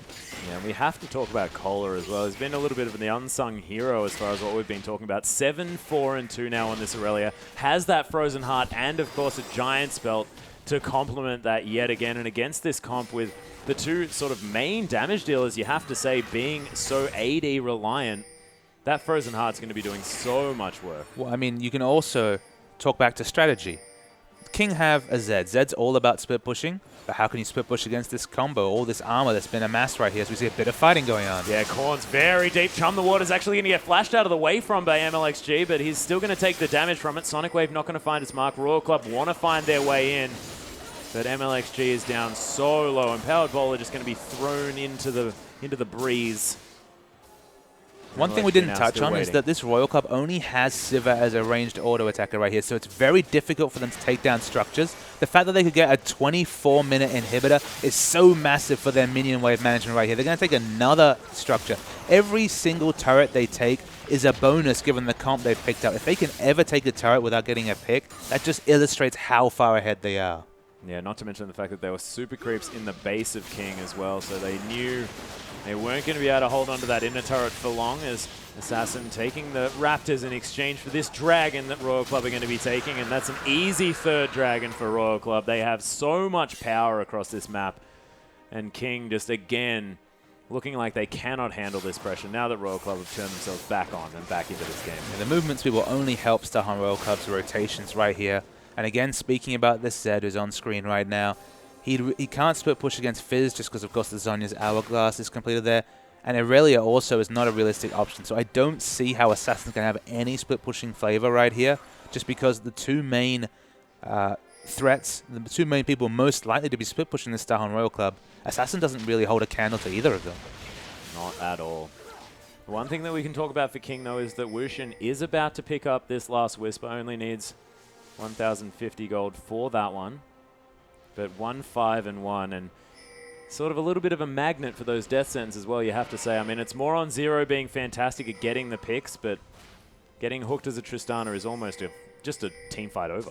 And I guess the issue there is I'm ready to jump on Wushin for his positioning, but I think the thing you have to consider here is where is the wave clear going to come from King? It kind of relies on Tristana for wave clears, which is something you never want to do. So he has to be aggressively positioned to get those auto attacks on the minions. And that's when he's getting caught. That's what Zero has really picked up on here, is that because he has to position aggressively, that's what they have to do. Insect going in very aggressively. The fight starting with Insect falling down immediately. Wushin getting a lot of damage there as well. He's still at full health. Korn is going to get taken down as well. It's a double kill now, and Zero in a lot of trouble. 3 are already dead. King with another kill. That is a double for both of the big carries for King. And what happened to Royal Club? Insect's captain, Insect, went far too deep. They're trying to manufacture something out of a hat. They had no need to turret dive right there, especially against a Rumble. But wow, the teleport is on, and suddenly King have a decision to make. Yeah, Kohler actually forced a teleport decision here, but he's going to have to get the heck out. Rumble's going to come through. They pick up the Baron, and Kohler unable to get anything done in that base. I mean, it was a valiant effort to try and get something done, but King well and truly back into this game. And the important factor there is that once the Baron buff came down, they had Sky already in position to be able to activate those Baroned up minions and start to the counter push coming there. So wasn't able to pick up that base turret to really get a decent gold trade coming in. And it doubles down on King right there. And again, Insect, he didn't need to do that. And this captain, the person who's shot calling we've kind of been focusing on for this series, making some really questionable engages this game. Yeah, he's making aggressive moves, but getting that kick in the wrong direction just really messed it up for the Royal Club lineup, and unable to capitalize on Kohler being so strong as well. It's one of those situations where there's definitely a game with these same team comps where Insect has to make aggressive turret dives just because they have no turret damage or turret pushing ability because of their lack of ranged auto attackers. But we saw previously King were willing to give up their mid-inner turret just because of the implied pressure of a dive. It didn't really feel like Starhorn Royal Club needed to pull the trigger on a dive on the top inner turret. Like, it's not that important a structure. They didn't need to go all in and risk everything for that structure, and they've paid very heavy price for that. They certainly have. You have to think that King, unable to really capitalize on this Baron buff too much as far as the pushing power and the siege potential that they do get from it. It's a defensive Baron. It's denying the enemy an objective to fight at, and it's allowing Tristana to power up a bit further. If Tristana can get that Bloodthirster especially, and become a real tank buster, be able to DPS down this very, very tanky Aurelia, King have a chance. But it looks like MLXG is going to be aggressive. Yeah, Thrill of the Hunt has been popped. They're looking for HYY or Zero here at this stage, but MLXG unable to find too much. And they don't even want to pressure this outer turret in the mid lane. They are still respecting Royal Club so much. Even with Korn showing himself up top, they don't try and take this outer turret. I think that's a bit of a mistake. They only have one turret down on the map. It actually, if they can equalize the turret lead, they're going to equalize the gold here, which really lets you know how the lanes are doing in terms of how even this game is right here. King are more in this game than they might realize. Yeah, and certainly what we'd expect from that early stage of the game, where they just basically felt like they'd lost in that first team fight that broke out in the bottom side of the map. And that just really is a warning sign to Starhorn Royal Club, is that even if they can get massively ahead, there's always the potential that you're able to, give up such a strong lead, give up objectives, make needless plays. 'Cause that's honestly what happened here. Star Royal Club. Oh, the hook there's hits. another hook to come through. On the hunt has been popped. MLXG's going to flash out of there, and the disengage to come through from Royal Club, actually. Chum the Waters is going to land, but it's not going to hit anyone as the Deathmark comes on HYY, but it's not going to be enough. It's a beautiful, playful trick. So Liam gets caught by another Descent. Wushin's going to fall down in the sky here as well, and the double kill to come in for HYY. 21 kill participation in a 23 kill game, 90% kill participation for Zero on this support. He always is the insurance for this team for all the bad plays they make. I mean, we saw Insect up top lane just dying 1v1 to Rubble for no reason at all. Yeah. And they've made similar plays like that. They've done their best to really give King a chance back into this game, but not if Zero's on duty. They are certainly capitalizing on having Zero just so strong on this Thresh. Zoning death sentence to come through just there, and this is going to be the second inhibitor falling for Starhorn Royal Club, easily managing to pick up those objectives now that they win such a beautiful team fight. And Assassin sort of just went in a little bit too early and died for it, got exhausted and died. Assassin was in a bad spot. He basically had to ult to juke a skill shot. He died for it. This is the 4th dragon coming down. If there wasn't already a timer on this game with 2 inhibitors down for King, the threat of the 5th dragon just secures the fact that the next 5 minutes should be the game for Royal Club. Yeah, MLXG just going to get kicked out of the way as Royal Club are still waiting in the wings. Descent's not going to land a little bit uncharacteristically, and Insect actually forcing the heal out. There's a flash as well. King might have an opportunity here as Chum the Waters comes in. Assassin from round the side. Descent's going to go wide. And Aqua Prison not going to find its mark either. Royal Club able to get out after getting that dragon, but King wanting to put some pressure on this bottom side. And the Super Minions aren't going to hit the King base just yet, so they can afford to be aggressive for the next 10, 20, 30 seconds before their base starts to get overrun by these massive Super Minions. Descends out on the other side. Assassin manages to land that one. A beautiful equalizer to come in as well, but HYY going to flash out of the way. Assassin still alive here as Wushin wants to get some damage down. Rumble does manage to pick up a kill, and Liam, now you're in a lot of trouble. Sky falls down as well, and Royal Club turn it back on. And HYY deserves credit here, just because for the second team fight in a row, he's actually managed to spell shield the Deathmark, something that's so hard to pull off because you have to predict when it's coming. Oh, Corn's going in. The bowler.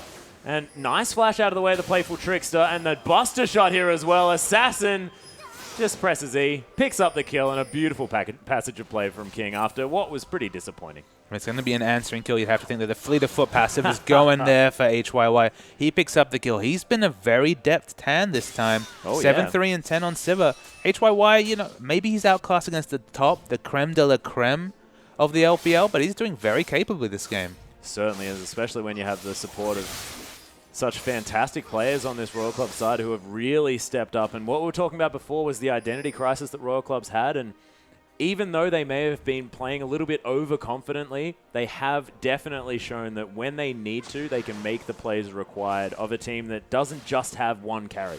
The carry potential of their laners is definitely a big win for Starhorn Royal Club stepping away from this series, but the shot calling of their new shot caller, Insect, really needs to be tightened up. His personal decisions in terms of choosing fights has been poor. Some of their team fight engages have been very poor, and they can't afford that against the top teams in this LPL. HYY, by the way, went back and bought a full Last Whisper and a QSS. He's doing all right. Yeah, he's got some items. Had a bit of money. Certainly had a bit of bank there in that back pocket. Does have a 40 CS advantage as well. 7-3 and 10 on this server, doing a whole lot of work. Lazy 3,500 gold lead over Wushin, who does have his damage items, but nowhere near the defense available. Zero almost gets the hook onto MLXG, but they might go in for this anyway. Yeah, he's popped the thrill of the hunt, but not going to find the stealth from that one. Actually, no, he hasn't. He kept it. I thought I heard the noise there for a moment. For once, a bit of restraint from Insect. Yeah. They are going to just take down this inner turret in the top lane and Super Minions pushing and smashing down the base in the bottom lane. Not many good decisions here for King. Yeah, the tutorial is on, as it were, but King doing well pushing out these waves. As Thrill of the Hunt's going to be popped yet again. They're going to see them all doing this red buff. Kicked out is MLXG, but it's a beautiful choke with the equalizer. MLXG getting caught by the Chum the Waters. Corn not going to get hit by that Aqua Prison either. And here's HYY with so much damage. Wushin is going to try and get out. Does pop that heal as well. Uncharacteristically, another Descent to go wide from Zero as they're trying to hunt down the members of King. The flash double flay in the box to come through. And King are just falling apart. Royal Club follow their super creeps into the base, and may have taken a little bit longer than you would have otherwise expected, but Royal Club pick up a decisive victory. Absolutely. Kim's are just lambs to the slaughter from the oncoming Aurelia, Fizz, and Sivir. And another 2-0 win, the third so far for the Starhorn Royal Club, who we thought, all right, until Name comes into this team, they're going to be just around the bottom, struggling to pick up any points at all. Picking up 9 clear points without a settled roster, very impressive from this organization. Yeah, really looking fantastic. And the fact that their solo lanes can step up as well, and with HYY putting on a solid performance, as we go to this replay, we're going to see exactly what Starhorn Royal Club have done. And this is what won them the game, you have to say. And this is definitely the game takeaway. We're still at 2 minutes 53. Remember that. This is very early into the game right here. So we'll start rolling the clip here. As it looks like just a standard 2v2 fight in the bottom lane. You can tell that King are baiting for MLXG to come in right here, but the teleport start, and very crucially, look how much earlier Kohler is into this fight. A good 5 to 6 seconds before level 2 Rumble comes in. And of course at level 2, and Aurelia has so much more CC and gap close than this Rumble. It's really felt in this fight. And King's the first to rotate their mid laner, but again, it's a level 2's Zed, and it's this cavalry. It's the Fizz and Lee Sin. Lee Sin, level 3, all abilities available. Is such a strong skirmisher, and King, 5 deaths. It set the tone for the game, and we thought, all right, this game's, it's close to being over, but Starhorn Royal Club gave them multiple opportunities to get back into the game. That could have been a cleaner 25, 30-minute win. It went out to 37 minutes. Yeah. And Starhorn Royal Club can't afford to be quite that sloppy as they move forward. Yeah, and you have to feel that if King sort of had have just not had that situation happen in the early game, that game would have been very, very different, because they looked like they were able to pull themselves back together, picking up the Baron and other important objectives, trying to find their way back into the game. They were doing well, so maybe if that hadn't happened, they could have made this a 1-1. But as it stands, it is going to be the victory for Starhorn Royal Club, and we are going to take a short break as the LPL continues in just a moment.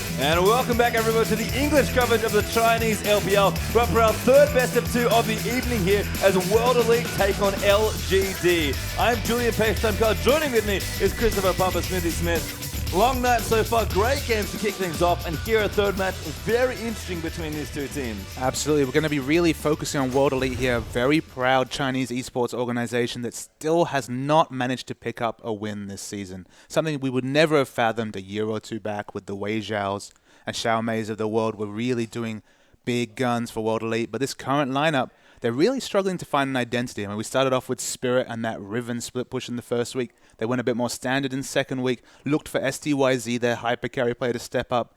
Didn't really work out for them.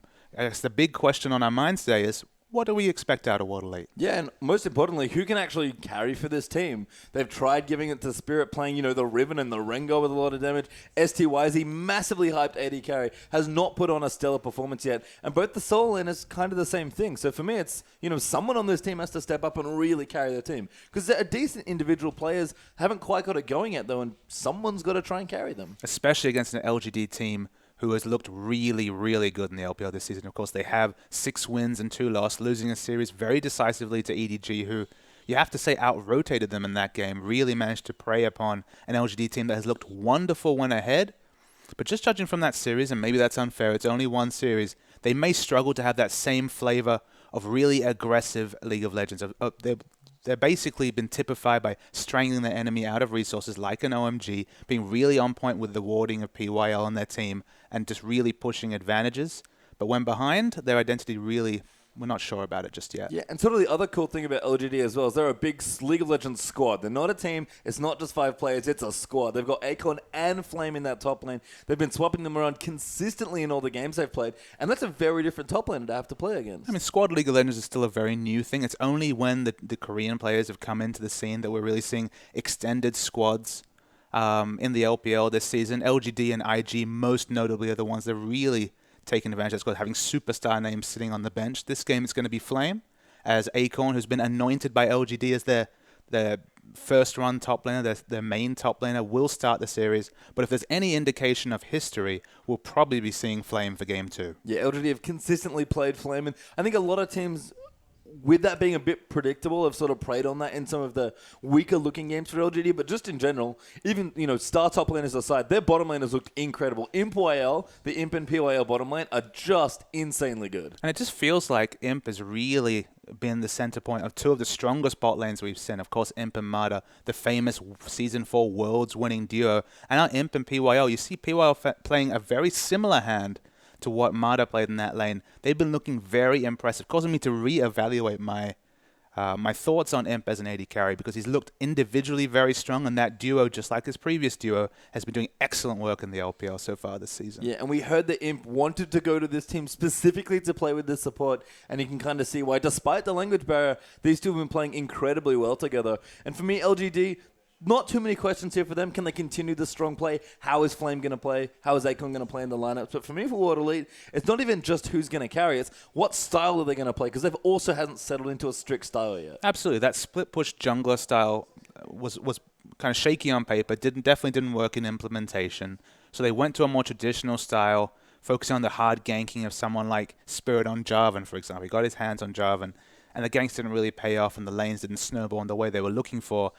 They're definitely still trying to find an identity, but it's important to remember they've only played 8 games so far of a 44-game regular season. Obviously, they'll be shooting for top 8 just so they're in with a chance when it comes to playoffs and to avoid those relegation spots.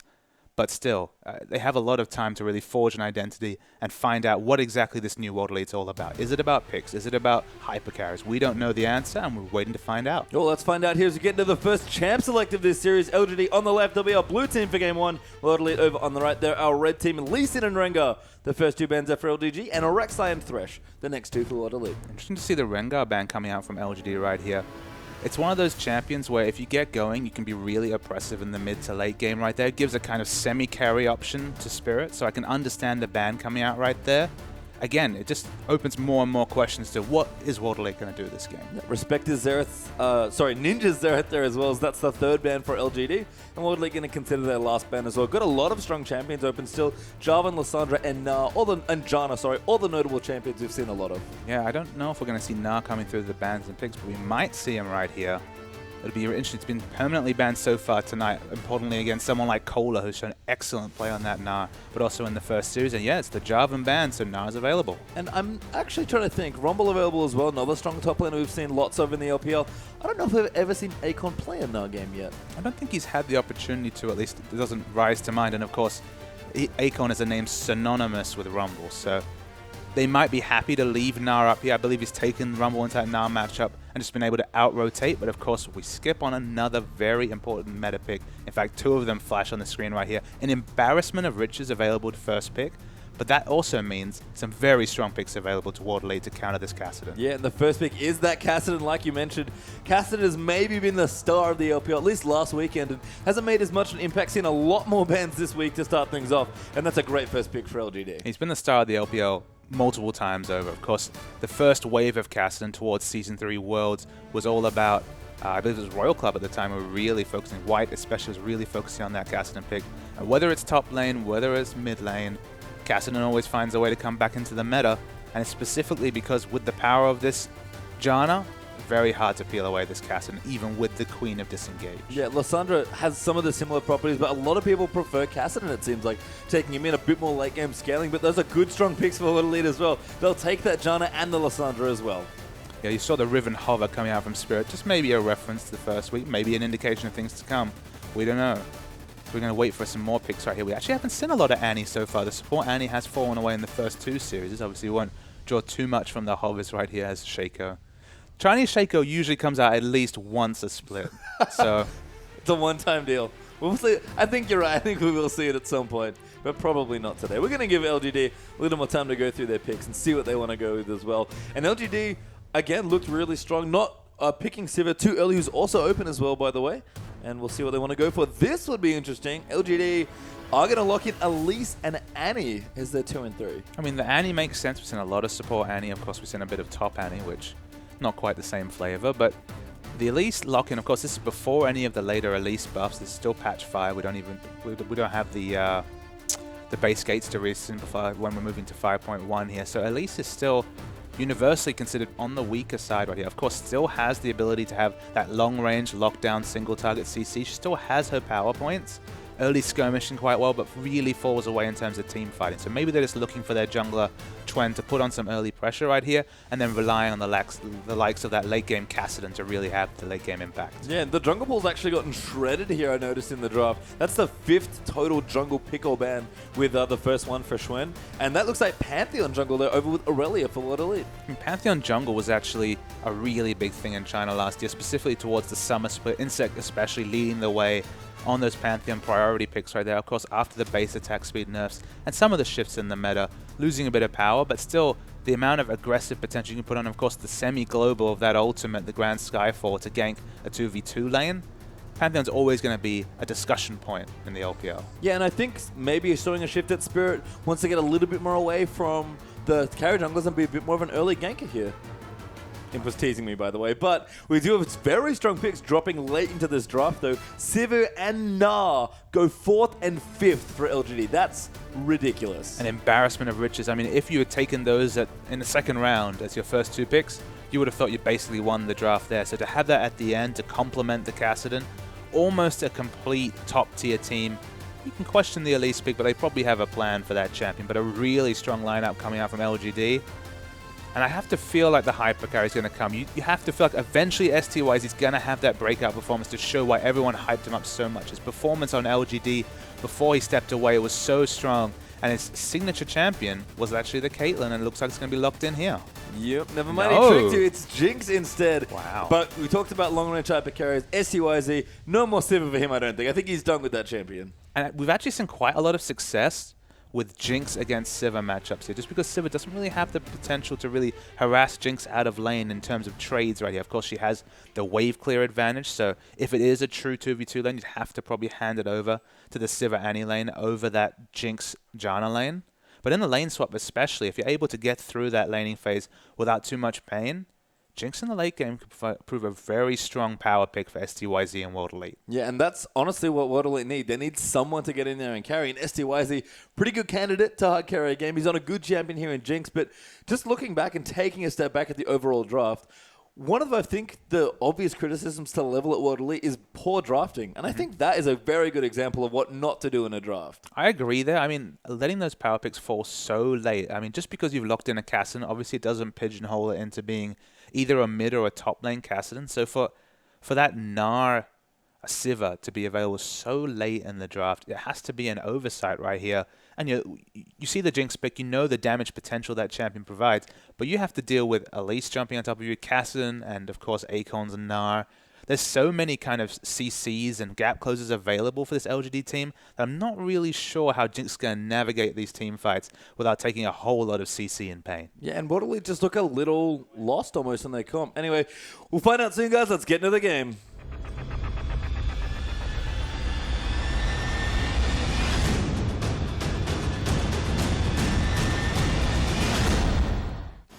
And we are on to the rift for our first game between LGD and World Elite. It's our third series of our first day in our third week of LPL. And boy, has the competition gotten real spicy here. LGD looking to continue a pretty strong performance so far on World Elite. They really want some points, Papa Smithy. They do, but as you mentioned here, they have a bit of a mixed draft. They have a lot of dive in their top half of the map between Aurelia, Pantheon, and Lissandra. A lot of gap close, a lot of dive. But that's against a Sivir, who obviously has a lot of movement speed, and the spell sheet that's available. And you have to think, so when that Flash Tibber comes out, I'm not really sure how Jinx and Janna are going to be able to really have any semblance of a front line to be able to tank the damage required for Jinx to really get the teamfight DPS out. So I do worry for World Elite here. But they do have a snowball team, so there's maybe some potential that in the early to mid game they can open up an unassailable lead. Well, we'll have to see here. Both teams actually navigating very aggressively around each other's red buff. There's one deep ward there at the buff for World Elite, and looks like two wards actually for LGD, even using one to potentially spot out a lane swap coming through there as well towards the top side. Yeah, both teams looking for lane swaps right here. I wonder if we're going to see the re-invade from World Elite here. It's not really necessary. They've basically guaranteed themselves enough vision to guarantee 2 buffs. So back away from that re-invade and just take what's easy. Yeah, it looks like they're going to break out into standard-ish lanes, at least for them. Wayless actually did want to poke his way mid there. Ninja might discover what's going on as well, but it seems like we're going to have a buff takeaway here and probably start vertically on the map for these two junglers by the looks of things. Yeah, it looks like a lane swap's been initiated by LGD right here. It's very interesting to me just because in a 2v2 lane you have to really favor that Sivir combo over the Jinx Janna.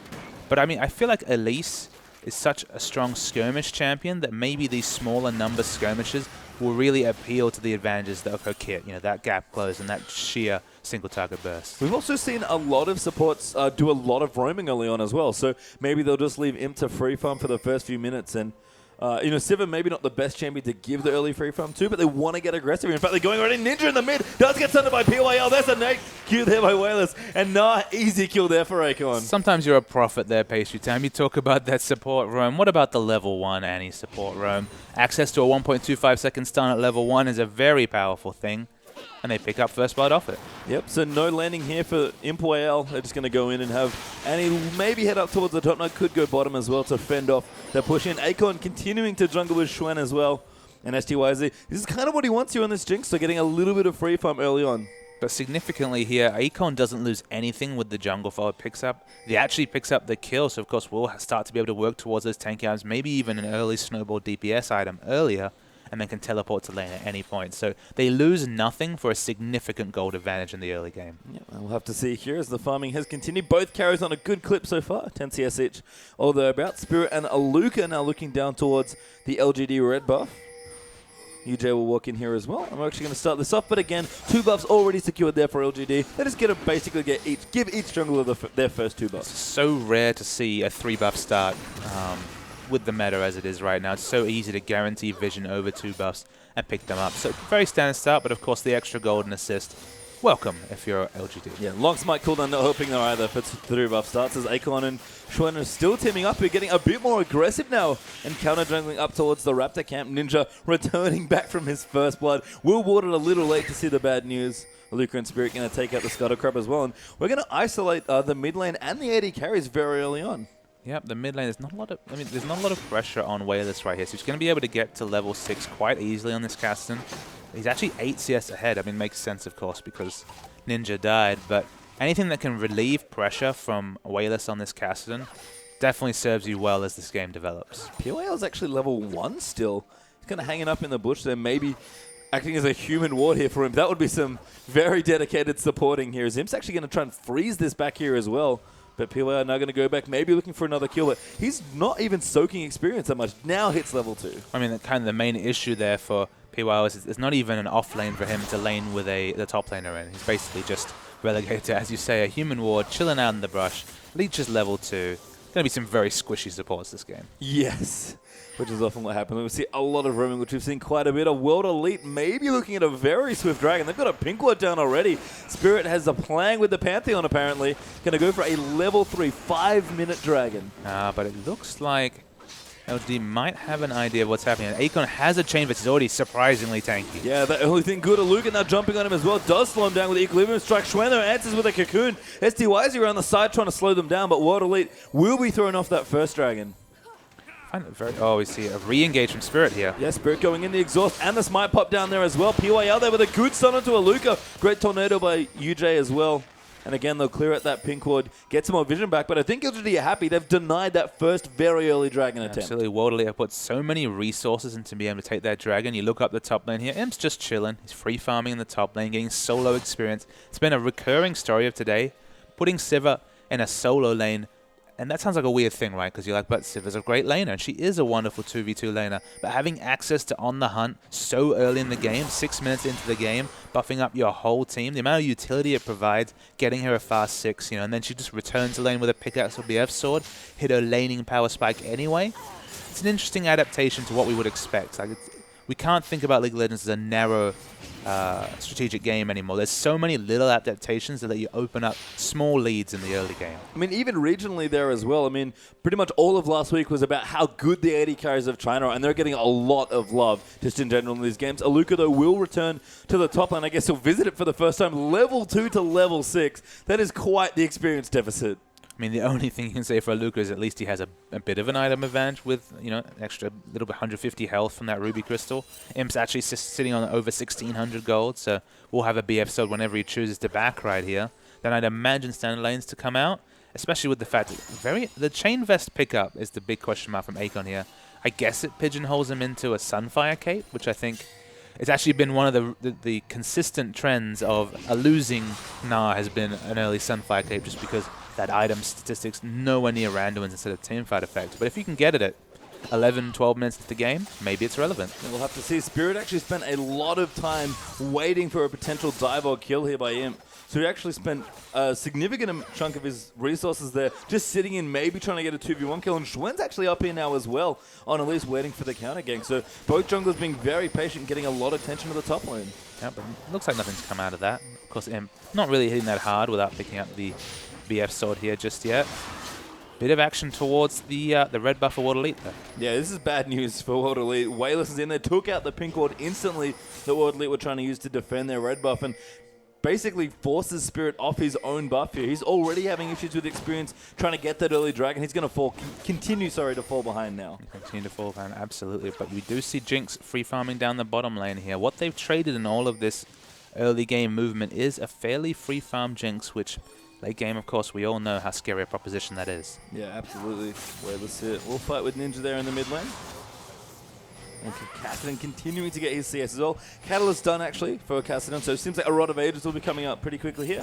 And a Fiendish Codex up for Ninja as well, going towards everyone's favorite Morello Omicron. And we have to note that the one roster change that's stuck on the World Elite side is they have committed to UJ so far as their support in the last few games. Conan's been sitting on the bench, of course, was their support for the I believe the complete 2014 run, and UJ just trying to make an impression in the bot lane. Yeah, and again, we talk about players on the World Elite that need to get going. STYZ is certainly one of them, and maybe the new supports an added incentive for STYZ to play a bit more aggressive, get a bit more going, and get himself up in these games, because he's starting to have some better games. We had a great Caitlyn game last weekend, I believe, but it's still not the player we expected coming in. And bot lane is always a duo, so you have to talk about the personality meshes between the two. STYZ is known as a fairly fiery player. He's had his checkered history, so it's a chance for him to start a new lane up with UJ, and maybe that's what they go for in the future. Yeah, we'll have to see. BF sorts completed for both ADs, by the way, so well and truly on the way. And just as you predicted, Papa, we've got standard lanes breaking back out here. So PYL's level 3 Annie to UJ's level 4 Jana, the support levels there. And you pick up that BF sword on Sivir, you have so much instant wave clear. You can either hold the lane, you can push it in.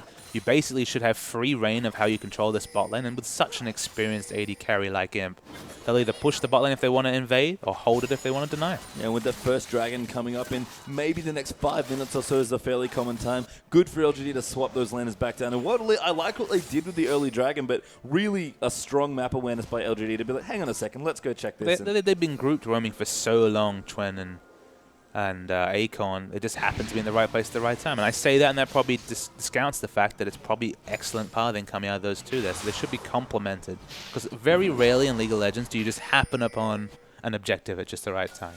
Yeah, Xuen as well. Picked up an early Sightstone on his Elise to go along with his jungle item. Hasn't enchanted it yet. Will be on the way for whichever enchantment he'd liked. But really just, again, providing a lot of vision, a lot of utility, a lot of the things we expect from Elise as a jungler. Yeah, Elise is all about her early game skirmishing and then just falling off in terms of damage. So to pick up that Sightstone, ensure that this is a very, very safe dragon. Of course, no Sightstone could be available for PYL so early after all the roaming.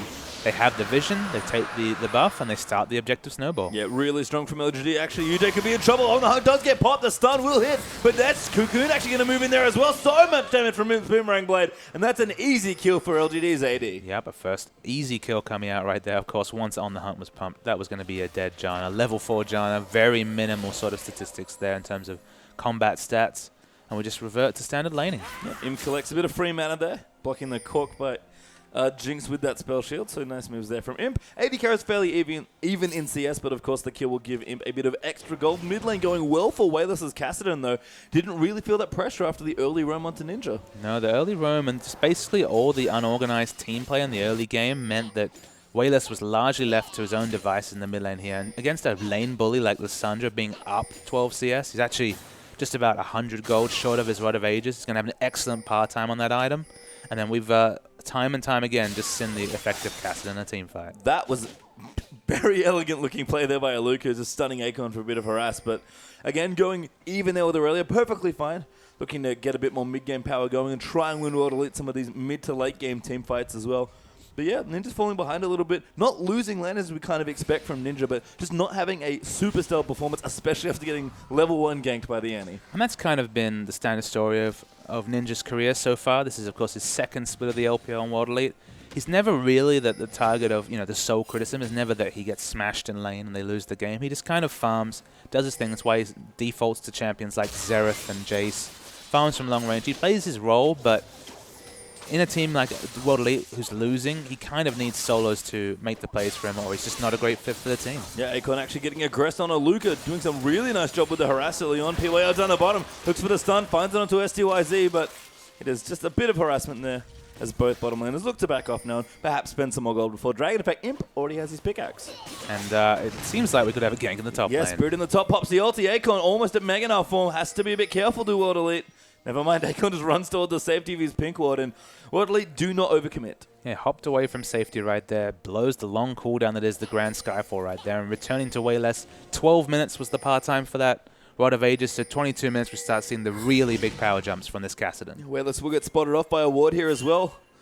Aluka and Spirit likely don't want to fight this 2v2. No, especially now that he's transforming would be a very potent skirmisher, so they will back off there. And LGD, again, just playing very calm, very comfortably. Feel confident in their AD carrying with Wayless, his lane going as well as it is now. I can't really blame them. And usually it'll be a problem to be sort of letting Jinx get largely free farm right here, but just with so many gap closes and CC abilities in teamfights, I think LGD are happy with this Sivir versus Jinx matchup going even or slightly to the advantage of Imp. I do like the greed, though, coming out from STYZ. Early Avarice played there for him. Kind of realizing that I do want my Infinity Edge, but the game's a little slower maybe. Can't afford to go a bit later, and he needs to as well. He's the big carry on this team. He's absolutely the big carry. I mean, picking Jinx, you're committing to a very hard damage carry that does not have little to no mobility short of getting resets. So they're really looking for this first target burst, and they do have Lissandra to assist that, of course Pantheon as well. So if they can get that first target, Jinx's potential in a team fight is limitless, but it's just looking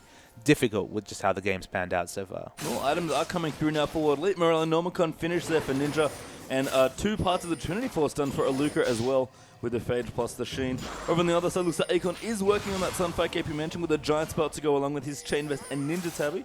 And a Kindle Gem actually now for Elise as well. Schwen getting even more utility off of his Elise build. I guess it's going to be a Snowball Sunfire cape. I don't really see the main function behind it. It's not like Shen, who desperately needs the wave clear. I mean, Akon in Mininar form doesn't have access to a lot of wave clear, but does have a ranged auto attack. And in Mega Nar form, his Q actually does wave clear surprisingly well. So it's just been a stylistic choice from a couple of the top laners in the LPL. It's had mixed success so far, but we'll try and monitor to see if it actually has a big impact in this game. Yeah, Imp's Infinity Edge is done now as well. Dragon is back in a minute 40, so LGD looking to get that Dragon Snowball going, retain their objective control. STYC in the bottom lane, though, will take out that bottom turret. The first one of the game actually going to Word Elite, but PYL is around the side. The tip is stuns onto 2. They're going to move forward now. PYL does back off, but Schwen's down the bottom looking for a cocoon. He's trying to find it. Imp now around the side as well. Onto STYC, goes in with a great boomerang play. Johnny goes down as well, and that's 2 easy kills for LGD. Yeah, at that point, only thing STYZ could do was try to get a solo kill right there. He knew he was dead with all the cavalry coming down.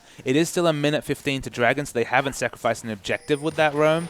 But again, 4-0 is the kill score as we move into this game. Scuttlecrab goes down as well for LGD, so they'll have good control over that Dragon as it comes back off. Looks like mid lane was a potential target here. They'll back off as well, and Spirit's actually down towards the bottom. Again, just hanging out. Actually went back to base. Nope. Looks like he did go into the lane. He definitely cut 1v1 Imp though, so just collecting a bit of the CS as it crashes into the turret. On my monitor, we did actually see the Grand Skyfall coming down from Spirit right there, but of course, he had to quickly turn around when he realized he was against an Infinity Edge Imp here, right? No chance of being able to 1v1 Imp there.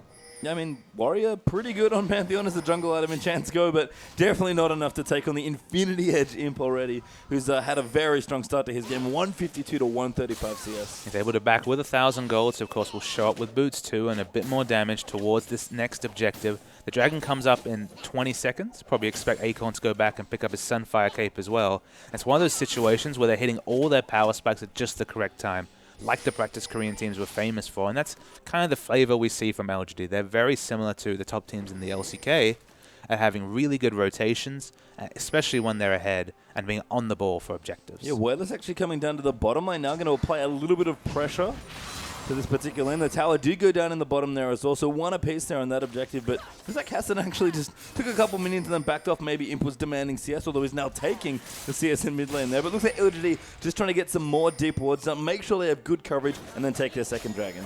You'll see some damage trades coming to the advantage of Aluka in the top lane here, but Akon, of course, he's always got one eye on that teleport, one eye on that Dragon, because they are in the perfect pole position to pick up this second Dragon. And LGD not quite confident enough to go in and start a 4v4 or 5v5 team fight yet, but they're actually moving Imp PYL. Maybe they just want to get their push on now with the Sivir, actually. What we should credit WE for, we're unsure how many chances we'll have to complement WE this series, but look at their defensive warding. It's excellent around the blue buff. They haven't been in a position to contest these 3 pink wards around Dragon that is really giving exclusive Dragon warding to LGD, but credit to WE. At least it's not a completely dark map. They're trying to really double down on what they do have control over, and they're just trying to slowly force their way towards contesting some of those big objectives. Yeah, Schwen just casually soloing the Dragon in the meantime, though. It has it up to half health now. Looks like Imp will rotate down with PYL, and this Dragon is not long for this world. Smite is available as well, and that's a second clean Dragon pickup for LGD. Yeah, I mean, World Elite, they have Jinx. They're looking to power up to the late game right here. Whether that's going to be probably the correct move to make against a Casson who already has a Morellonomicon to supplement that Rod of Ages, which we previously said was going to be complete by 22 minutes. Buying time for a Cassidon against buying time for a Jinx is kind of a lose-lose, I think, for LGD. For World Elite, just because once that Cassidon gets big enough, it may have been nerfed, but he still has amazing burst. Yeah, Aluka finished his Trinity Force, but a little late, unfortunately. Couldn't have it in time for that first Dragon fight. Akon will transform in the top lane as well. Continue going on. Even CS in the top lane. Aluka actually going to unleash with the ultimate, but Megadar not a good champion to try and go 1v1 against. He's very powerful. I mean, there is still a big power spike coming onto Aluka with the Trinity Force right here. Definitely a much more significant power spike than the Sunfire Cape that Akon's completed. But as you can see up top, Pretty just relaxed auto-attacking, but PYL, he's feeling it. Yeah, he goes in, actually pops a Timber's Acorn now. Mininoff, I'm going to go in as well. PYL going to follow through with a few more spells. Hyper will proc. There's another Q. The tower pretty low. Aluka actually going to dive back in. Pantheon is now on the top as well. PYL gets that first kill. Spirit now going to go in, but he takes so much damage from PYL Zanny. It's actually level 9 versus level 8. The rocket misses in the bottom. UJ in trouble. Is forced to flush out now as well, and PYL is coming in. He's got the stun in. Flashes forward. He's got his ulti ticking as well. Spirit could be in trouble. The Q does land, and PYL picks up the kills. At the same time in the bottom lane, Wayless was able to solo Ninja right there, which that's the start of something very, very bad if you're a WE fan. Yeah, and LGD, again, just kind of going from strength to strength here. Everyone's powered up. They're getting the kills. They're securing the objective. Schwen in a bit of trouble. SDYZ retaliating with that Infinity Edge Avarice play, but World Elite need to get a fight going soon. Yeah, and it's very clear that Ninja cannot split push against this cast, and it's only going to get worse as he goes back and shops again. Probably going to pick up Boots too right here to complement his bevy of early game items. 22 minutes again is the completed Rod of Ages. It's going to be quite the scary Caston coming out at that point. Teleport in for Akon in the mid lane, going to try and fend off SDYZ and UJ. They're doing a good amount of damage. SDYZ actually maybe going in for a bit of damage, but will chill out a little. Akon will clear them out. Tower gets low, but doesn't go down, and LGD retain control of the turrets. Still don't really see the main purpose of this Sunfire Cape pickup, but obviously it does provide him with some interesting combat stats. Yeah, the rotations come through. There's no objectives to pick up at this point. LGD, they have 2 outer turrets. They're really going to try and just anchor Imp in the mid lane and try and AoE down this wave and pick up this last outer turret. We'll have to see World Elite grouping up very aggressively in towards the mid lane. 4 members actually, as PYL can maybe find a future Benny Fred. Spirit going to dive in there. The Tornado comes through, and that's an easy first kill for Pantheon, but now Imp actually could be in trouble. There's a good Lissandra ultimate as well, and there's the double coming through for Spirit. The teleports come through as well, and World Elite look to push down mid. Excellent play from World Elite. A good play calling. They saw the isolated mid lane, isolated AD carrying support in the mid lane. Picked up the 2 kills. They might even take a second objective here. Nope. That poke from Cassidon's sticking. That's a very good cocoon by Schwen as well, but Wayless is trying to clear out the waves. Got to be a little bit careful going in. The turret getting low. Jinx is so good at taking out turrets, and World Elite pick up now 3 turrets to 2. Yeah, in minigun form, once you have 5 points in that minigun, so much damage to structures, so much attack speed available just with the 1 BF sword item coming out from STYZ. That's a lot of mid lane vision they've opened up here. And whether they can translate that into aggressive wards and starting to compete with these objectives on the side of LGD, very nice rotation from World Elite. And that is maybe the saving grace for World Elite here. Not only is STYZ on a strong carry that can really hammer them in the late game if he gets going, but if they start winning engagements, Jinx not just can actually snowball structures quite easily. Absolutely. I mean, she's completely a snowball champion because she's so reliant on her passive to have an impact in team fights. You know, she has that low range in minigun form, so she usually has to rely on the rockets for the early kill. But once the first kill comes out, we all know Jinx's potential once she gets excited. So it's going to be whether they can break that tank front line, specifically whether they can kill Acorn and then move towards a slightly squishier backline of LGD. They've got good engage as well with the Pantheon Lissandra if they want to maybe get a pick, but it's a bit tricky. Wayless here is going to dive in, but actually gets knocked up there. Lissandra comes in as well, and SDYZ gets yet another kill. And biting off more than he can chew, but here comes the Pantheon ultimate as well. Yeah, Imp has popped his ulti. Spirit going down does walk away from the cocoon. PYL also ready with the stun, so World Elite will back off intelligently. Do not want to overcommit, but this is the type of thing this comp needs to do if they want to get themselves in this game and really try and challenge LGD. Yeah, I mean, Wayless basically riftwalked as if he was going to do a Zhonya's bait there, but of course does not have that item completed and was instantly burst down. Maybe did not judge the situation correctly and understand there was Ninja also there for the trade kill, but I mean, if you're World Elite, you're going to accept those kills. That's actually the first kill for Jinx comes out there. She's already got her first 2 AD items, working towards perhaps the Last Whisper or the Vamp Scepter into Bloodthirster. World Elite, they're starting to scale up. And again, we saw a little bit there. Maybe this is how their comp's supposed to work. It's pretty narrow. It does a very specific thing, but it does it quite well. And if that's how World Elite want to play, we mentioned it, they need to change something up here. Maybe this is what they want. 40 seconds now till that next dragon. UJ and Spirit going to clear out some vision. We discussed the Elise pick and how it's basically to snowball the early game here. It's only 1,000 gold between the two teams right now, and we're starting to move on to the point in the game where Elise's damage is not really a relevant consideration, when she's only really there for her ability to put out those single target CCs in the cocoon. And while that can be very useful, obviously if she can get a cocoon onto STYZ, it might win a fight. In late game team fights especially, at least just feels like more of a glorified Aura bot if she's built maybe Aegis or finished those items. So they're going to start to struggle in the late games in terms of jungle pressure right here.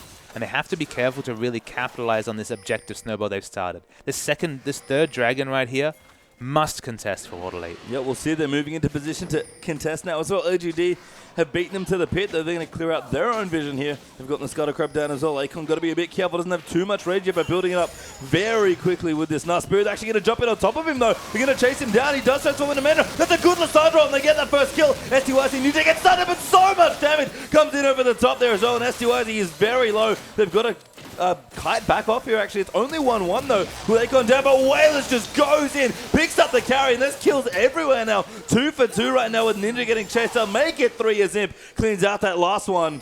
And World Elite, sorry, LGD fire back. And while it looked like a suicide mission from Wailers right there, if you're trading your life for Jinxes, you're doing it right if you're LGD. That one pick, getting down that low health Jinx, wins them any sort of team fight. And you know that we're going to see so many replete engages like that once the Zhonya's is completed as the third item over here for Wailers. Yeah, you mentioned it before. That Zhonya's would make so much of a difference to Wailers, but he still did a ridiculous amount of damage with the AoE.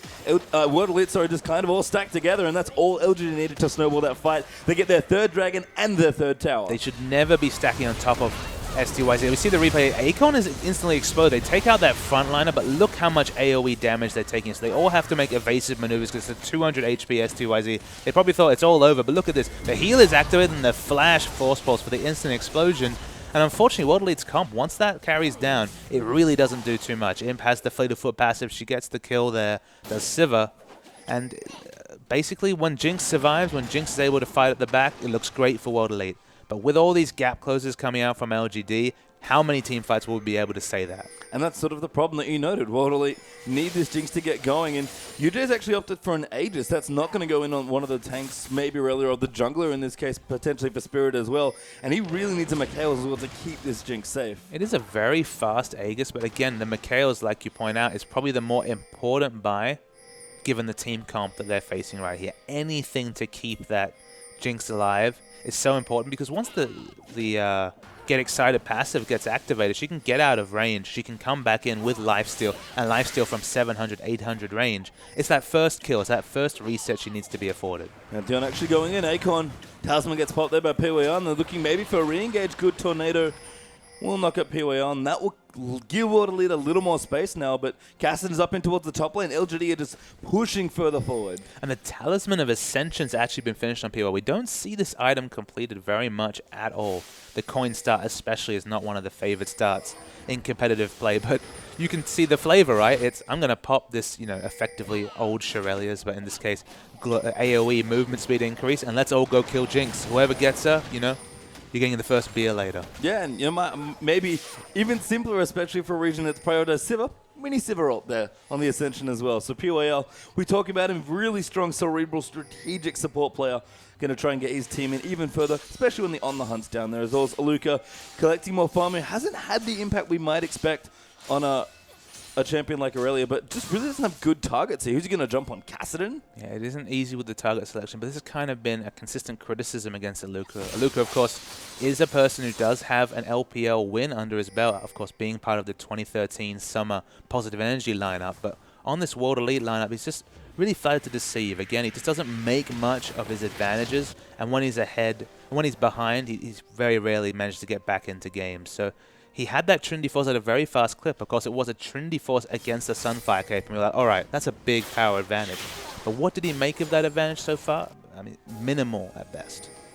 As we do see as well, STYZ, maybe the big carry here for Elite, who, if anything can happen in this game to let them through, it'll definitely be that Jinx. Blast Whisper has been completed there as well, but World Elite struggling a little bit more on gold, about 4,000 gold behind here, and of course, crucially, those 3 dragons down as well. Yeah, I mean, although she has the trifecta of damage items, I feel like this Jinx needs at least a Vamp Scepter. I mean, hopefully a Bloodthirster, but at least a Vamp Scepter, and even more importantly than that, she needs Flash Up. If she has those 2 things, the reset potential is there, but right now, she's just going to get zerked down by this Cassidon. Yeah, and even then, Cassidon's so strong that Jinx really needs to get to probably Bloodthirster and the Banshee's Veil. Those, the full 5-6 items built here. Is Imp actually going to pop his ulti? Spirit going to dive in. Ninja over the top. Going to try and look up PYL. The ultimate comes to it. Imp is doing so much damage. That's a good zoning zone for Ninja as Akon will join the fray now as well. Yudo tries to knock him out with the Monsoon, but he's going to go down to Imp. But STYZ is getting the resets. Akon transform, goes in on top. Waylon just destroys STYZ, and that's 5 kills for 1 to LGD. I was tracking STYZ that whole fight, and he was free hitting, but it didn't make any difference because the moment that the target selection changed on LGD, he was instantly exploded by Waylon. This is what we were talking about,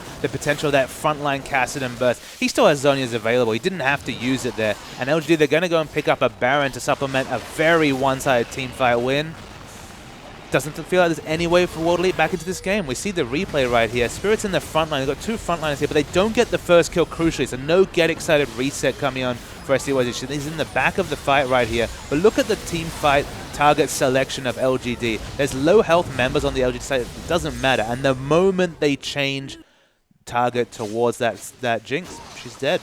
Yeah, it couldn't have come at a better time with the Mega Knight transformation either for Akon. And I mentioned it, Jinx probably needs the full set of items to really be competitive. And you can see why. Wales' Kassadin just rips through this hyper carry. And that's realistically why we don't see a lot of Jinx. Is there any champion that needs such a collection of win conditions to really be able to be effective? It's such a risky pick and competitive. And there's been times we've seen Jinx action. Of course, Deft played an excellent Jinx against, I believe it was actually Siva in the EDG LGD series, but that was a totally different situation. For one, there definitely wasn't a Kassadin on the board.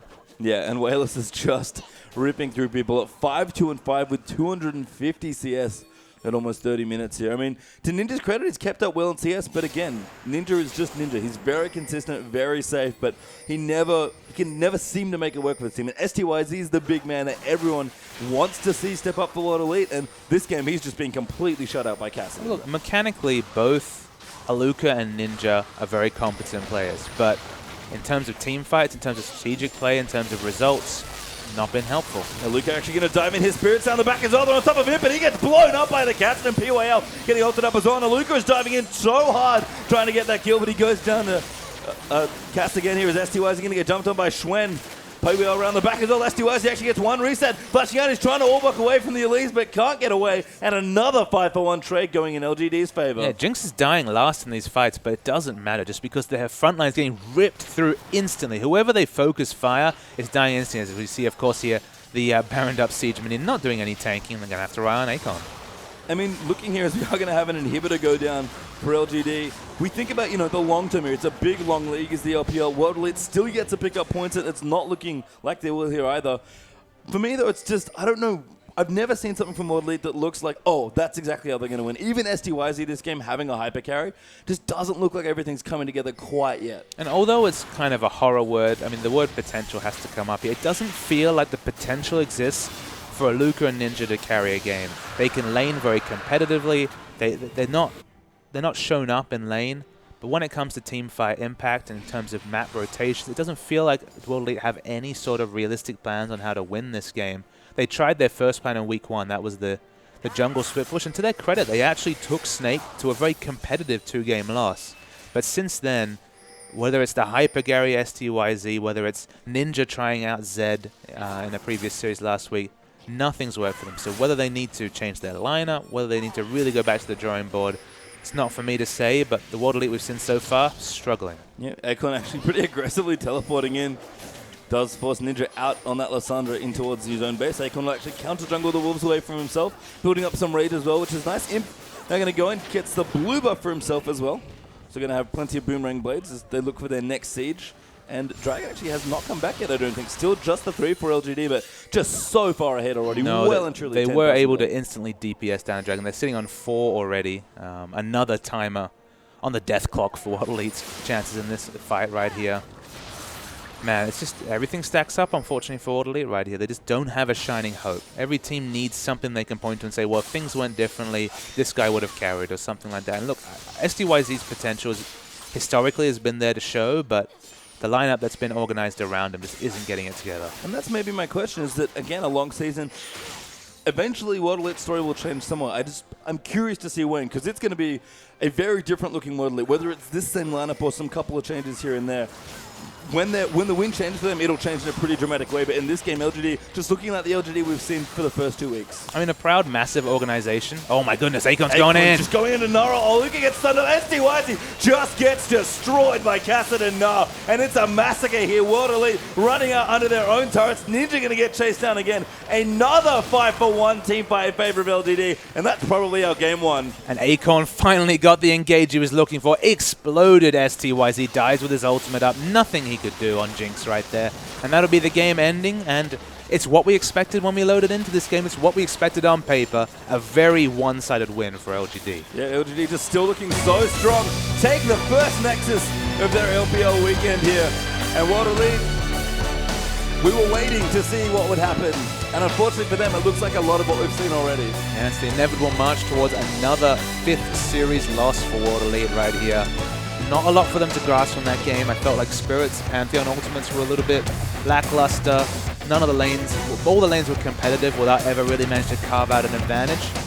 And it's another comfortable win for an LGD team who's now galloping towards 2nd place, at least for the length of this series. Because of course, with Snake's 1-1 split, if they win 2-0 in this series, they will leapfrog them at least till the completion of the last series today. And that's probably a good thing to talk about. LGD, a very straightforward looking win for them as well. Just still looking, when they're ahead, like an unstoppable team. But they need the points. You know, World Elite's woes aside, and they are struggling at this point in the LPL. LGD will happily take the 3 points. Yeah, and we don't even really need to go to a replay here. We have no replay really to discuss. Just really point out the key point for LGD here, just because it was a dismantling. They either went even or ahead in every lane. They won every team fight. It was just a consummate play from LGD. And World Elite, we said back to the drawing board, 8 times for them so far this season. Here comes the 9th. Well, we'll see. They've got another game. We'll see if things can change here for World Elite. But LGD are just looking so good. Stay tuned. We'll be right back with our next game.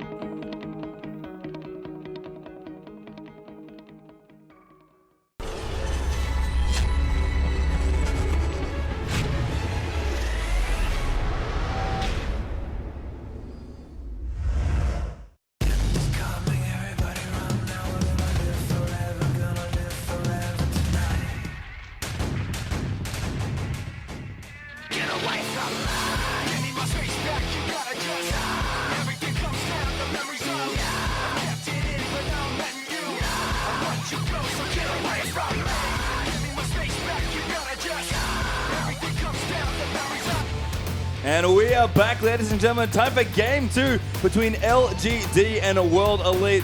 It was a very one-sided game, unfortunately, for World Elite, who are still trying to pick up points, but LGD right back on track where they want to be and just really dominating and looking great in games where they're ahead. I'm Julian Page-Time Card. Joining me is Christopher Papa Smithy Smith. I don't know if I could sum it up any more, Papa. I think it's one of those cases where World Elite, their path for this game is to show something, whether that's winning a lane, whether that's trying to snowball an objective, showing strong objective control, working on their mini-map rotations, working on their minion control. They have basically they're basically behind in every kind of metric of League of Legends, at least in the Chinese top scene right now, and they have a lot to work upon. So we're probably not going to see a win from them here. It's probably going to be an LGD 2-0. But whether they can show something to at least have something to work on towards their next set of series, of course, this is their 10th game they've played so well, still have 34 in the can. We'll have to see. And to be honest, there were a few moments there where I think I liked a lot of what World Elite were doing. I didn't mind their team comp when we looked at it a bit more kind of a very snowbally get a pick and Jinx reset sort of comp. I like the Jinx for STYZ. It's the sort of hyper carry that he wants to be playing. And the 5-minute Dragon from Spirit there, a nice attempt, maybe not quite enough vision or execution, but they're doing a couple of things here that certainly, they're trying some stuff, that's for sure. Yeah, it was a very assertive move, and of course Pantheon, one of the champions who can take those very early dragons on these previous patches. But I guess the issue there is a bit like EP when they tried that very early dragon, picked it up and then did nothing with that advantage. Once World Elite, that plan didn't pass, they didn't really have much to contribute for the rest of the game. And LGD, again, when they look ahead, they look so unbelievably good. I mean, we kind of hyped up the bottom lane. Didn't really need a whole lot of Imp in that game. He played very well, of course. He's been a fantastic AD carry in the LPL, one of the best so far. POEL with a great roam as well. That was super awesome to watch the level 1 anti-kill into poor Ninja, who got, I think, 4-man ganked at level 1 there in the mid lane. And staying true to their form, keeping their colors the same, we will be seeing Flame in the top lane in this matchup.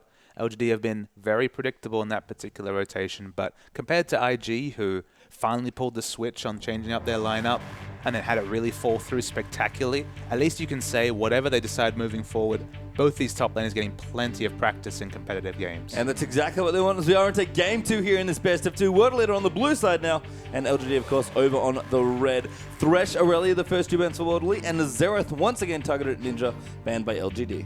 So it'll be interesting to see what World Elite is willing to give up and what they're going to really prioritize right here, because that's a lot of team communication and analyst work into what the ideal draft is. So it's been the reality that it's been the red side that seems to be getting the better of these early games just because you're picking up those 2 priority picks, but of course that was LGD winning on the blue side, something that we haven't seen that commonly in first games in the LPL so far. So whatever they prioritize would be interesting, but we're seeing some adaptations with right here. For example, we do see the Lissandra ban. Yep, so the Lissandra ban for World Elite. Rek'Sai ban over on LGG, so I do not want to let that champion through. And that was definitely one of the biggest things to hear is Jarvan's the last ban as well. World Elite's drafting in general, but especially that last game, just has not looked that clean. And it starts off well. Obviously, there's those strong meta picks that are going to be the pick ban in any series, but they haven't really been having complete ideas in their team comps. It's never like, oh, these champions fit together so well, or these champion synergies have a true identity to them. But the one thing you can say is that at least hovering over a very strong pick right here in Cassidy. It'll be pretty interesting to see either Aluka or Ninja take Cassidy into battle, but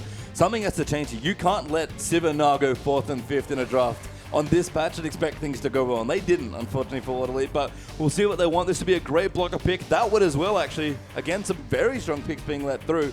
And World Elite, they do settle on Nah. And I was about to reason out loud that the one time we've seen Ninja kind of vary his champion pool, pick up that Zed, it was perhaps the most one-sided series of the LPL so far. It didn't really seem to fit his playstyle whatsoever. So the Kassadin it doesn't really feel like World Elite have a Kassadin player, which, given how strong that champion is in the meta right now, it's a concerning fact. You'll have to see. Kids kind of looking through. Not that many junglers banned up this time, so no Elise revisit for Schwen, probably. Currently hovering over Leasing. We'll see if he wants to go for that. And LGD, as is common on the red side, that's why we see so many strong game 1s on the red side in the LPL. in this patch, it seems like you get two very strong picks, and it's worth trading for the one, and they are going to get Janna and Lee Sin as their 1 and 2. And they're importantly in no way pigeonholing their comp whatsoever with the Janna Lee Sin picks. Obviously, a jungler in support, but very supportive aspects to both. We've got engaged potential from the jungle pressure guaranteed from level 3 onwards. A very flexible draft here so far, and we've seen Azir locked in, so at least they're going for something a little bit different in the mid lane. It isn't quite the same long range we've seen from the Xerath. It is the Azir, who has the potential to be a very lane-dominating champion. Yeah, and still feels quite a lot like a ninja champion. I guess we've seen that he likes a lot of Xerath, a lot of the safer long-range champions. Azir can definitely provide that level of comfort. I think comfort, for Ninja as well, especially with Xerath banned out. Rengar, though, was the other pick here for Spirit. He's going to go back to a very comfort pick for himself. Yeah, I mean, the Rengar, Spirit has shown some snowball potential in that Rengar. We actually did see a series where Rengar was at least 2 or 3-0. And I thought, all right, if they found the champion that really he can propel from the jungle and show, and it was banned in the first series, so there obviously is a level of respect towards Spirit's ability on that champion. But it's going to be a lot of heavy lifting, I think, here. And I feel like Spirit in a lot of Game 2s goes back to Rengar, and that's definitely something that's worth going on, as we do actually have our first Kalista, I believe, of the LPL. Rumble in there as well, but whatever. Imp's got Kalista. And I'm sure our viewers have been watching the likes of Sneaky and other people really taking Kalista into solo queue and showing very excellent results in that champion. We actually don't know what to expect in terms of Kalista build. Obviously, the Hurricane first Kalista and attack speed Kalista builds have been favored just because it allows you to abuse that passive so regularly. So we have no idea what to expect from him, but at least it's something really exciting to take into what should be a fairly one-sided matchup. The Caitlyn hover for STYZ. There's his trademark champion right there. If he's going to do anything, it's going to be on that champion. So I do like the World Elite lineup they've assembled right here. It does a lot of things interestingly. But LGD has some really powerful picks. Yeah, Morgana, Caitlyn, the last few picks there. So again, the Game 2 trend for World Elite seems to be going for a lot of comfort once they've kind of lost that first game. Maybe they should do it the opposite way, where they take all the comfort picks in Game 1, but tried to mix it up. They didn't work out. Got a lot of strong champions for them, and now our last pick for LGD. Unfortunately, no POA or Annie to go with the Kalista. That would have been pretty sweet. But way less. He did pick out this Zed against Dade, of course, very notably in the last series of last week's games here. So Zed could be the potential. Of course, Zed is a wonderfully strong pick against Azir, because Azir's one weakness is champions that can really gap close and get on top of him in team fights. So that's what Zed does best. He's all about that single target assassination. It's a smart pickup here, and it's kind of on a Luca to really level up, get those armor items in, get tanky, and be the answer to Zed's split push here. And with all that, the draft is complete. Love the picks across the board here. World Elite, again, stuff that they practice on, that they're definitely comfortable with. Certainly notice that Spirit likes to go back to Rengar a lot. I think he's played probably 60+% at least of his Game 2s in the LPL on Rengar. And the thing is, you mentioned Rengar, very snowballer champion, can be great to get some of your lanes ahead. Maybe the question here is for World Elite, though, who is Spirit really trying to get ahead here? Who's worth ganking for? Who can really bring it up? Is it STYZ's Caitlyn? I feel like maybe the pathing in this game will answer that question for us, because obviously the team is communicating priorities and the team has an idea of what they're looking for, but it hasn't shown through to the viewer or to us, the trained eye, on what to expect from a World Elite victory. I mean, they haven't had one yet in the season so far, so there's a lot of questions left unanswered. And of course, maybe the most interesting question is what to make of this Kalista pick from Imp. Well, that's exactly what I wanted to ask you, but I guess we'll see as we get into the game. Very excited to see what a player like Imp with such incredible mechanical skill can do in a champion like Kalista, though. And there's a lot of questions, like will it be a standard 2v2 lane?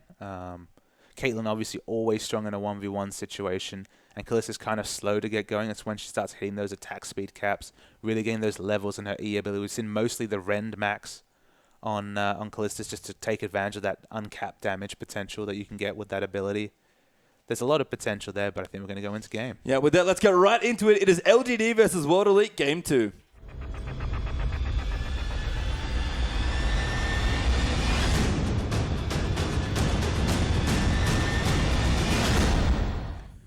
Ladies and gentlemen, welcome back to Summoner's Rift here for our Game 2 between World Elite and LGD. World Elite on the blue side will be our left-hand side for this game. LGD on the red. They're up a game here, and again, had a very strong start. And the question, Papa Smithy, on everybody's mind, what can Imp do with Kalista? I mean, the sky's the limit for a champion like Kalista who has so many different little intricacies to her kit.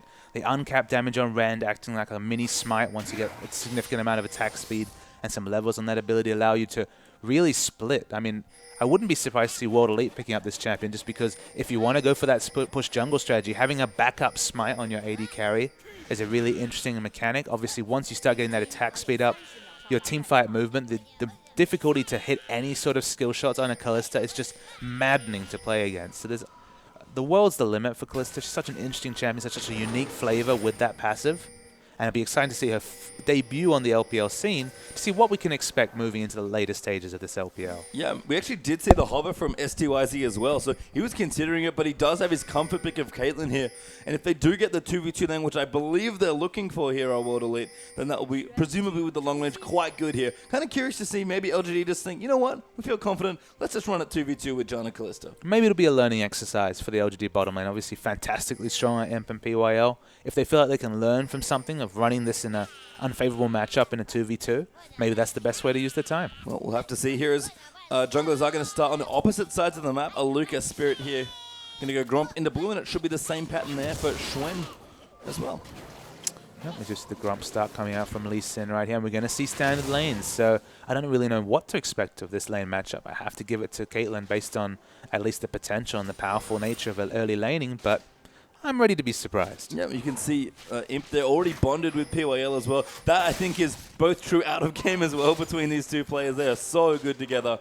And now finally truly bonded for the first time here. Jana is going to be the support over here. UJ with a good binding, though the trades do come in actually in PYL. Getting pretty aggressive early on. STYZ, they will answer back, comes in for a bit of trading. Yeah, Imp ate a binding at level 1 and lost half his hit points, and that's kind of the nature of most Caitlyn matchups. If you ever hit any sort of CC on the enemy champion, so much potential laning burst and trading coming out of Caitlyn. Yeah, Kalista as well, not the champion that you expect to be being hit by bindings all that often as well, but it will take a little while for that martial poise to be quite a lot stronger. Movement speed and I believe attack speed both play into that as well. And there's a lot of unique aspects to Kalista as a champion. Obviously, she's the only champion in the game who can't cancel auto attacks, so if you hit the correct line skill shot and for whatever reason the auto attack doesn't go off and you don't reposition, it is easy to eat the sort of binding you wouldn't expect from other AD carries. So a very intriguing champion, and one of those things where the sky's the limit when it comes to their potential.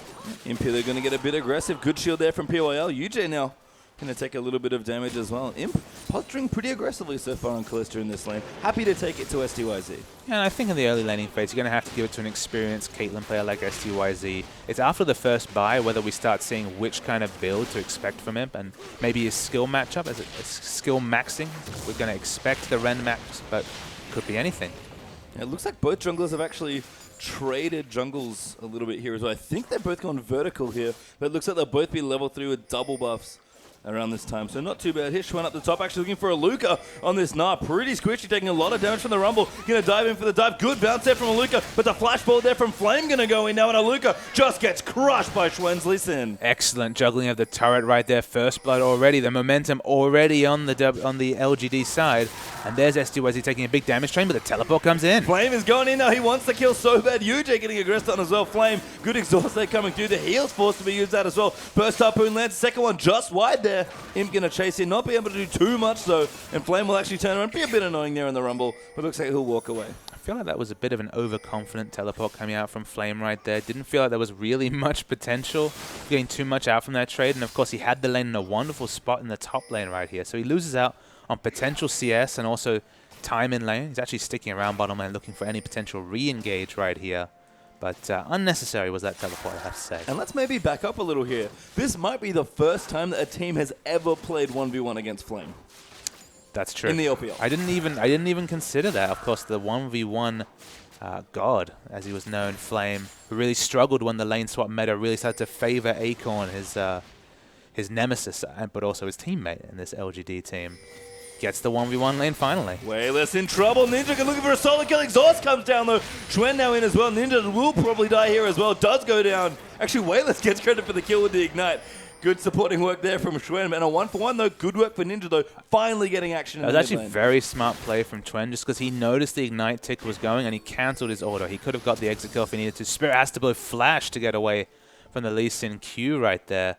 Losing his summoner spell for nothing. Yeah, Flame back in the top lane now as well. Going to clean some minions out here with an early Seeker's Arm Guard to assist him. I mean, it is worth knowing that finally he gets this 1v1 lane, and it's such an unfavorable matchup for Rumble right here. Of course, in the early lanes, if if he can take advantage of a mini Gnar, there's the potential to DPS down that champion. But once Mega Nugget starts getting going, once this Hex Drink is finished, not a fun matchup for Flame. I mean, Flame's still demonstrating mastery of the 1v1, though. All that pressure that led to that tower dive was Flame's early trading there in that lane.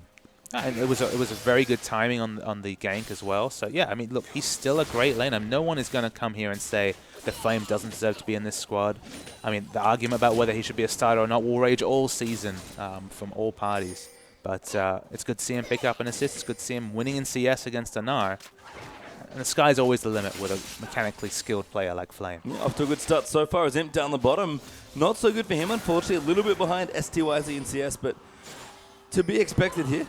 Good Sentinel. They will actually spot out UJ and believe spot the STYZ recall as well. So Imp going to get a bit more free time down the bottom lane. Got a very early Vampiric Scepter actually to start off his lane. Yeah, the two main builds we've seen from Callistas are either the Vamp Scepter into Hurricane, so maybe the recurve bow next, or just going for a straight Blade the Ruin King. So obviously the attack speed focus to kind of synergize with that rend ability. And the tower dive's coming in. Coming through, Aluka not transforming in time, and Schwinn gets another kill in the top lane. Great dive, LGD. Yeah, great dive timing once again right here. Now Aluka's kind of in no man's land. He's 0-2-0 behind in CS to a Rumble. And we can see here, the roam's not finishing. No, not quite. Schwinn actually looking to get aggressive, maybe. Ninja, though, to his credit, doing very well in the lane, even on CS, but is looked to be a bit more proactive and exert a lot more pressure onto Wayless Zed, especially pre-6. Yeah, picked up that Traco, of course, was in a very close to picking up a clean 1-for-0 right there. The CS value is close, as you mentioned, and Ninja and Azir as a champion scales so well into the late game. There is hope for Ninja in this mid lane from Ward Elite. I mean, that was our question. Who can step up on Ward Elite? And looks like Ninja and STYZ might be enabled reasonably well in this game, so we'll see how it develops. But LGD still off to a good lead here, about 1,500 gold ahead for them. Double Bilge Watercolors is completed as well. Looks like Imp is going to go for the Blade of the Ruin King. Yeah, and Ninja is winning these trades in the mid lane, so it's only 8 minutes to the game, but that is a small win for Ward Elite, and a game where we were focusing on what sort of small advantages they could take. And yep, it is going to be the Blade of the Ruin King. It's probably the most reliable build. Hurricane works best as kind of a snowball build, but can really wreck team fights. But Blade of the Ruin King, especially in a 1v1 situation, when it comes to damage to neutrals especially, going to be super, super huge DPS to the Dragon War Imp. Yeah, really strong there. I'm trying to remember, I might have been Imp who popularized the similar Vayne build as well, which was Bork into Phantom Dancer. That, of all the great Korean AD carries, that could have been someone else, but high mobility was definitely the name of that build, and Imp is no stranger to a champion like Vayne, or in this case, Callisto. Obviously, that's been a meta build for so long that I can't really track it back. Obviously, Piglet was a huge fan of that build as well. Double F, one of the late converts to that build, but Blade of the Ruin King into Phantom Dancer, especially with the Phantom Dancer adjustments coming in later patches, we will start seeing more Phantom Dancers, and that will really benefit those people that used to fit it into their build before Static Shiv really took things over. Well, I'll have to check my Korean esports history after the game, but right now Aluka running out of rage here with Schwen looking towards the top lane. Flame has been very aggressive in this top lane, about 10 CS ahead. Looking like the Flame everyone knows and loves and wanted to see here on this team. Finally, in a 1v1 matchup, he looks very comfortable, even in Rumble versus Gnar. And even though Wayless passed over Ward, Aluka's still very aggressively positioned here. He's in a lot of trouble. It could be here. The Dragon actually started up by World Elite, though, but Schwen will kick Aluka in a Whaler. Sorry, now moving in as well. Good bounce there from Aluka, but the Zedot's going to come in, and Aluka is completely dead by Zed. World Elite, though, will pick up their first Dragon of the series, in fact, so not a bad trade there. Yeah, very good rotation coming out from World Elite right there. They're just relentlessly picking on Aluka right now, and at this point, it probably doesn't have any major function. Losing a Dragon for a third kill on a 0-3-0 Aluka is not a big advantage at all. In fact, it's definitely a loss for LGD. Blue buff steal away here as well. Looks like Wayless might get credit for another blue. Does pick it up for himself, and that's a good steal away from the mana-hungry Azir as well. UJ down the bottom also appears to be in some sort of peril. Ninja does continue CSing along. 75-71, not bad. And with Wayless roaming out, Ninja is getting a little more comfortable in this lane. And I can confirm it's the now standard Rend E max on Imp right here. It's going to be EQ into W, I'd have to think. Spirit down the bottom as well, looking for a gank. Has his ultimate available, but does not pull the trigger. Flash coming back up also, but doesn't quite want to dive Kalista. Done a pretty sticky duo there.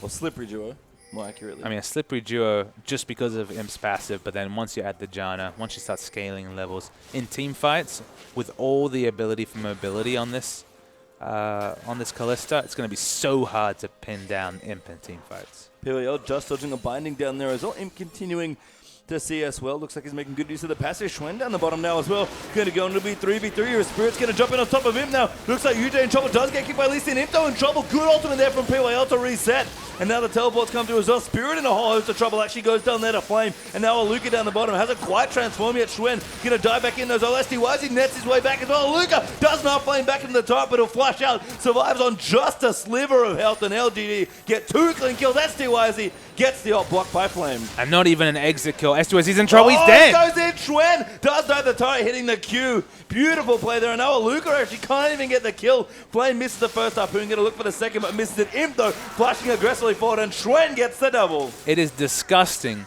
that World Elite did not pick up a kill right there. The ability of juggling turret aggro, the flashes away from turret aggro, picking up 4 kills there in that trade. LGD, they're a top team, pastry time, and they're showing why. They really are. Even with the debut of Kalista in the LPL, Imp still looking strong there, and that was a wonderful teleport by Flame, who has honestly, for me, been the star of this game so far. Him and Schwen have done so much work in the first 12 minutes. I think Twen will feel a bit hard done by 5-0-2. So much map pressure put out from Twen as we see Spirit almost face check Flame in that brush. Twen's Lee Sin, I have to say, very impressive. For one of the more afterthoughts of the LGD match lineup here, probably the least heralded player by a country mile, doing very well. Oh, Imp does get bowled up, but Spirit will not chase him in. No ultimate left there for that Rengo. He's just going to proxy a little bit behind. Try and do some damage to that bottom turret. Sun turret does fall in the mid there. But LGD, I believe, do have... World Elite actually have a turret. It seems like they did take the mid turret out. So, again, Ninja having a decent game so far. And Ninja has been very capable this game. 103 to 94 CS. Remember, Zed is one of the more favorable matchups against Azir. Not so much in early laning. It's still a ranged versus melee matchup. But, you know, after 6, and especially with a 5-0-2 jungler, you'd expect Zed to be all over Ninja, but Ninja's done very capably and it's starting to put his hand up in this game a little bit more as someone who, with a bit of help from the jungle, with a bit of snowball, can actually look to carry. Yeah, SDYZ picks up the second turret for World Elite there as well, as Caitlyn with now Berserker Greaves, but just had the pickaxe BF, so with Boots 1 there, doing a lot of damage to the bottom turret, going to force Impact. He'll farm up that wave. Wayless now, Wishwan and PYL going in. Actually, Ninja could be low. Great ultimate though from Ninja. Completely blocks Lee Sin. Oh, it's actually Wayless going to dive back in instead. That should kill him, and it does there. PYL with the ulti as well will heal Wayless back up. Spirit though will get kicked out by Schwen, who's doing so much damage early on this Lee Sin. But SDYZ's joined in now as well. Going to maybe look down to chase PYL. He does get bound. Caitlyn going to look in, but Flame now down the bottom as well. Gets the kill on the Spirit with his ultimate. Now UJ getting dived and gets killed by Wayless. And LGD just all over World Elite. It's getting nasty for World Elite so quickly there. Twen almost soloed Spirit with a Q that went wide. He accidentally hit the invisible Rengar and almost instant killed him despite not having any damage items on top of that warrior enchant. And 5,000 gold is the lead, and it's just funny how fast these games kind of fall apart from World Elite. Solid laning from their mid laner. Obviously their top laner was well beaten by Flame, but even with that early dragon, even with those percentage stats, it's really falling apart for World Elite. Yeah, Imp got the bottom turret there as well. While all the action mid was going on, doesn't quite have enough to finish his Blade of the Ruined King, but it'll be very close. They've picked up the Berserkeries, which are crucial on Kalista. Any sort of attack speed based champion, the reason why I say that for Kalista is that any champion who has an auto attack related modifier, for example, Twitch's Expunge or Vayne's Silver Bolts, or in this case, Kalista's Rend, really wants to get boots to as fast as possible because you're getting so much better orb walking with every auto, and of course the attack speed naturally synergizes with those abilities. The moment that you can stay on a target, and of course Kalista doesn't need flat moves because she has so many mini little jumps from her passive, it just adds up when it comes to Rend damage. And we're going to see, hopefully this game, some of the massive damage potential of Rend, especially on those neutrals. Yeah, I mean, Imp also getting value just from the boots. Movement speed, Martial Poise scales that way as well. So doing some really fancy dancing here in the mid now, just going to clear out some of those creeps. And opening up again. I mean, STYZ, Schwen actually never mind onto Ninja. The buff did go down. He steals it away, and Ninja feeling very hard done by maybe going to chase in. Does move the Sand Soldier forward there, but Imp is now in the house. Looking to take out the Scuttle Crab. World Elite grouped very aggressively together here, but LGD steal away the buff once again. And this is the first series where Imp hasn't had to hard carry his team, and it's the other members, actually the top side of the map, who've really been the cause for optimism for LGD here. 206 is Flame. He's done fantastic well. Actually went for a really fast Void Staff right here.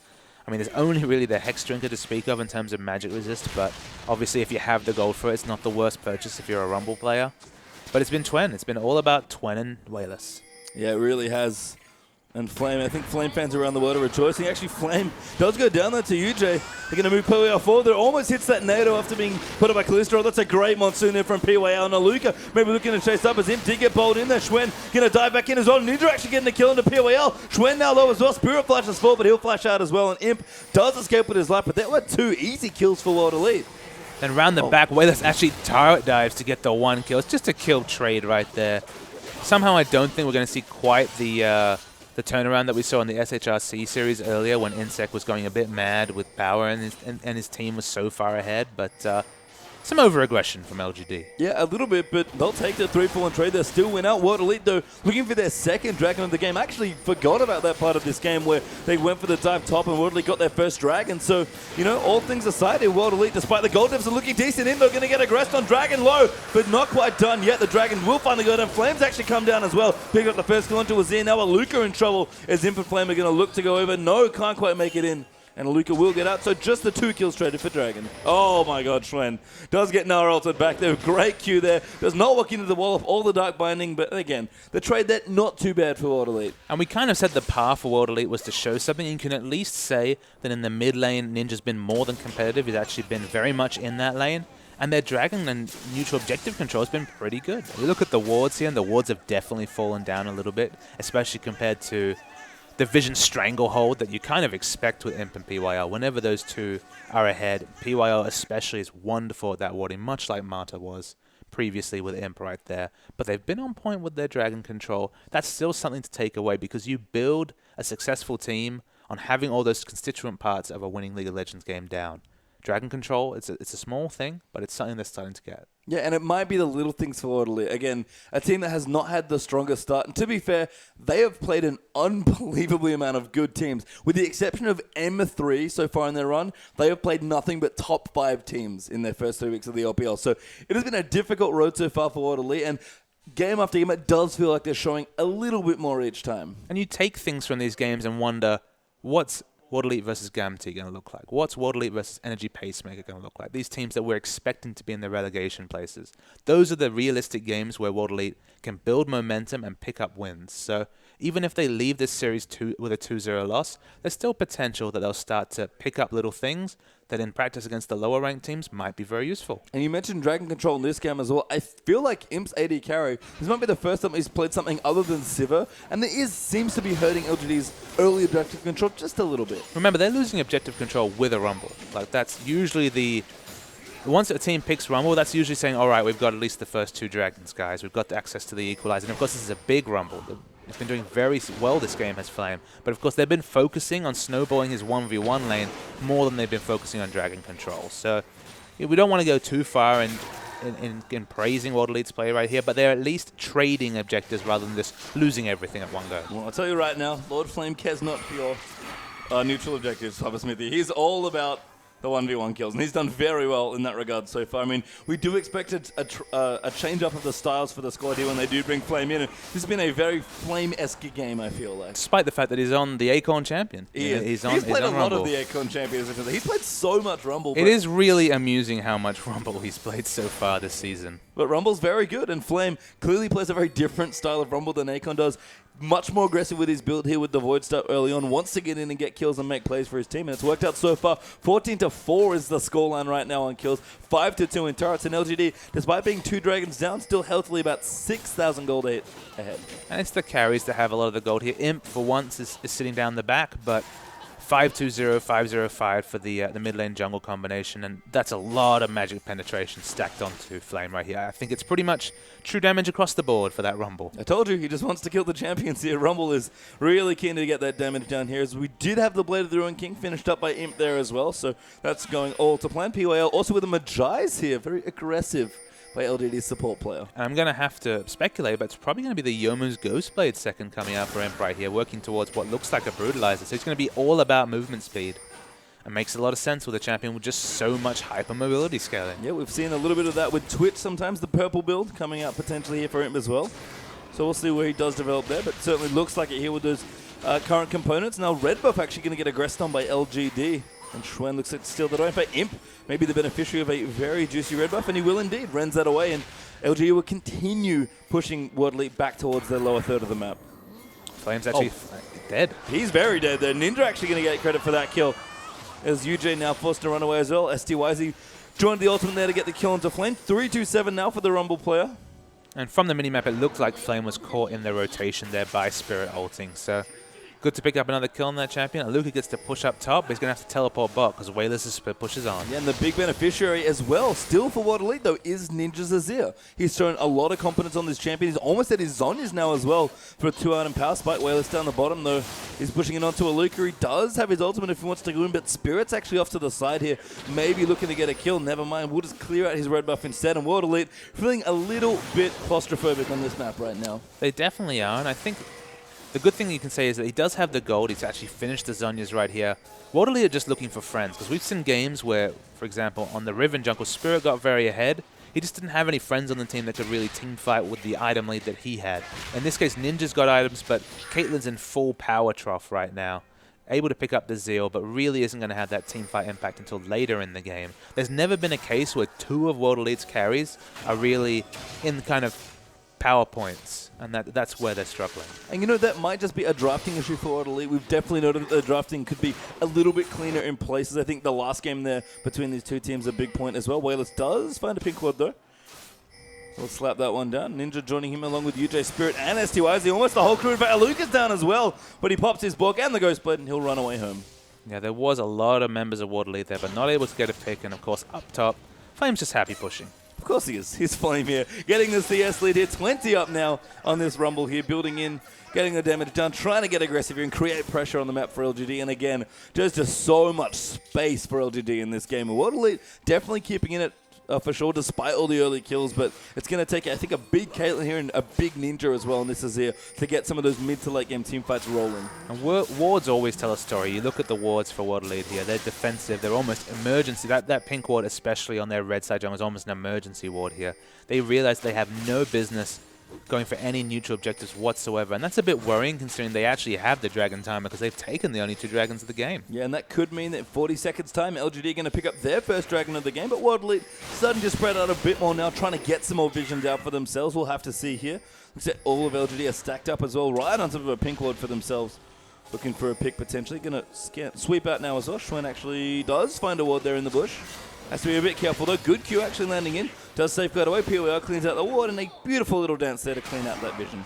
And the Dragon Dance is going to start very soon. No real wards to realistically contest this objective, but they do have the timer. So I imagine they're probably just going to ignore it and go and take the empty lane farm top. And given the positioning of STYZ, seems like that's what they've committed to. Yep. We'll just collect the farm where they can and give over the third dragon here for OG. And actually really like that choice from World Elite. They just can't really afford to fight. They don't even have super good pick tools either if they wanted to do it that way. So they say, you know what, we need STYZ to get going. Let's give them the empty lane farm and maybe fight again in 5-10 minutes time. And Caitlyn really hits that power spike again when she has those 3 big AD items to trade on her range. Obviously, she lacks a true steroid until she gets her attack speed high enough for Headshot to be a really relevant teamfight spell. But, you know, she'll scale up. If there's a lack of pressure, she completes the static shiv. One major item away from really being that late game Kate that is just as obnoxious as the early game Kate laning. The wave clear not too bad on the World Elite side either, as LGD do take out the bottom tier 2 turret now as well. 7-3 in turrets, and LGD are just taking over the red side jungle here. World Elite again, they are running out of map to play on. And they're sweeping wards very aggressively, but Schwen might be in trouble. Found Schwen. Spirit now getting jumped. A good safeguard away. The ultimate does come in there for Caitlyn, but Schwen pretty tanky. POL in there as well with his Matthias helping out, and he'll be safe for now. Yeah, but World Elite, that's the reality, is that their view of the map, their safe zone is maybe their Raptors. I mean, to be honest, it feels like Raptors is overextending for World Elite. For your friendly Raptors to be overextending is not good times. Spirit, though, will collect them. I think Imp was actually thinking about them trying to take that objective away, but Spirit will get it for himself. They're using that smite. Wayless up towards the top side of the map now.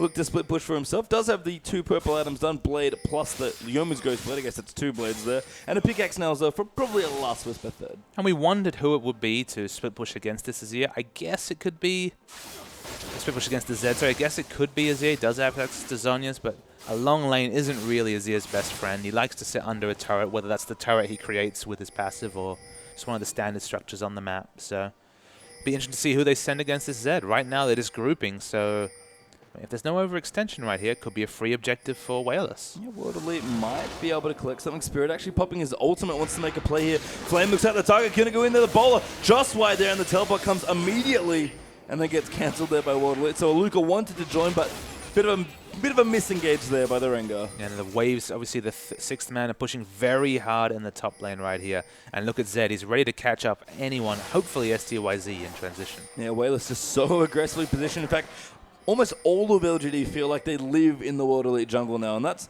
not a fun feeling as a team when you have to pull your ward so far back that you feel like you can't read your base effectively, and LGD can take advantage of all the vision they have, going to go for Baron right away. Yeah, the red and blue pings as they know what's up. Going in there, the ultimate pop by Yuji. That's not a bad position, actually, but does get DPS down by Flame. Schwen actually will clean him out there as well. Now Spirit in a whole host of trouble. Does flash over the wall to be safe, but looks like he'll get popped there. Lee Sin picking that next one up, the double for Schwen. Now Wayless going in, does get the kill into Caitlyn, and World Elite just getting routed now by LGD. Ninja and Aluka trying to run away. Schwen still so aggressive. Imp looking to chase in there as well. Ninja actually going in for the damage, may be able to get the kill to Imp, who's forced to flash out. But a 3-for-1 trade there with Flame going down. Imp though, very low. Ninja gets the kill for himself, picks up Imp's gold. And that's not a bad trade at all. Yeah, Ninja half health, has mana right here, showing the power of this Azir pick. It was Azir denying so many low members from LGD the chance to finish off that team fight with an ace. So very solid play from Ninja. He played that fight very smartly. Actually has the Zhonya's available still. So it was a very, very smart play there from Azir, but the team fight's still going comfortably in LGD's advantage. And maybe the other issue is, apart from the gold lead of obviously the LGD have, we've talked about Caitlyn kind of going through a power drop right now. Needs to power up, does have the pickaxe, so Last Whisper is most of the way complete, but still a bit more gold for STYZ to farm up before he hits that there. Azir might be the thing that bridges the Caitlyn there as well, but I think if World Elite can find a good team fight and not be too far behind, looking good. It's just a matter of, can Caitlyn actually get the farm she needs? And we were speculating about where Imp's build was going to go. He's actually gone for the armor penetration build. He has both the Brutalizer and the Last Whisper completed before any sort of other attack speed steroid or big BF sword item. I guess what you can say about this, it might be Deceptive Burst or Deceptive Kill securing coming out from the Rend ability here, just because once he gets 5, 6, 7, 8, 10 stacks on, that Rend is going to be doing massive execution damage. And I'd be curious to see as well if Imp even maybe goes for the other Brutalizer item. We see a lot of Ghost play, but the Black Cleaver is not the worst in this build as well. Sees the armor stack, it could be possible. So Twen is aggressed on, but Spirit has to back out. Yeah, Spirit again trying to make plays for his team. 2-4-1, not the worst performance on Rengar for Spirit. Again, it's a big comfort champion for him. Seen him play it a lot both in the LPL and the end of last year The as well. flank is on though, Pastry time. He's indeed. Flame is off around the side here.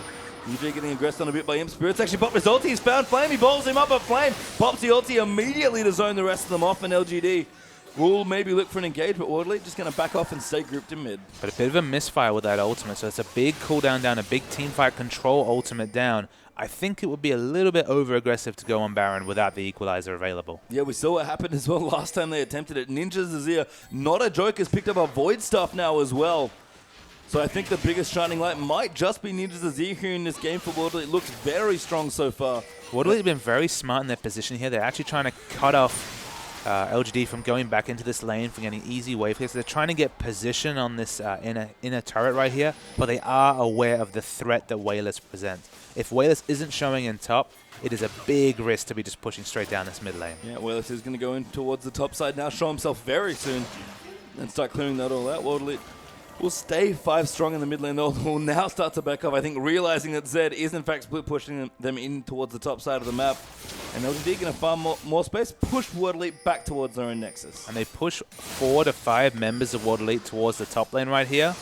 And it opens up Dragon as an objective. Yeah, early Ghost Blade they use for Wayless for turret damage. Does get slowed by the Boomerang, though. Spirit also as well does have the snare ready, but Wayless should have his W back. No, not quite. He's actually in trouble. They're good ultimate. They're coming in, and Spirit does miss the first ball. Wayless, though, getting locked down. He does get the kill on the Spirit, and Aluka might not be able to catch him. Wayless is solo. PYL's here as well, and the Wayless gets away scot-free. And Twen actually manages to catch STYZ in the transition coming back here. So it's going to be at best a 2-for-2 trade.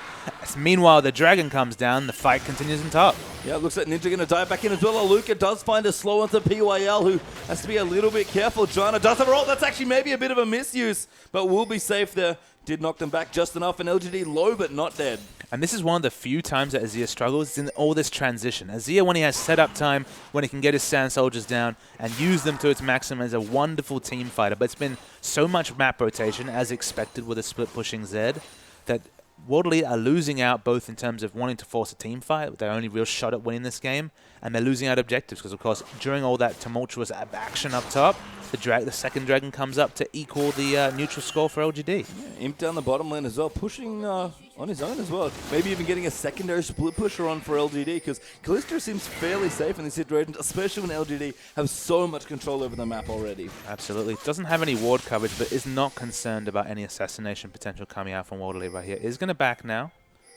Going to go for a defensive item here, so it's actually happy with her damage output. And to be honest, with an 806 Lee Sin still doing relevant team damage despite being built so tanky, and of course Wayless and Flame are doing very good damage in these team fights. Kind of understandable, just to be about ensuring that in a long fight he gets so many orders off that, again, trading on the power of Rend in these fights. We'll have to see. Flame, as you mentioned, 3 items for him now as well. The Zhonya's has been completed here for his Rumble to go along with his Void stuff and his Haunting guys. So Flame is doing quite a lot of damage, and he's been positioning pretty aggressively as well to try in these fights, as Baron Vision will get cleaned out now by LGD as well. Ninja will come in defend, as they're so good at killing Pink Lords. And they'll clear out a little bit of vision back for themselves, but LGD, I think they have a plan now. They want to try and force Ridley to either fight them a Baron or Schwen. Never mind, it was just the blue buff. It was a very nice move, but yes, it was just the blue buff. Ninja actually looking to secure it for himself. This will be quite crucial for the next fight around Baron. Does get it for himself, so that's a good secure there by World Elite's mid laner. And LGD have to be a little bit careful. Don't want to go too far on this force around the Baron, because, again, Azir, when he's got time to set up, looks very strong in these team fights. The needlessly large rod has been picked up by PYL here, so to go with that Magi is actually going to have very large shields. Going to have quite a good burst of AD as well, because, of course, it does scale on the AD as well. Just tabbing over to this Janna. 217 AP, that is a very powerful shield coming out there. Going to be about 400 shield or so, so very team fight relevant right here. This the Janna Zed combo is actually one we don't discuss very often, but the ability for Zed to go in with the Janna shield, with that extra AD, blow up a target, then come back to someone who can peel for him, with the changes in how the Deathmark works, is actually a very nice combo. Yeah, and Wayless back down towards the bottom lane. Going to look to keep split pushing for his team.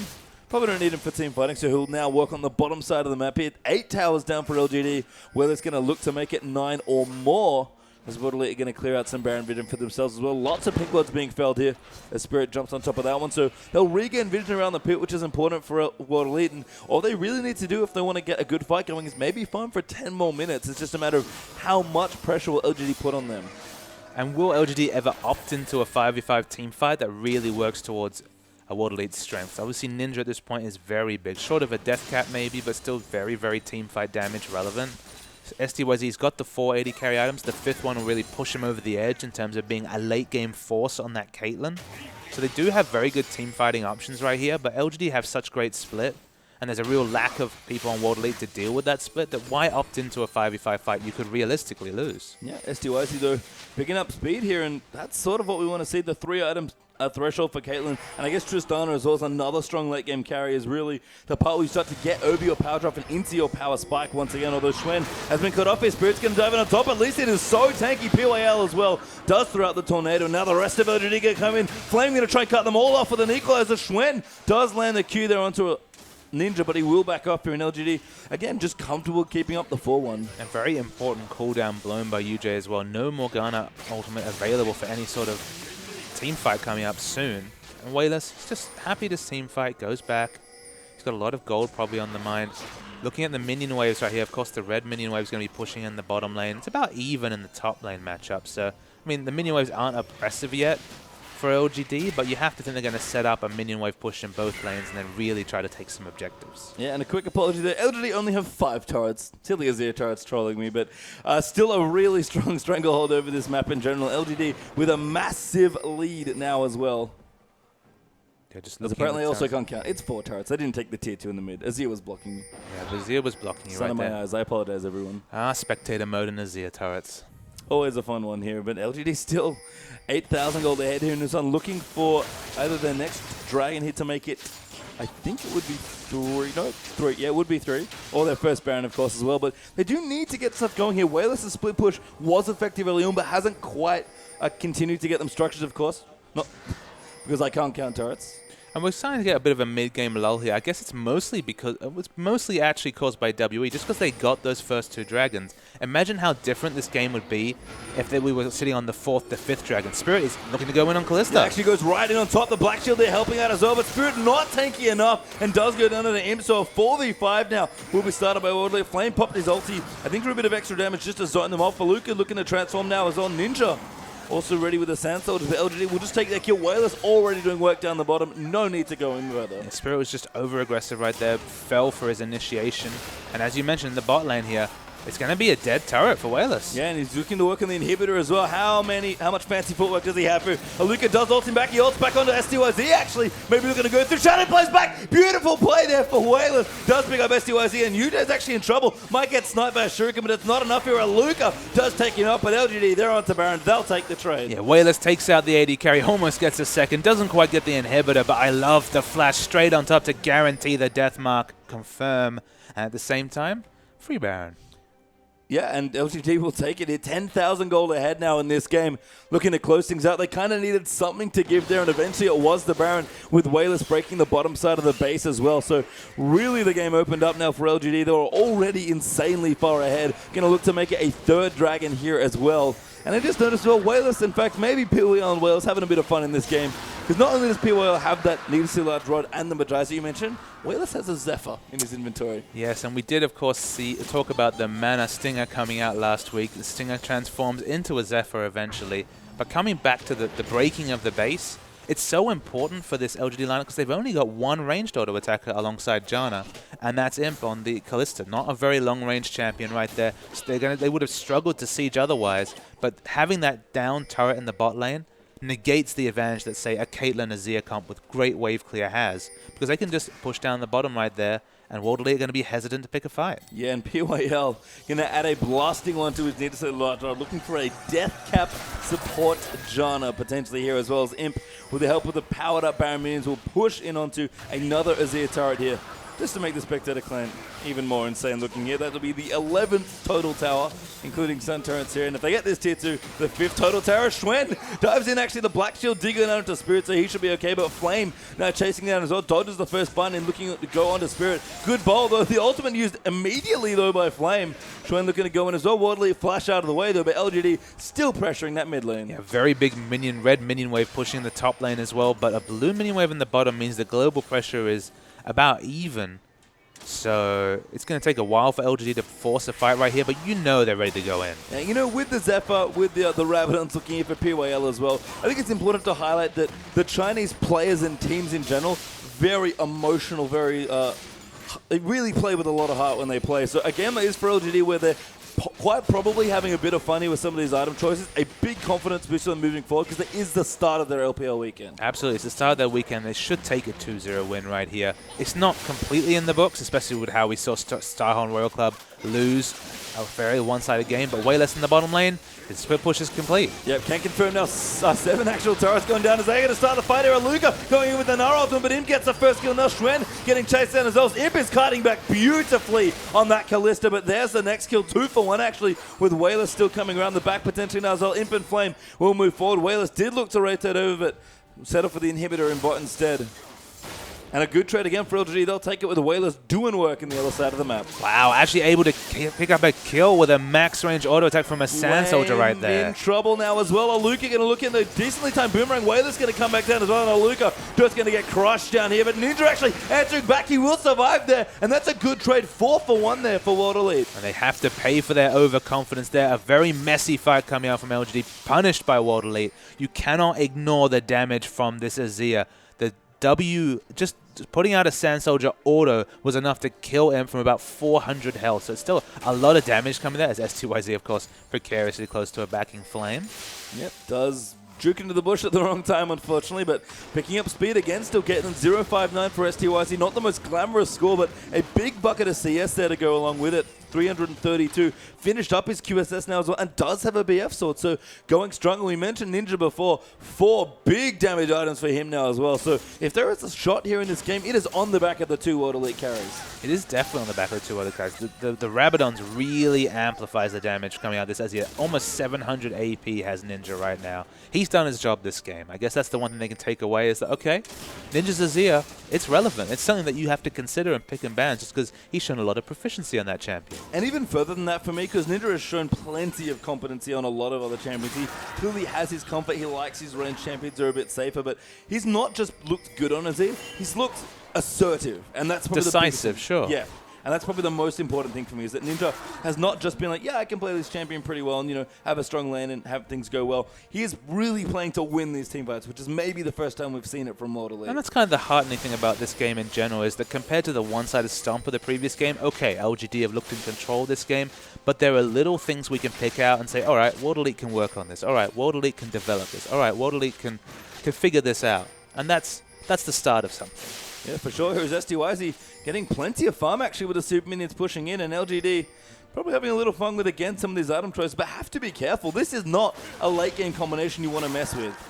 It isn't, but it does feel like an unassailable lead. I've said people have said that to their own peril in the past. Shoutcaster's peril, of course, but 10,000 gold. It doesn't even really feel like we've seen Imp really go off in a fight. It wouldn't even be fair to really pass judgment on Kalista based on this game, which is kind of disappointing because that was like the most exciting part of the draft for me, at least. Well, we'll see, Papa Smithy. World Elite may yet have you eating your words, but World Elite are definitely still in a big deficit here, and it's important to remind you guys of that. 10,000 gold pretty much ahead here for LGD. I mean, World Elite are stalling well. Azir's a pretty good stall champion with a bunch of turrets and a good amount of wave clear as well. STYZ is getting going. Aluka down the bottom clearing out some minions as well. He's got a Warmog's armor to go in with the rest of them. They're trying to be very tanky with his Randuins plus his Banshees, but LGD still looking complete control of this game, and probably most importantly, even if it takes a little while, they're going to go for their 4th and eventually the 5th dragon. I mean, it's interesting that Caitlyn, despite being 059, is only 400 gold away from a Bloodthirster to basically complete her build. Obviously, she'll eventually change the QSS into a Mercurial Scimitar, but with Bloodthirster especially, she's going to be the late game Caitlyn that's still very, very strong right here, as we see. Looks like Tren wants to take this buff. He's just going to go back in, does get aggressive, smites it away, and actually might be in trouble now, gets ulted there by Morgana, but there's a safeguard target in Flame. Aluka now teleporting as well. Spirit wants to engage so bad, he's going to go in. The Rumble, beautiful for Flame though, and now they're going to get Dove and STYZ around the back, trying to make it work with Flame. Pops his on his end, Ninja back over the top, actually gets Monsoon back. No, never mind, he got kicked over there, I think by Schwen. As now UJ going to get aggressed by Imp as well. PYL will get dropped there, and it's chaos in this team fight. There's the 4 kills, Spirit going to get chased down for the 5th, and there's a clean 5 kills for LGD. Game over, unfortunately. LGD going to push in for the win. But it was a wonderful equalizer from Flame that really afforded that teamfight win to the point where, literally, if we get a replay, and hopefully we'll get that as our post-game replay, but the reason why I say a replay is that I was watching STYZ that fight. He had a lot of damage items. I can tell you he got off maybe 3 auto attacks in a 25-second fight. And it doesn't matter how many damage items you have as Caitlyn. If you're getting 3 to 4 autos off in a long, extended fight, not going to win. Yeah, and another stellar performance for LGD to pick themselves up 3 points here against World Elite. And World Elite, we said it, flashes of brilliance potentially there, but not enough to win a full game here, especially against a team that is looking strong as LGD. And not enough to take a win, but as we came over a few times, things to take away for their next series. Ninja very impressive on Azir.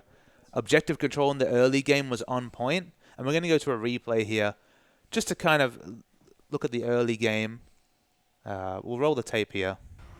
So this is, of course, down the bottom lane right here. Rengar comes in, level 6, goes in very hard, but Spirit's still quite squishy right here.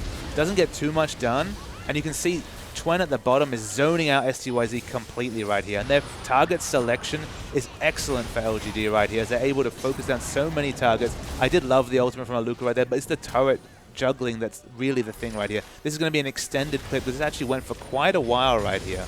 We thought it was over right there, but Chuen hits the Q, goes in right there, still juggling turrets, single health bars on so many people. And I believe Aluka might, nope, not going to get away from this either. Yeah, another great Q from Chuen, and that's going to clean out the second kill in that engagement. We did talk about Chuen's Lee Sin, looked incredible there in that game, just snowballing lanes left, right, and center. Maybe got a few too many kills for himself, but he'll take it. He absolutely deserved it with that performance. Absolutely. And with that, guys, we are going to move into our next match. Cheers. This one is over. Don't go anywhere. More English coverage of the LPL will be right after this.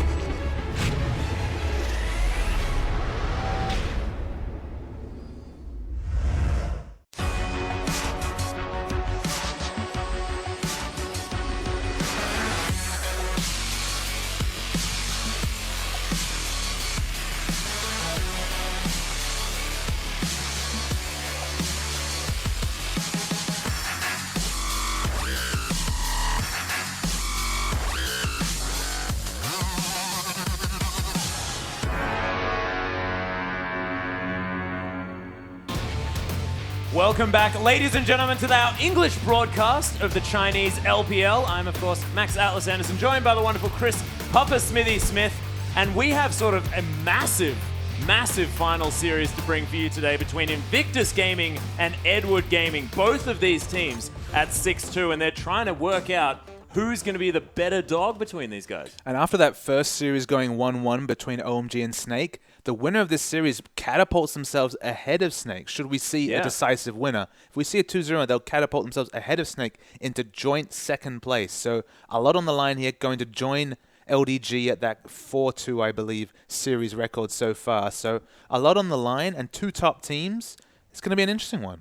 It certainly is. And of course, both of these teams having a different run through the LPL here as well. I mean, we have to look at who they've faced so far in order to really gauge where they are in the competition. EDG only losing a game to Snake at this point, and Snake looking formidable at the moment, whereas IG having a different run. I mean, they versed World Elite, Gamty as well, Energy Pacemaker. All three of these teams not looking very strong at the moment, and they actually dropped a series to Vici Gaming. And Vici Gaming, although they've been looking okay, haven't necessarily been the dream team that we were expecting. So IG arguably have had an easier run through this tournament so far. That's kind of another variable to it as well, because of course the lineup of IG is always a very developing and interesting thing. Of course, IG imported Kakao and Rookie, that OGN winter winning duo who have had so much success so far in the LPL. The 3 times they've been out for a series, they've been on the winning side of the series. And the one time they ran the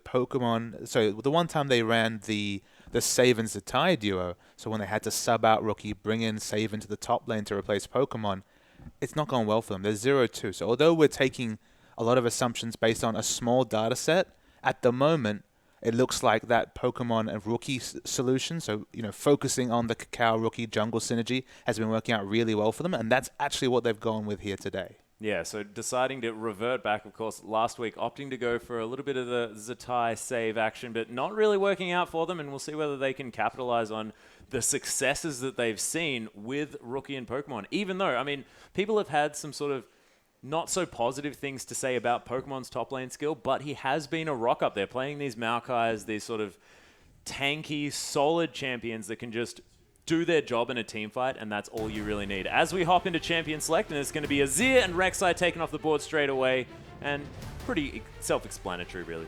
And I think you're right, and that people have strong things to say about Pokemon. He's shown himself to be a very capable, safe top laner, usually playing that Maokai. That's what he's shown the most proficiency with. This series is going to tell us a lot about Pokemon, though, just because you're sending him up against Koro. Yeah. A person who in 2014 would have been seen as kind of a standard.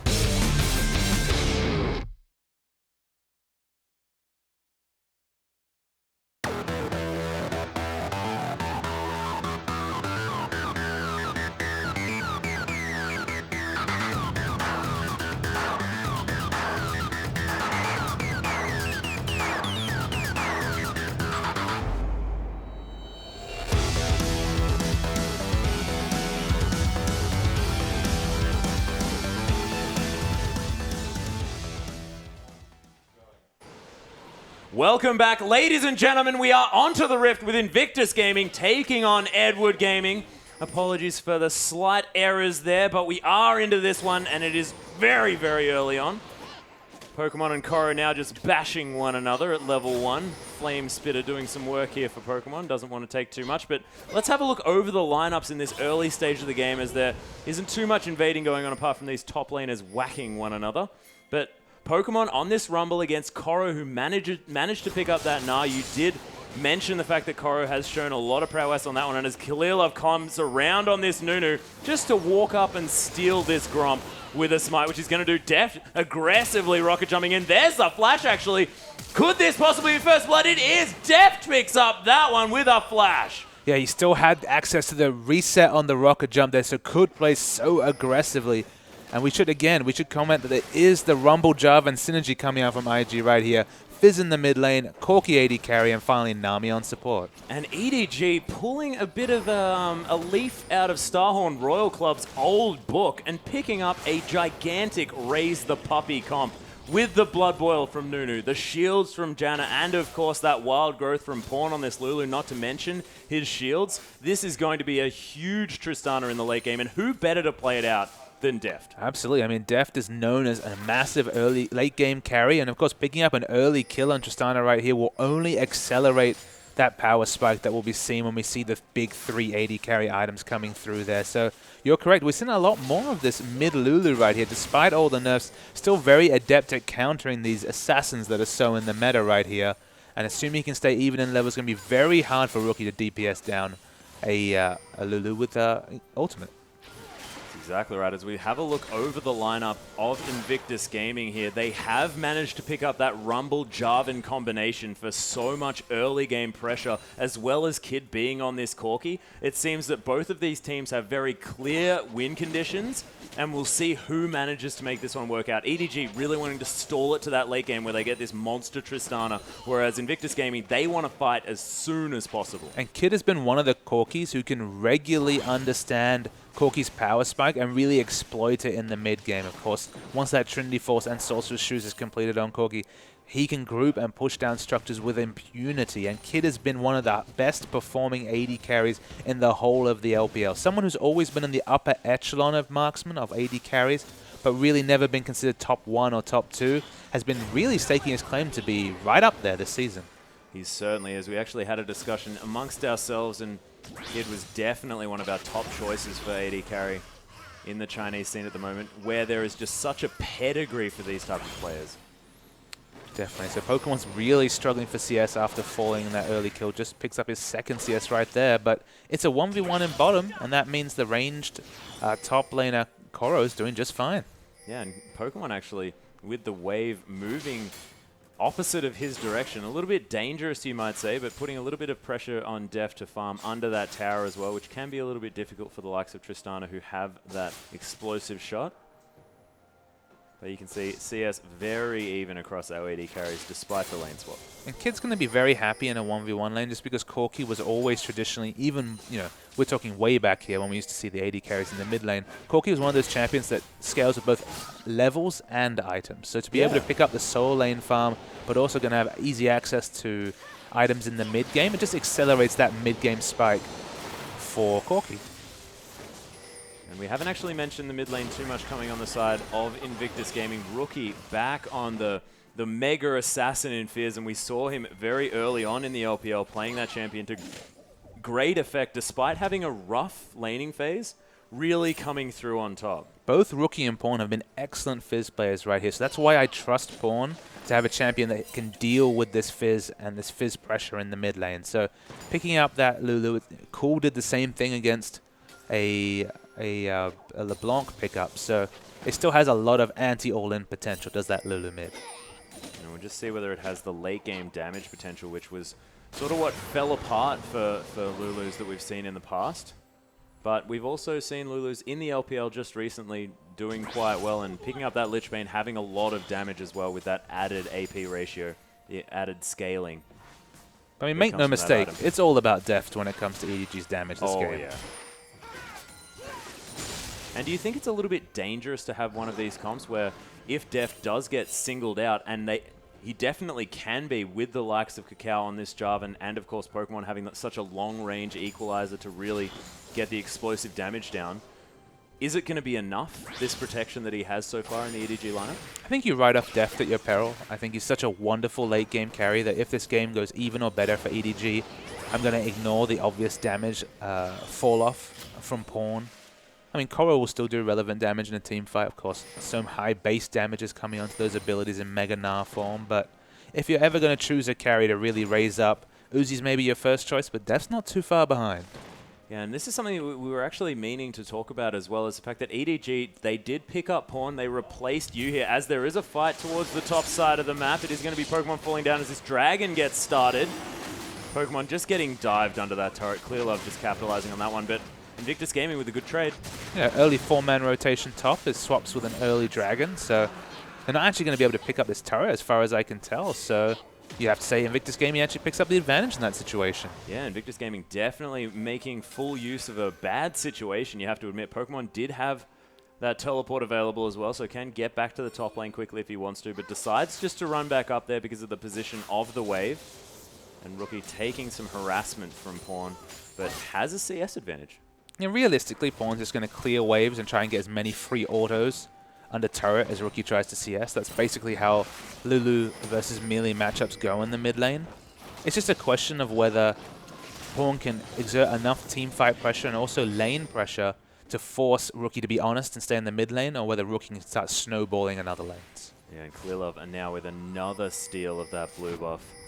And Kakao really struggling to find any of his jungle left, to be perfectly honest. He's setting up a little bit of a camp up here in the top lane. They do not want Pokemon to get going, and I really like this strategy. Make sure you delay the power of that equalizer as much as possible, as Koro goes aggressive here on the top side of the map. Pawn's coming in as well. He's got the wild growth available should he need it. There's the absolute zero, and Clearlove cares absolutely zero. It's basically singling out a champion that really needs to get levels to pick up a level 6 power spike and take Dragon, but it's also really singling out the weakest, or at least the perceived weakest player on Invictus Gaming. So I do like this target selection, like you say. Keep down the person who might be the biggest confidence player, that might be the player who needs his team to really keep him in check, because Pokemon's struggling this game.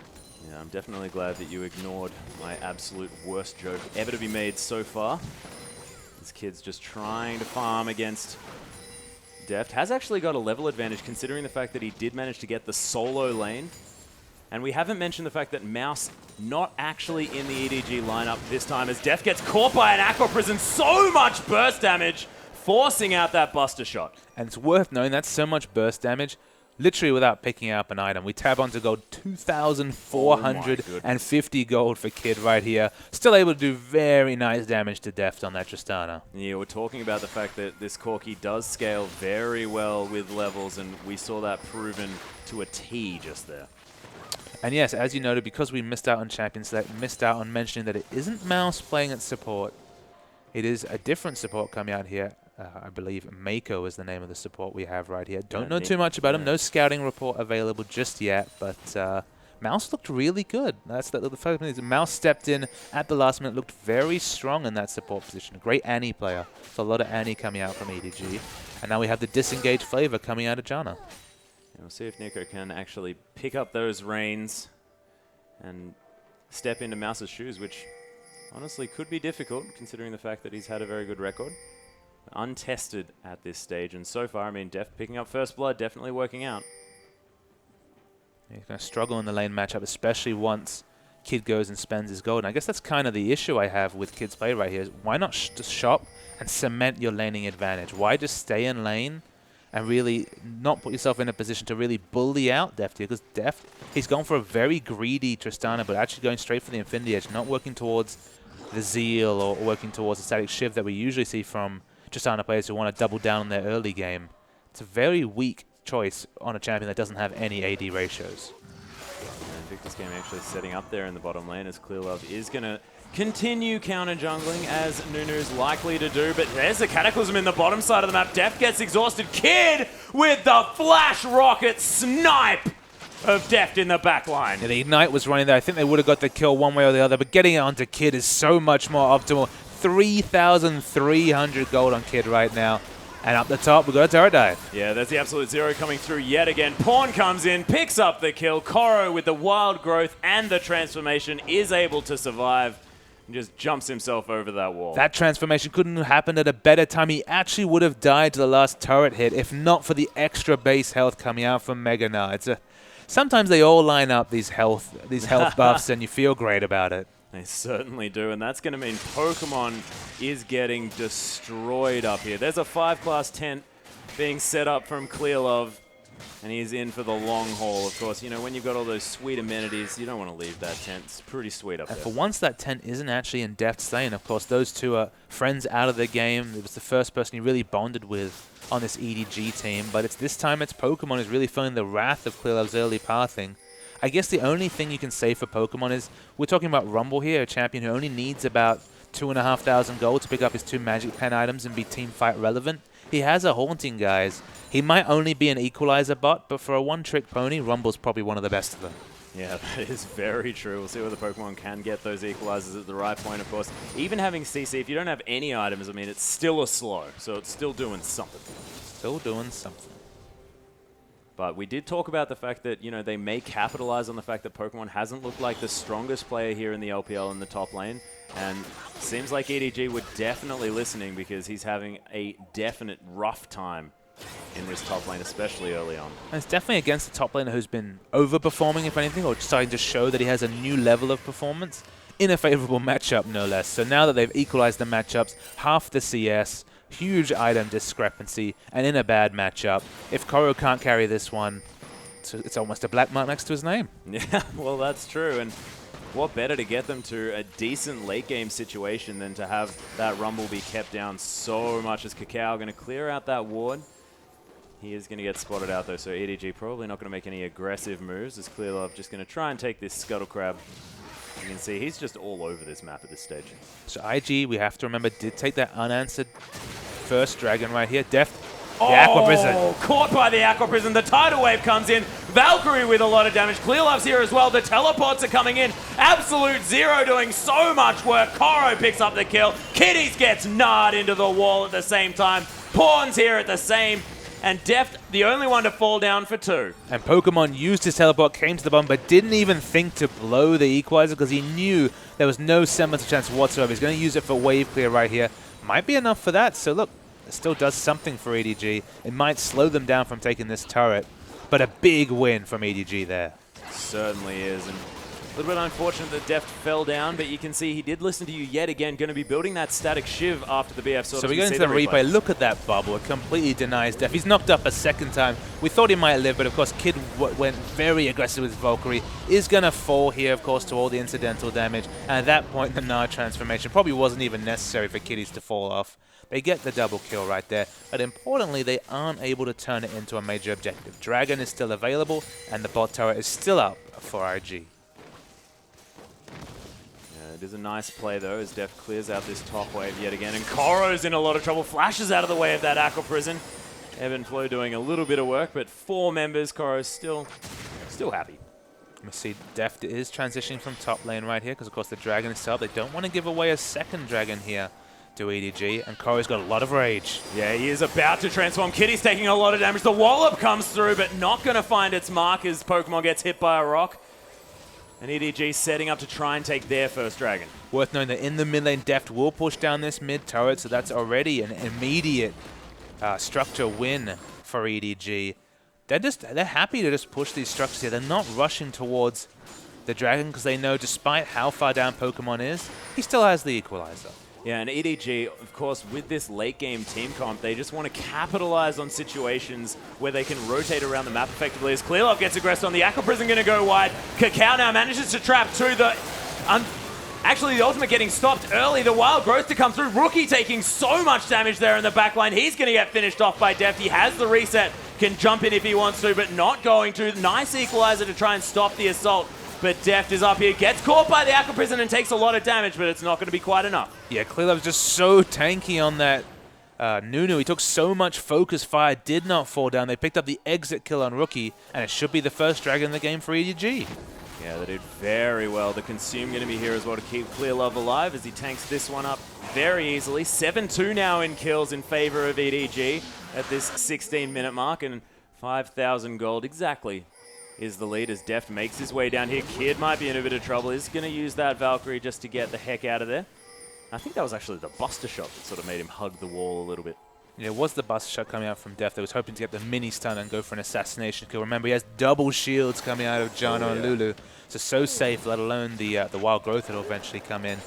It's definitely a protect the AD carry comp coming out here. Deft, though, has been kind of eating too many bubbles for his own safety right here. Yeah, he's definitely excited about those ones, and Kitties has been on point as far as his placement's concerned.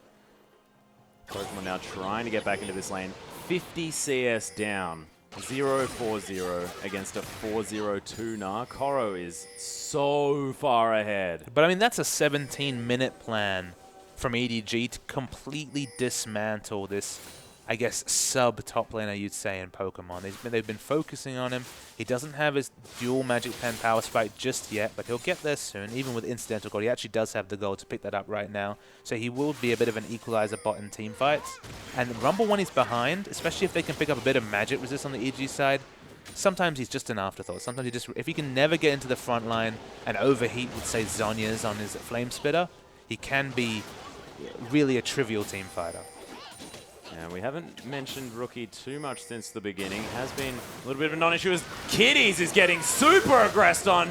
Deft picks himself up the reset and wanders on out. Yeah, flashed the Aqua Prison that time, so he knew he was going to eat it for a 5th time or so. Flashed it. Very nice, aggressive play from Deft. Not always something we expect out of someone who's usually focusing on those late-game team fights, but it allows Tristana to keep going. Despite the fact we see the big power spike coming out from Kid right here, Tristana's not far behind. In fact, in terms of sheer gold, 800 gold ahead is Deft so far in this game. And that is terrifying news for Invictus Gaming fans. Deft going to be able to potentially carry through this mid-game. It's going to be difficult because that's where that power trough does come in strong, and it's going to be the point where Invictus Gaming have to make decisive moves and pick up the map control around this game. I mean, you say power trough, but we have to remember there is a Nunu here, and he's ahead in gold over Corki. So if once he finishes that Infinity Edge, the Blood Bowl starts running on him, he's going to skip some semblance of a power trough. Sure, it's not going to be the 3-4 item Tristana power spike, but it's going to be a relevant Tristana this whole game. Oh my goodness, and Kid with a lot of burst damage. He's going to turn around, try and get some work done onto Deft, but he's going to get Buster Shotted away. And Kid's still doing a lot of damage. But importantly, in every successful game we've seen Kid on this Corki, he's been grouping in the mid game with these 2 items, but he's been forced to lane here despite having the Trinity Force Sorcerer's Shoes power spike that really makes Corki all about pushing structures. The fact that he's forced to lane against this Tristana is actually a big strategic win for EDG. It is as Clearlove just going to be getting the vision around the enemy jungle.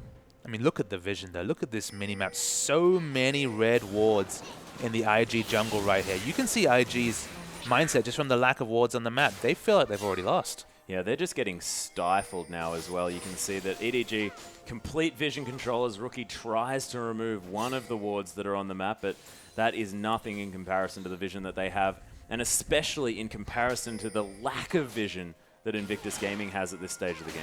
I mean, there's no pink wards down whatsoever for IG, which at this level is almost inexcusable. At least have super defensive pink wards so you can at least have the assurance in mind that, all right, at least I know for sure that this zone is safe. At this point, they don't know anything. They certainly don't.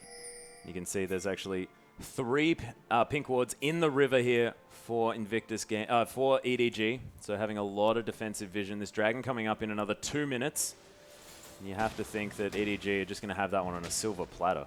Yeah, finally, we see a couple of backs right here. 2 pink wards in the inventories from IG.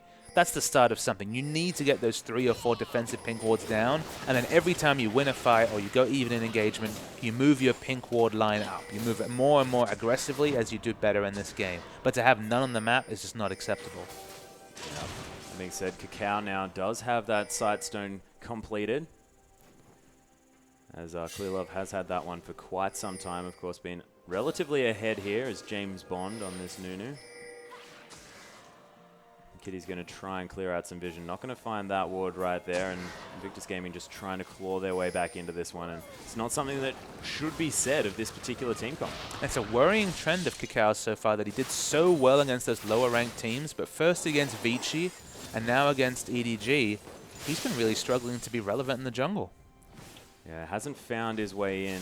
And of course, he just got counter-jungled very effectively in the early stages of this game by Clearlove, setting up for that Grom steal and then having his blue buff stolen over and over again. Just really put him behind to the point where it was very difficult for this Jarvan to make anything happen. Well, just as a much heralded jungler to actually face 2 opponents worth respecting, of course, Dandy on the side of Vici, now Clearlove on the side of EDG, he's been found wanting a little bit, so he's going to want to have to regroup. Maybe he can make something out of this game, but specifically going into the next game, I want to see some of that Cacao swagger, that famous Cacao jungle pathing that allows him to be so relevant in the early game, coming out for him later in this series. Yeah, he's just known as such a powerful offensive jungler that when you see him on the defense like this, you can see just how out of his element he is. But we'll see whether they can turn it around. They have managed to pull back some vision control, especially over their bottom side of the map as the red buff does come up for Invictus Gaming, and they are going to be able to pick up this blue as well. So Rookie, now at 200 CS, has kept up relatively well. But this dragon, that's definitely EDG's. Yeah, Clearlove's going to secure that objective. Deft's even happy to go bot lane and keep farming. He's basically significantly ahead in items on Kid, and this is probably the first time I've seen. Oh, it's see Clearlove and going in aggressively. Yeah, Kitty's taking a lot of work. Ooh, the Aqua Prison not going to land. Ebb and Flow's going to land on Nico, but Deft comes in with the crit. Clearlove gets caught by the fish, but he's so tanky. Rookie up with that Playful Trickster, tries to get out with some smooth moves, but here's Koro. Rookie gets walloped and then thrown with ice. And Invictus Gaming just falling left, right, and center. Oh, that Gnar was huge versus two members, stunned up for a long time. Koro may sacrifice himself here, but you can see that Glitter Lance doing so much work. Deft has found his way in, picks up Cacao as well, and Kitties is going to fall. Look at that crit damage and the shields. And the only reason that fight had any semblance of being even, Deft wasn't even grouped for that last fight. He went bottom lane to push the wave out, came back, got the double. They're going to go and get this inner turret right here. And EDG are walking all over Invictus Gaming. They very much are. 23 minutes into this game, a 10,000 plus gold lead. No turrets taken as we see the replay. So this is a really long fight. The teleport coming in from Koro here is excellent. So the first kill goes down for Deft. Fizz is using all his damage on Clearlove, which never is an optimal strategy right here. And just watch Deft. The Koro's engage is very smart, but Deft is free hitting this whole fight. They DPS down Rookie, and I guess IG think, all right, everyone's going to back away. You look at the mini-map, I mean, Deft's pinging down bottom. He just wants to go to a turret. And that's why we see the huge Gnar ultimate coming in right here. Deft's not grouped. He finally comes in late. Cacao dies to 3 autos, and Kid, nothing he can do. Yeah, there's the flash static Shiv proc to pick him up. The last kill there, and EDG definitely asserting their dominance on this game as we see Koro just clearing out this top wave, throwing boomerangs at it as it were. Now 100 CS in the lead. 0-5-0 for Pokemon against 406 on Koro. And I think that Koro shouldn't get Gnar. He's just so comfortable on this champion. You saw how perfect that last Gnar ultimate was. He's just doing fantastic things on this champion. And just looking down the scoreboard is depressing viewing for anyone. I mean, the one thing you can say about Kid right here is he actually had his Trinity Force and Sorcerer Shoes at a very good par time, but this is probably the first time that I've seen those two core items finished on a Corki, and there being 0 turrets down for a team. They don't have one single turret down. The only objective they've managed to claim so far, IG, was the first dragon, which they exchanged for that turret dive up top. Clearly actually going to potentially face check, but not going to care about it as Kitties takes so much damage from Deft. Level 13, Tristana starting to do work, picks up the kill, gets the reset, walks around the tidal wave here as well as Cacao takes a bunch of damage, but it looks like Invictus Gaming are potentially going to be able to get out of this one as Clearlove doesn't have Blood Boil on himself just yet. This kid's going to make it over that wall with the Valkyrie. Yeah, Clearlove has no cares in the world. Happy to stand at the front, tank up as many skill shots as possible. He was gleefully accepting the shark in the previous fight just because if he's the one eating it, then the rest of his team's going to be doing the damage behind him.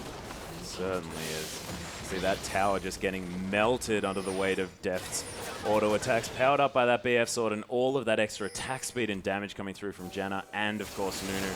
This comp really starting to come into its own at this stage. It's just an embarrass of Richmond's for everyone on the EDG side right here. Kid has done very capably. He's doing fine. His item power is fine. But, I mean, you can even look at Rookie and say, all right, his CS is good. He's got Zhonya's and the Lich Bane. He's team fight relevant, but no kills on the board whatsoever, barring Kid's 2.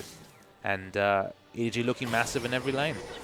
And EDG now have set up their vision around the Baron instead of the Dragon here, wanting to go for that one as soon as possible so they can just take this game over. And you can see Clearlove really wanted to do some work because he's got that Consume. The Consume Smite combo, they're not going to lose this Baron. 12,000 is the gold lead right here. They're actually in vision of IG, so we could potentially see a big team fight coming ahead. The Baron's down to 3,000 health. Yeah, Baron going down so incredibly fast. The Equalizer comes in, but it's not enough. In fact, Tristana picks that one up. Rookie gets caught here, but Koro's going to eat a bubble for his trouble as Pokemon just around the side sort of finds himself a little bit out of position at this stage. Maybe caught, forced to use that flash. Howlingale not going to find him, though. Equalizer basically tickling at this point. They already have the completed Aegis into a Locket upgrade right here. It's doing trivial damage with just those 2 items here. His Pokemon, you have to say strategically, EDG has completely outplayed IG.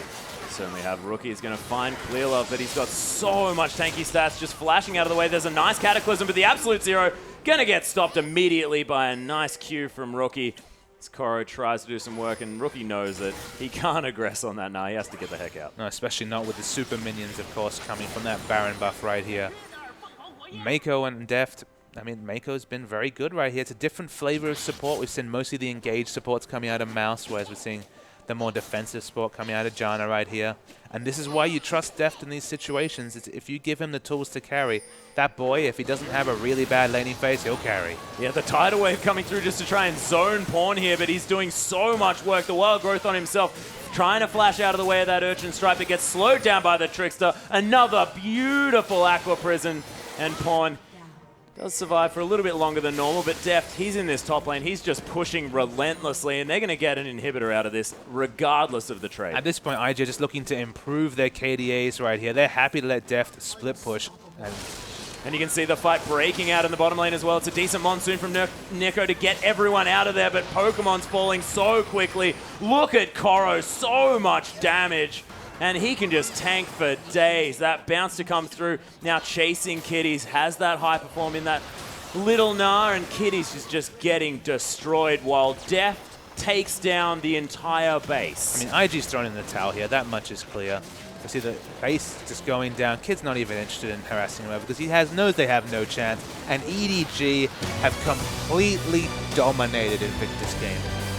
And that was just an absolute dismantlement of the Invictus Gaming lineup. And this is the 6-0 squad that we were talking about before, and just unable to stand up to the raw power and just strategic, just betterness. They're just better. The strategic betterness. Yeah, okay, admittedly it's late in the day, Papa Smithy, and I am struggling to find the words to describe just how much better EDG look like in that game. EDG, when they're on form, when they're hitting on all cylinders, they're so smart at judging a team's weakness and exploiting it. And it was all about Pokemon this game. They identified that Pokemon on that Rumble was someone they could isolate, and if they isolate him early, he would have no impact. And this is a Rumble that finishes a game, a 30-minute game, 0-6-0. Like, with the equalizer not even being able to get an assist, lets you know just how shut out IG were. And let's go to a replay to really start to see some of the flavor of this game. So this is still very early right here. A nice gold lead for ADG, but we'll roll the clip. It looks like standard laning, but of course we see on the minimap a lot's coming here. The bubble and then the ultimate onto Deft. He basically gets DPS down instantly, but Kid goes so aggressive to pick up the kill that he falls to the absolute zero coming from Nunu. And this is where Pawn coming into the fight is going to change things. Koro's teleport is important. Pokemon's teleport is completely wasted. He didn't even use the equalizer here because he realized it would have so little effect on the team fight. So it's just that rotational play. They were always in the best position to use their tools. Koro, you don't give this guy Gnar. He's an unbelievable Gnar player, not taking away his ability in other champions. He's definitely been the overachiever of the LPL, the player to step up the most in the LPL so far this season. And IG, they just threw in the towel. They gave up. They did, and they gave up probably halfway through that game, but we'll see whether they can turn it around, get their morale back, because we are going to have our final game of the day coming up between Invictus Gaming and Edward Gaming, and can IG bite back?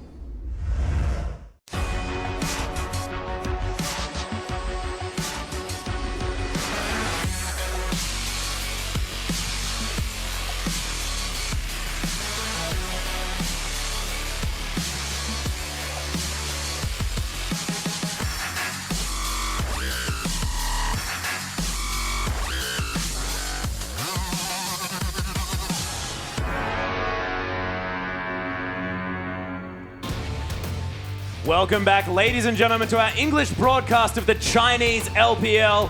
I'm, of course, Max Atlas Anderson, joined by the wonderful Chris Papa Smithy Smith, and EDG just tore Invictus Gaming apart. They turned on the style for sure, Atlas, and we actually caught some vision of some real raw emotion between the IG players. They were not happy after that result. I mean, it did feel like they threw in the towel quite early there. They could have fought it out. They could have drawn out the game. Maybe they would have been able to communicate a bit more, learn a few more things about EDG. But the one thing we know for sure is they completely were dismantled by a rampant EDG team. Yeah, and EDG just playing out their lineup to perfection as well, making sure they rotate around the map, putting the pressure on this Invictus Gaming lineup exactly where it needed to be applied. And that was in the top lane, making sure that Rumble could do nothing that whole game as we hop into Champions League. Yeah, Pokemon deserves a lot of credit for his earlier performances in the LPL, performing a very adept, deft hand in the top lane, being safe, playing Maokai. But this one time, he was completely dismantled by AG, whose early game plan was hold down Pokemon at every cost, and it was very successful. Certainly was, as we have the bans coming through. LeBlanc being taken off the board from EDG, answered by the Cassidon over the side of Invictus Gaming, and Lissandra going to be the third ban to come through. EDG don't want to see that one. Yeah, the LeBlanc ban was one of the few bans that we lost during the previous champs that weren't able to see, so that hasn't been allowed all series long. Be interested to see how IG regroup from this. They've kept the same lineup. Obviously, they had the flexibility to bring in Save and swap Rookie for Zatai in the mid lane right there, but they looked so muddied with that lineup previously. Maybe they're hoping they can see a rebound right here, because if you can channel all that emotion into sheer team play, that would be a big improvement. Yeah, we'll see if they can turn it around and really apply themselves into getting revenge now after what was a pretty demoralizing loss that they took from EDG. But thinking about their last ban, going to be Rek'Sai being taken off the board, and that's a very good idea. We saw Clear Love on that one time before, and he was dominating on that hero. Gnar being taken off this time, though, so Koro not going to have that one. His Gnar ultimates were fantastic, and Azir not going to be going over to Rookie as well, and just a really strong mid laner. And standard lock-in of Janna right here. Mako looked very good on that champion. The disengaged flavor to complement Mouse, who's been an engaged support so far. I'm interested to see if they rotate these players or whether it's just a once-off. We're not really sure about that, but IG, those are two power picks they locked in. Yeah, they have managed to pick up that Sivir and the Jarvan and sort of leaving themselves open to construct a team comp in response to the next couple of picks as well, which I really like. But Kakao did not look very comfortable in that last game on that Jarvan, unfortunately, and has been playing it a lot, of course, is a seasoned Jarvan player, but just got relatively schooled by Clear Love, you have to say, in that jungle. Yeah, and Clear Love's someone who's traditionally been more of a defensive jungle. To see him on the offensive against one of the famous, world-famous aggressive pathing junglers like Kakao, who's won games off his own backs from his aggressive early movements, it was almost surreal to see. It was. We'll see whether he can turn it around, really pick himself up some wins here, as we do see Lee Sin and Corki being locked in over the other side. Deft is going to be the one on the mid-game carry this time around as Clear Love picks up that Lee Sin, so a lot more early focus coming through from EDG. And look, they closed out that previous game really fast, and previously when we saw EDG take on LGD, actually, it was the Jinx as the counter pick to the Sivir, which worked very well for them here. This time we're going to see the Corki picked up, which of course tells us it's all about the mid-game grouping. It's all about cementing an early lead and translating that into a quick finish. It didn't work for IG last time out, but it was Kid picking up those items at a very fast pace. It's just the game had kind of snowballed out of the way strategically that it didn't matter at that point. And very important, we see the Maokai lock in here. Finally, Pokemon's going to be able to get back to that champion that he's shown so much success on so far. Yeah, and really putting him on a comfort pick is going to be important this game. Getting Pokemon back into this, especially mentally, is really going to help the IG lineup, because he had a horrible game last time around. Pawn thinking about an Orianna here, as Miko just hovering that Rumble this time around. But EDG have a lot of options here, just because the first three picks are very sort of open-ended. Absolutely, they haven't pigeonholed themselves into any comp in particular, and if we do see these two lock-ins at this point, they kind of have a bit of everything here. Yeah. They've got a lot of poke, that's for sure, but their team fighting doesn't really feel like Rumble actually fits so well with this comp, because they have so little CC. I mean, look at the CC effects they have available here. They have the Electro Harpoon from Rumble, Lee Sin's Cripple and Kick, some knockups from Janna, which is mostly going to be used for disengage. This is almost a pure poke team, which haven't seen so much on this Season 5 or 2015 patch. Yeah, and it is, as you mentioned, going to be difficult for these equalizers to get in the right spots, and we'll probably rely on use in those jungle corridors and maybe managing to have very effective vision around the map to start fights where EDG want them to, but it is going to be Syndra as the response here for Pawn's Jace there in the mid lane, and especially in Worlds, we know how devastating that Jace can be, and if we have a look at this EDG lineup, every power spike from these champions is around that mid game, and if they group and really do some work around that time, things are going to get awful for Invictus Gaming very quickly. You turn that around though, Atlas. I mean, Maokai, Jarvan, Syndra, and then Sivir and Thresh in the bottom lane. This is the sort of team comp that will instantly outscale EDG after the mid game. Yeah, true. Once you get to late game, if we see Pokemon getting, Rod of Ages, Frozen Heart getting tanky, there's just not the damage to be able to tank bust on this team. Between Jace and Corki, they have excellent poke, they have excellent siege, they can take turrets very well. But if they ever fall behind here, EDG, I just don't think their comp even gives them a hope of getting back into this game. Yeah, I think Invictus Gaming sort of trying to play for that late game spot, trying to get themselves into this game, but EDG probably having the mentality that we broke Invictus Gaming in our last matchup, and let's make sure that we have the tools at our disposal in order to clear this one out as quickly as we can, because if they can capitalize on a demoralized Invictus Gaming, then this game could be over very quickly. And I guess it's going to be a test of the psychological strength of this Invictus Gaming lineup, because I think on paper right here, although they don't have quite the same early power spikes, they still have very significant early game power spikes between Sivir and the rest of their comp. They're definitely not out with a shout in the late game. Yeah, so let's get in a game and see what we've got.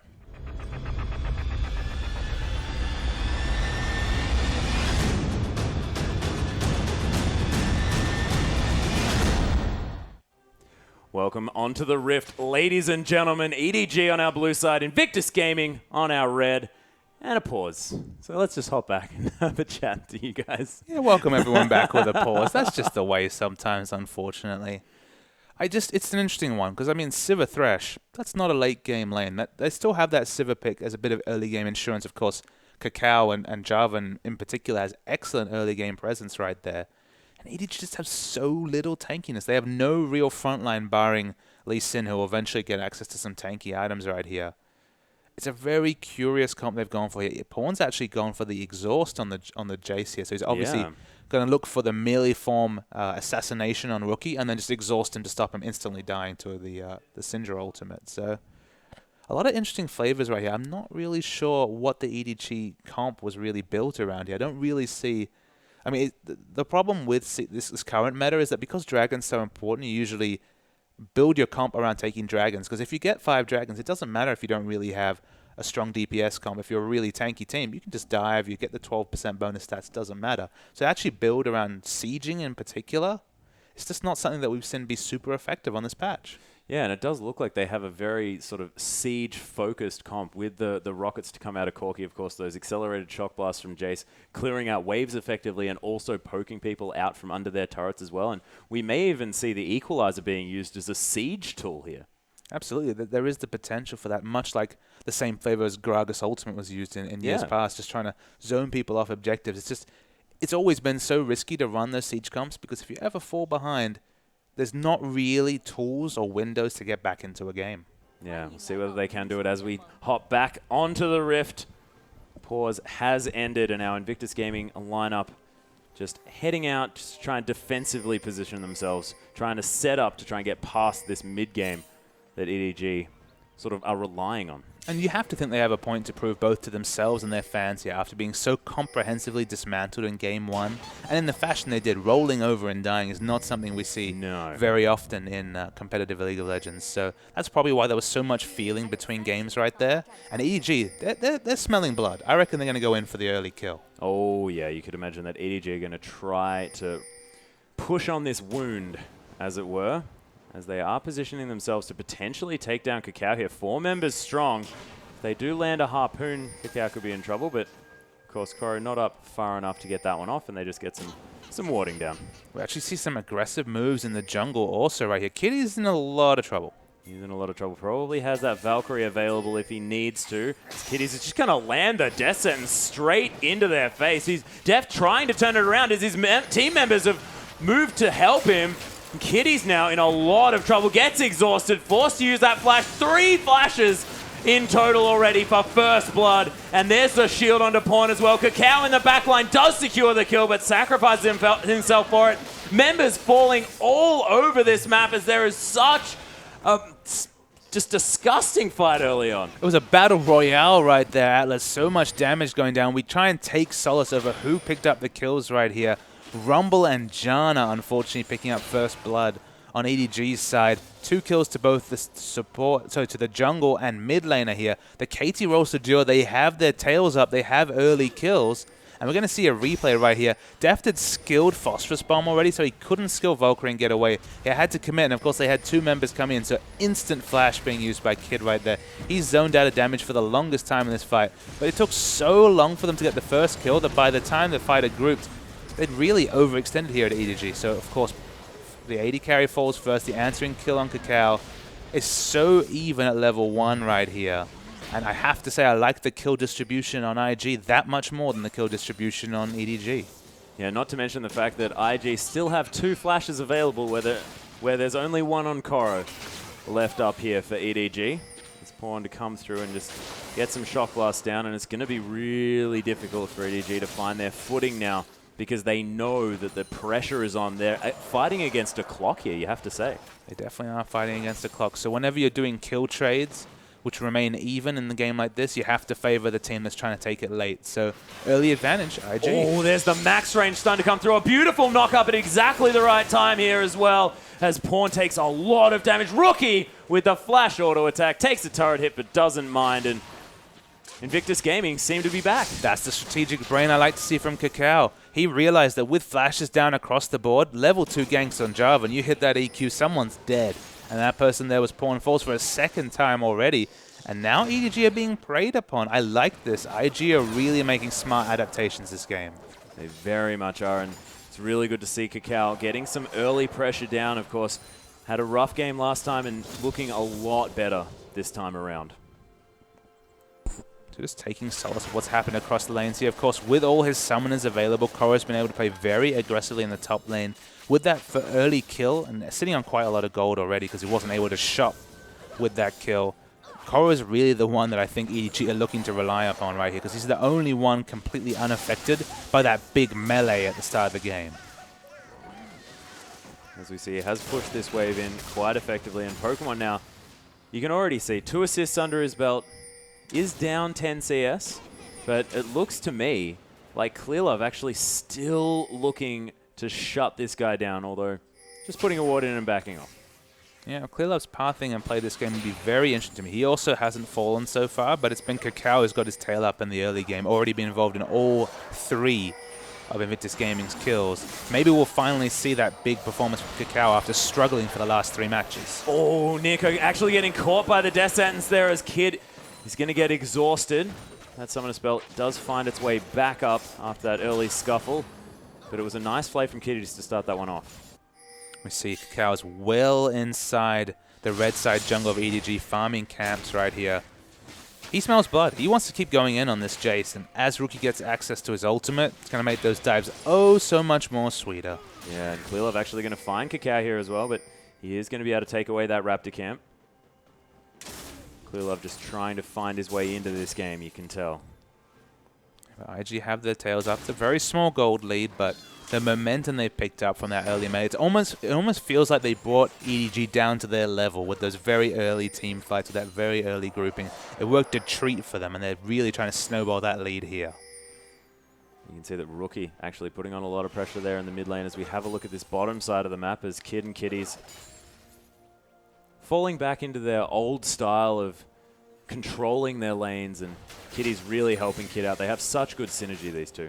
And again, it's all about Koro in the top lane. He's the one that's really been expected to carry right here. He's the one who's doing so well in the early game right here. Double the CS or so of Pokemon. Yeah, and it was always going to be a little bit difficult for Pokemon to emotionally get himself back into this one, but you can see it's still going to be tough against Koro, who's just such an experienced player. We see Kakao's been very aggressive in his positioning on the map, and Clearlove, of course, doing his best to relieve pressure for his mid laner. He clears out the pink ward that's been spotting a couple of his engages right here. This map's looking very dark and scary if you're Pawn in the mid lane. Just about to get his flash back up. Oh, yeah. He's going to really want that one. Although you have to think that if that Unleashed Power comes out after the combo from Rookie, he's probably just going to die. He's probably just going to die. And that's kind of the troll factor of Syndra. Sometimes that ultimate, it follows your flash. Oh, you feel yeah. doubly bad for dying and losing that important summoner. And Syndra, although she's had a couple of balance tweaks, she's still very, very strong in that mid lane. Nice sidestep from Deft, getting him out of the way of that death sentence. Very even on CS. This is where Deft and Mako want to be playing this lane. This is where Corki and Jana want to play this lane, just because if they're being pushed under the turret and Deft has to use his mana and the Phosphorus Bomb to clear minions, then that's what IG want to see. But if they're able to push in Sivir and force Sivir to clear AoE clear under a turret, then they're able to use that mana for harass as Deft and try and win this lane. Yeah, as we do have EDG going for an early dragon here as well. Deft has swung around. They have a fair bit of damage for this one. You can see that IG just no idea what's going on. Pawn just throws in a Shock Blast and Dragon's just free here for EDG yet again. Yeah, they timed it with Syndra's back time there, and we see Syndra comes up with a huge bevy of items. Of course, would have been a massive factor in any of those team fights around the Dragon right there. Very smart timing coming down from EDG, and after their rotations in the first game, we shouldn't be surprised. Yeah, but Rookie now with a gigantic CS advantage. Pawn just getting completely zoned away from these creeps. You can see Rookie very good at capitalizing on that early advantage. And the top lane, the camera actually misses a solo kill coming out from Korra right here, doubling down that CS advantage. I guess the one thing Pawn can say is that because he does have access to the acceleration gate, Shock Blast, he does have some AoE wave clear. It's always been very hard to deny a Jace even in a 1v2 lane just because of how much AoE wave clear he has. But he's obviously realizing that if at any point a stun hits from Rookie, he's probably going to be dead. He really is, and you can see EDG making up for their sort of losses here in the mid lane by having Koro just be a massive beast. And you have to think that we might see exactly what happens when this Rumble gets ahead if he manages to impact the next dragon fight. And this is kind of a 2015 EDG situation where Koro can actually be relied upon to carry from the top lane, which was never the case. It was always about you and Koro going even or better on wave clear champs in their lanes and focusing on Name carrying in the late game. But, you know, Deft obviously has a very similar flavor to Name, so there's not much of a difference there. You might say a slight upgrade in the bot lane, just commenting on their performance at World Championships. But this Koro, it's the same guy, but he's playing like a man possessed. He's been wonderful this season.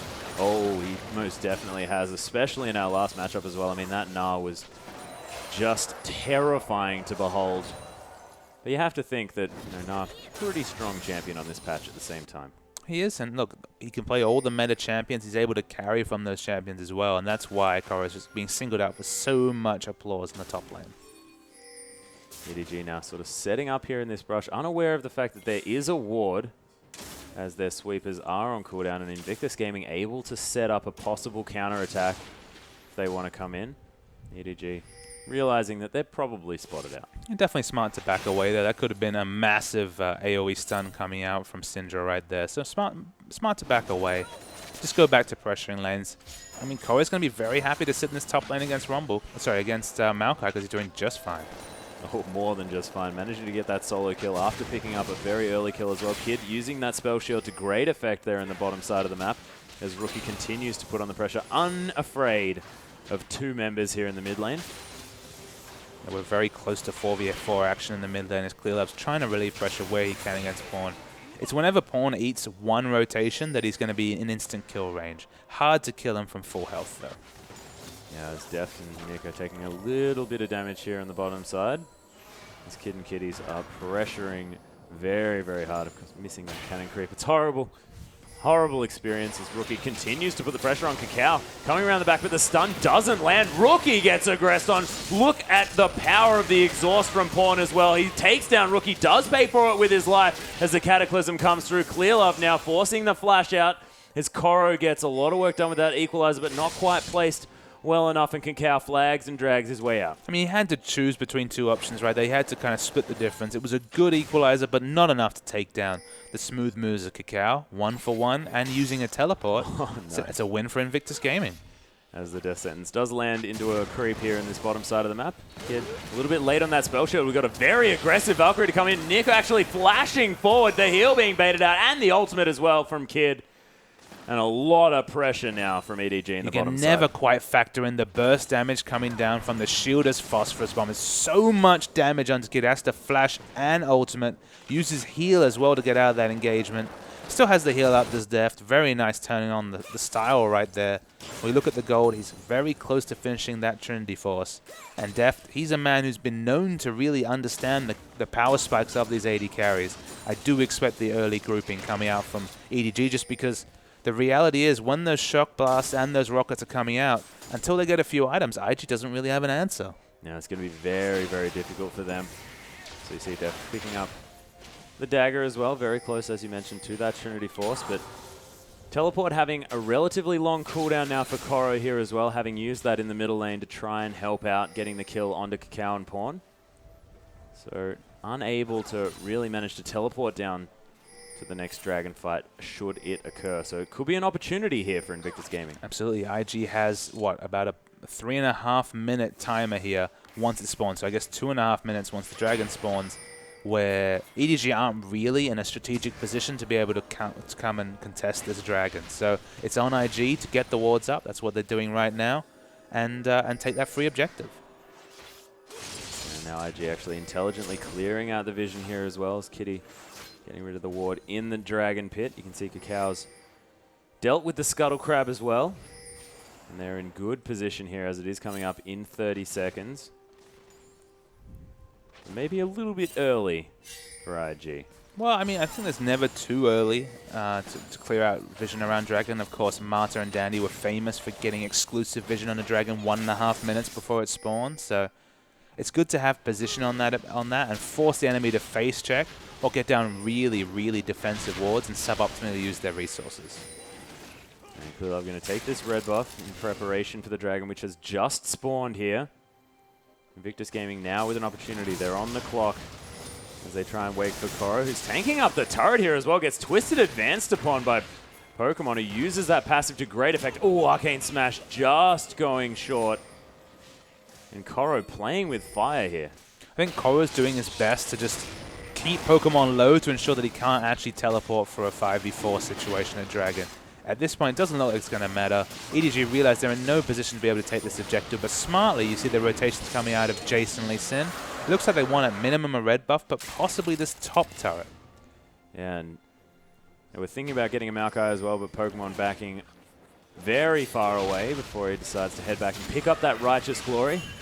Clearlove takes down the enemy red buff, so that's another one under his belt. Of course, EDG very good at trading these objectives. They make sure that they never just lose. Make sure that they pick up a trade. It's the reality of top-level League of Legends is that whenever a team commits multiple resources to one area of the map, it opens up the opposite end of the map for your own aggression. So it's a smart movement right there from EDG. They only really get a buff out of it, so it's the absolute minimum trade. But it's better than just putting up your hands and recording down that timer. Yeah, as Deft getting a lot of auto-attack damage onto Kid here. You can see the power of Corki now that he has that Trinity Force is immense here in the bottom side of the map. Look at this pickup from Koro. He's really going to try and push that mid-game advantage. He's got the Abyssal Scepter right here. And while you might look down and say, but he doesn't have a mage in the mid lane. It's not double AP, but Deft is going to be doing some ungodly damage on this Corki. Of course, all his spells do magic damage apart from the Gatling gun right there. So if Koro gets in and amongst it in a team fight, Deft's damage is going to be impressive. Not to mention the fact that Koro on this Rumble has so much use for that flat magic penetration as well. And once he picks up those Sorcerer's Shoes, he's going to have so much added, I guess, lockdown of that. And it's going to work so well in conjunction with his kit because he just scales so well with levels. It'll be very interesting to see how that interaction works. Which is the more important mid-game buy? Is it the Righteous Glory to double down on the massive movement speed between On the Hunt and, of course, this Maokai is going to be flying into the back of a team fight? Or is it going to be the flat Magic Pen and just this level to 11, level 2 equalizer that's going to be doing crazy damage? You can see Koro trying to finish off this turret. Vengeful Maelstrom does get popped by Pokemon here, but there's the equalizer and the turret falls down. Pokemon's just getting burned alive here. And Clearlove secures that kill. beautiful textbook equalizer coming down right there. It was predictable. Of course, Pokemon had wedged himself towards a wall, so he didn't really have anywhere to run, but Koro turns on the style, 2-0-1. Pokemon, look, he's not going to have that Rod of Ages Frozen Heart, but Righteous Glory in this team comp is actually very strong. Yeah, and Pokemon just getting targeted this whole series. Did manage to have a little bit of a better start and isn't quite as far behind as he was. And being on this Maokai is going to be a better feeling heading into the later stages of the game. But you can see EDG just putting the pressure on. Kid is in a lot of trouble. Koro actually predicted the flash there and actually Electro Harpoon the flashing Kid there. So he just continues to turn on the style, does he? Picks up another kill, going massive. If he can pick up a Zonia's, I mean, he's already got 1,600 gold in the bank. He's probably going to go and pick up a Needlessly Large Rod. If he can pick up a Zonia's and basically run into the front of a fight, pop that Flame Splitter and go into stasis, the damage is going to be silly. It is just going to be ridiculous as Rookie just throws away that creep. Doesn't want that one. And EDG now trying to set up, of course. Koro now looking like the one to put the team on his back at this stage. The rest struggling just a little bit apart from Def there on the bottom side, but hasn't managed to get himself a kill. Oh, Clearlove getting caught by the Death Sentence, actually deciding to go in. There's the Unleashed Power as well, but the answer is from Koro. That is a beautifully placed Cataclysm, and Invictus Gaming not quite managing to capitalize on it. No, they couldn't even burst down Clearlove, who, whether it was on Nuna or Lee Sin, he always manages to live on a sliver of health. And Koro is always in the right position at the right time. He equalizes down right here, but this is where the comp of EDG really hits its strongest point. They need the blue buff on Pawn. He's low on mana here, so that'll help their turret sieging. But their turret sieging is a sight to behold. Yeah, Deft has a full mana bar as well, so these rockets are definitely an opportunity for him. Wave clear. Oh, actually, Kitties lands the Death Sentence. He gets flayed back as well. There's the box. Def getting caught up. It has the Valkyrie available. Oh, what a beautiful flash from Pokemon to save him from that. And the Resonating Strike not to come through from Clearlove. Knows that that would spell death. But IG very low in this mid lane. So many low members, but importantly, they haven't lost this structure right here. That's the important thing for IG. They don't mind if they trade health. They don't mind if they trade kills. It's the objective snowball, which is the only thing in this game they might not be able to come back from. So lucky for them, they keep the turret up. Even the turret up, of course, and Koro now pushing in that top wave. Going to take away these Krugs as well. Looking for that Leandries by the looks of things. EDG may be caught out here as Cacao flags and drags his way through. Doesn't quite have the Cataclysm up yet. Yeah, see Koro is anchored to the top lane here. Doesn't have teleport up, neither does Pokemon. So both of them are going to have to rotate down to Dragon if they're looking to compete for that objective.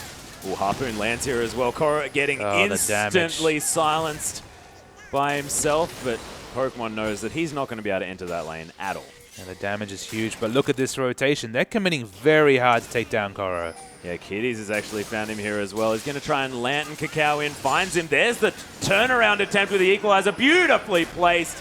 Takes the kill, and 3 members now here, and Koro thinks that he can find someone, but Pokemon picks up the kill. Gets the shutdown gold as well. It's exactly what he needed. That EDG, the trade king, is going to trade for mid lane turret. The sidestep on the flag and drag from Cacao was just majestic from Koro right there. He'll feel hard done by to not get a 2-for-1 trade, which is crazy when you're Rumble. But shades of PDD once again right there. When you're ahead as a Rumble, you can do some disgusting things. Yeah, and look at what Koro's done as well. He drew 4 members there to that top lane. They got the middle lane turret, they got the blue buff, and they're going to get the dragon. This is beautifully played strategically from Edward Gaming. Yeah, and IG, they just recognize, hey, we need to shut down Koro. But the cost was far too great this time.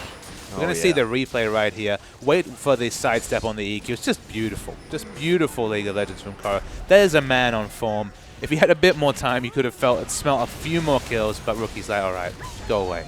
Yeah, and if Rookie wasn't there, I mean, that would have been a very different story. Could have potentially been a 1v3 situation for Koro in that top side of the map. Now has himself the needlessly large rod, and this is where things start to get very scary. I mean, he has so much gold and spent so well right here. And the fact that he has that synergy with Deft is something that's going to be just... The Phosphorus Bomb and the rockets are going to be doing really surprising damage. It's one of those things where you kind of feel like you know how much a Sorcerer's Shoes Trinity Force Corki does in a team. Like, you kind of know intuitively how much damage that phosphorus bomb is going to hit for. And when it's that surprising amount of burst damage, you just miscalculate important close trades that would have been so decisive previously.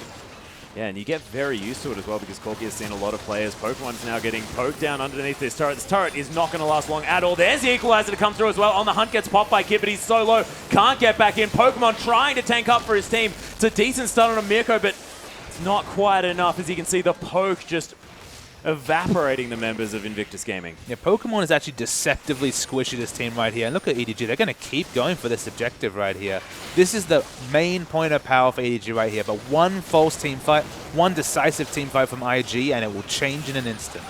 Yeah, we'll see whether IG can manage to turn this one around. Pokemon's made his way back to base, wants to get to full health, so he has a lot to tank with. It hasn't quite managed to get there yet. He's found his way to the front, but we'll see whether it's going to be enough as Kitties takes so much burst from this blue buff Jade. Cacao doesn't feel decisive enough to go for the flag and drag initiation, and they're just going to give up the inhibitor right here. I think this is just too passive play from IG. They have a lot of damage on their carries, but they're just not interested in fighting.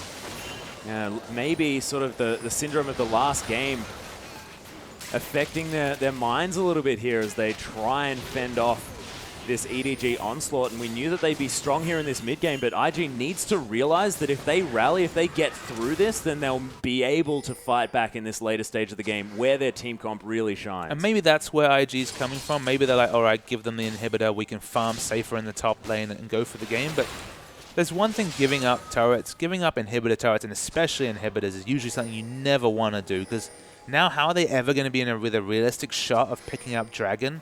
Especially giving up a 22-minute inhibitor. And we're talking about Maokai. It's not Rod of Ages Maokai. His amount of wave clear, he's going to really struggle to take down these super creeps they push in at 23 minutes. Oh, yeah. EDG now just grouping up together. Of course, you talk about this all the time. Grouping with a Corki, especially around this mid-game, this 20-minute mark, is very, very important. We can see they're utilizing that very effectively. Deft going for a Bloodthirst a second as well, which I very much like. Trying to get as much AD so that his spells are as ramped up as possible. It's why I've been so surprised by all the Corkis building Trinity Force into Last Whisper. That was a build I more associated with Ezreal back in the day to maximize your Mystic Shot damage. But Corki has so much flat armor penetration, the 40 armor penetration from his Gatling gun right here, and does so much magic damage to just pile on the AD, get yourself that defensive shield, the Bloodthirst to shield, and just watch yourself rack up all the damage. Oh yeah, as Pawn does get the Mana Immune into the Mirror Mana transform here as well, so he's going to have a big spike of damage as that item has been completed. But Rabbidan's Death Cap here for Rookie as well, so the Syndra starting to find some form. Of course, having a large CS advantage as well as Rookie. And the Mirror Mana transform, like you mentioned, he's getting towards the Last Whisper. That's the last big item for Jace. Everything else is kind of auxiliary. Everything else is kind of gravy. But this is where EDG want to be playing. They're anchoring IG under their turret and basically saying, eat poke, eat poke, eat poke. Even Maokai, the tanky Maokai right here, look at him trying to deal with these super creeps. It's a losing battle in the top lane. Yes, he can't even fight creeps at this stage from Pokemon. He's had a rough series as Cacao drags himself over that wall, and Clearlove going to clear out the vision once again. But Koro finding his way into the bottom side of the map, has teleport available here as well, so he's going to start the push onto the final, one of the final inner turrets. And EDG, they know that they just own the jungle of Invictus Gaming at this point, and Pawn gets a much needed blue buff. Yeah, very strange warding coming out from IG here as well. Look at these aggressive wards they have down around the cove near Baron. They have down a Baron ward, but that's all they have. And they're basically giving up access to any minion camp whatsoever just for a bit of Baron insurance. And EDG aren't about taking Baron. They have a decent Baron taking team, but they just want to sit and poke under turrets and take every objective they can. Yeah, and just capitalize on this mid-game power spike, meaning that multiple members need to be committed if they're going to fend off this EDG push. Absolutely. And it's just the night and day difference between a Corki that's forced to stay in lane, even with that Trinity Force Sorcerer Shoes, and just lane, like Kid was last game, to this grouping Corki right here. EDG understand their win conditions. They understand this game is on a timer for them. They're effectively playing against the potential of a 5th dragon. They understand that there's just a time mark in this game where they will eventually lose. And they're grouping so smart and playing around that. Yeah, managing to take out the last 2 inner turrets here as well. 7 turrets now to 1. is the score. And 6,000 gold's the lead. And 6,000 doesn't feel like much, but when it's in this much map control and complete neutral objective control as well, EDG are in a fantastic position this game. But the Aegis has been completed by Kakao, so there is a brief window of light coming through from the IG jungler, because when he finishes that Locket of the Iron Solari, he's going to be really helping against this Rumble damage, which has just been decimating them so far. The Equalizer does come out, but they can't force fight. Yep. In fact, IG forced to back away. It's a beautiful rocket to come through and get a lot of burst AoE. But EDG unable to really capitalize on the interesting placement of that ultimate. On the Hunt has been popped here. EDG just going to walk away. Yeah, there was actually the teleport pop by Pokemon as well. The communication must have been off there, as the rest of the team just didn't seem on the same wavelength whatsoever. The inhibitor's about to respawn. That's a big win for IG. Of course, Pokemon has been able to free farm, basically got a Spirit Visage out of nothing, just being anchored to the top lane, having to clear super minions for 3 or 4 minutes there. I mean, Maokai will be a relevant force in the team fight, will be able to sit at the front and soak a bit more damage, but have they given up too much to EDG too quickly? That's my question for IG. Yeah, we'll see whether they can actually sort of find themselves again and get into a position where they can put pressure back onto this map, because now once they've been strangled out so far from EDG after they took that inhibitor, EDG now has all of the control of this map, all of the vision, although a lot of their wards have run out now. It might be an opportunity as IG have decided to go in, and Kakao doing a lot of work. Rookie manages to find the kill here, as well as Clearlove's just going to boot the Thresh back into the team. Kakao's going to fall down here as well, as the rockets are raining through. Nico again with the flashes into the Howling Gales. Oh my gosh, that equalizer was so beautifully placed. And IG, they cannot fight this team, even after this 28-minute point. Yeah, Rumble and Corki are doing so much damage here. It's hard to describe just how strong Deft is right now. Flashing in for the rocket auto kill on his fellow countryman Kakao. They're going to take this top inhibitor. The pings come down on Baron. They can do whatever they want right here. EDG, masterful play.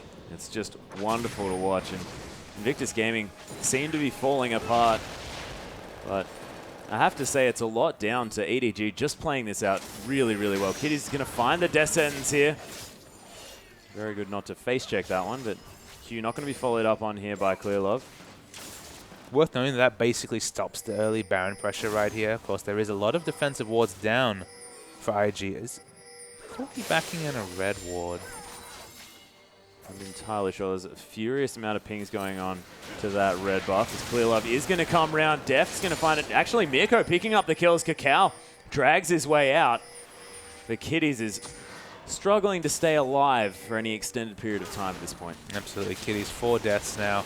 Definitely not the Thresh we saw in the previous series coming out from 0. They're going to do so much ground damage right here. It's ungodly how much damage, how fast they're bursting down this objective. But Rookie's coming in.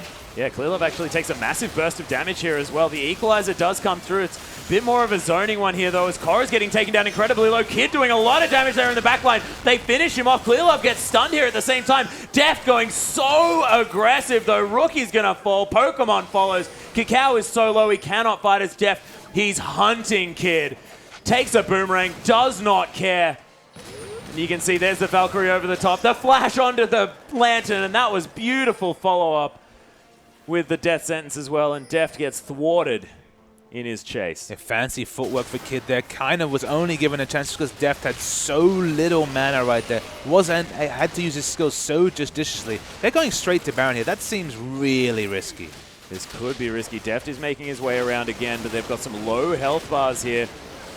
It's only Kitty's looking around to make sure that this isn't happening, but you can see if he does manage to find someone. I mean, Baron's doing a lot of work here, but Deft, he's found his way in. He's got full health. May not have any mana, but they secure the Baron. Yeah, the super minions just proved too much. IG couldn't leave their base right there. The inhibitor might be the last piece of the puzzle for EDG. With all the items created, I mean, Korra is just a god on Rumble at this point. So many items. Picks up the completed Void stuff to complement the Needless Arch Rod he was sitting on right here. Doesn't matter how many tanky items, doesn't matter about the locker. This Rumble's going to wreck the next team fight. Oh, yeah, and decides to not even go for that Zhonya's. probably had about the same amount of gold in order to finish that one off, but wants to get that magic penetration, make sure that he can counter this Locket of the Iron Solari that Kakao was sort of banking on to help them get back into this game with some defensive statistics. But Klulev not going to find the blue buff here as they want to use this Baron to really push the advantage. I mean, hard to describe the difference between Pokemon's Rumble that was struggling to finish one item in a 30-minute game and this Koro Rumble right here, which is just a destroyer, the over-leveled, level 17 Rumble with all the magic penetration you could ever even wish for. I mean, you can maybe buy another Haunting Guys. I don't think it even stacks with the Leandries. So he's run out of magic penetration. He's in a good spot. He's definitely feeling pretty good at this stage. When your only worry is the fact that you can't buy any more magic penetration, you know that something's going right as the siege is now on for real here, and you can see Kid, oh wow, takes so much damage from that rocket. This Kid is going to death sentence the cannon creep into range, but this tower is not long for the world as Valkyrie's actually baited out here for Deft. IG live to see another wave crash into their base, but you can see the top side of the map, these super creeps smashing down on the Nexus. Kid forced to go back here as well. Scat of the Week not going to find a target. Now the creeps come in. Miko very far up as the harpoons to come through as well from Koro. You can see Kid just taking so much poke. These IG members, it's very dangerous where they're staying right now. Yeah, they're waiting for the super minions to push into the top wave right here. They are struggling to take down this inhibitor. Despite having a lot of damage onto a turret, they're just getting, it's really risky for them to go for the dive, but they're committed to it. They managed to take down the inhibitor turret. They want to find a target, but IG managed to find their way out. The inhibitor going to be taken in the bottom side of the map as well, and now the super creeps streaming into the base. Invictus Gaming definitely on the back foot.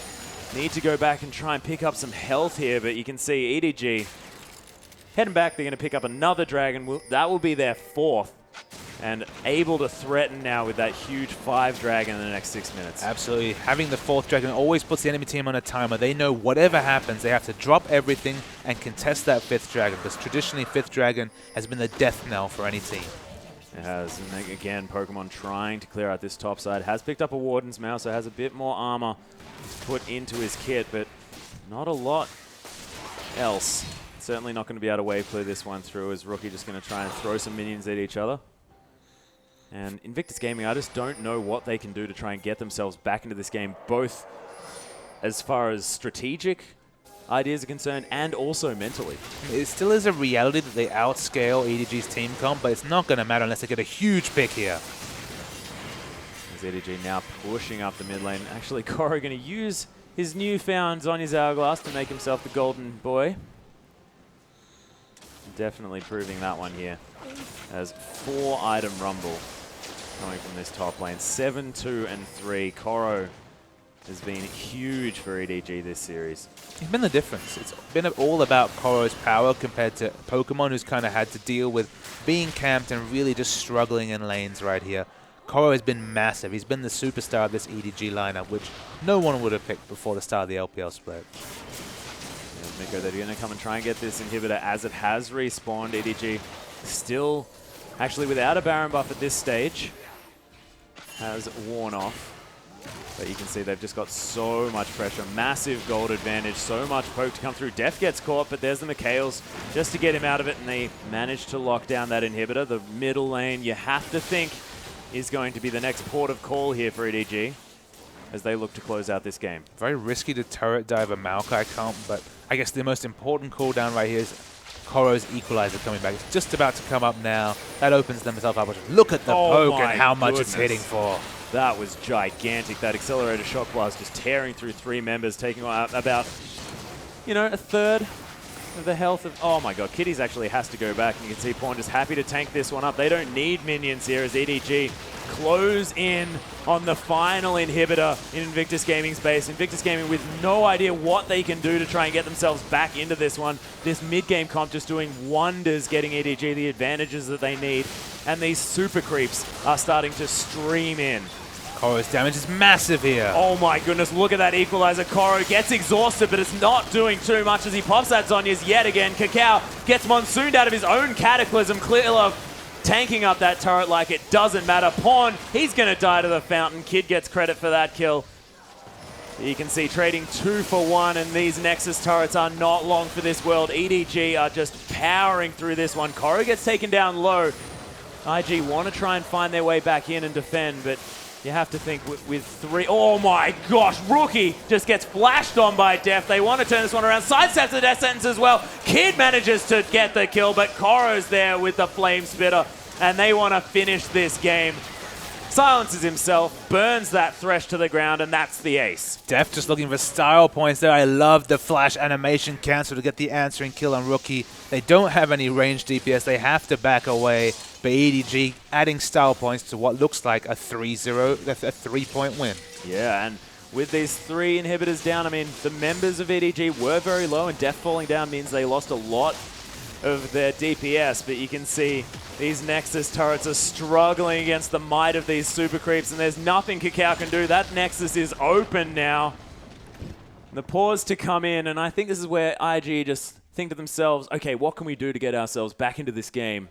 And then sort of not entirely sure what options they have. Pause definitely delaying the inevitable right here. Not too many teams come down from all their turrets being taken down, but all we can say right now is it's paused. Maybe tap over the gold.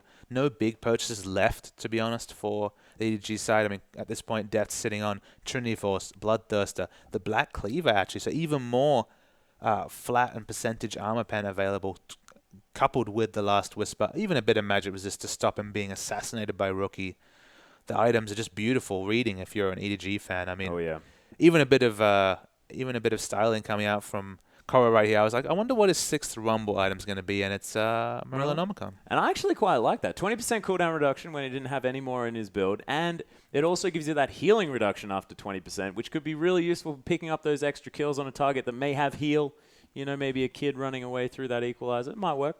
I'm not going to reward someone for building cooldown reduction on a Rumble. It's not really a statistic that he's really looking for. It gives him his ult a bit more often, but in a team fight, it really just leads to you losing out on that second rotation of spells. Of course, overheating is usually a good thing in a team fight for a Rumble if he's really able to time it effectively, but if you can't get a second rotation of slows, a second rotation of flame spitters because of building cooldown reduction, it's more of a problem rather than an advantage. But you're right, in terms of the actual effect, the grievous wounds coming down in an AoE from the flame spitter and, of course, from the equalizer, that's still something. Yeah, we'll see whether he can capitalize on that one, but maybe a Raleigh or a Rabbitin's Death Cap might have been a better option. But look, when you're back in base with a whole lot of gold and you want to buy a cool book, you may as well. Yeah, we bought the coolest death book in the Merilonomicon. As we see IG, they're playing a bit of PvE here. They're doing their best to take down these very powerful minions. Yeah, this is the toughest raid that Kakao's ever been to, as he tries to fight off these super creeps. Now that the rest of the team has come back up, IG do have a chance of clearing out the creeps, but will they be able to clear out the EDG, who are waiting another 10 seconds for this Baron, and then inevitably the end of IG? Yeah, their pathing just took them naturally towards the Baron pit. Of course, it's just spawned. They might as well pick up that buff and go finish this game. Yeah, Inhibitor is going to be respawning, so not going to have to deal with an extra wave of super creeps as Invictus Gaming, but that Baron was dismantled by EDG, and now they have their sights on that open Nexus. They're coming in with the Baroned up super minions, and IG in trouble. They are certainly in trouble as they try and furiously clear so they're not fighting EDG and the super creeps as they try and collapse onto this Nexus. Death Sentence is going to go wide. A nice Howling Gale to come through onto Kitties. He's just going to fall apart as Def decides not to go for that Nexus.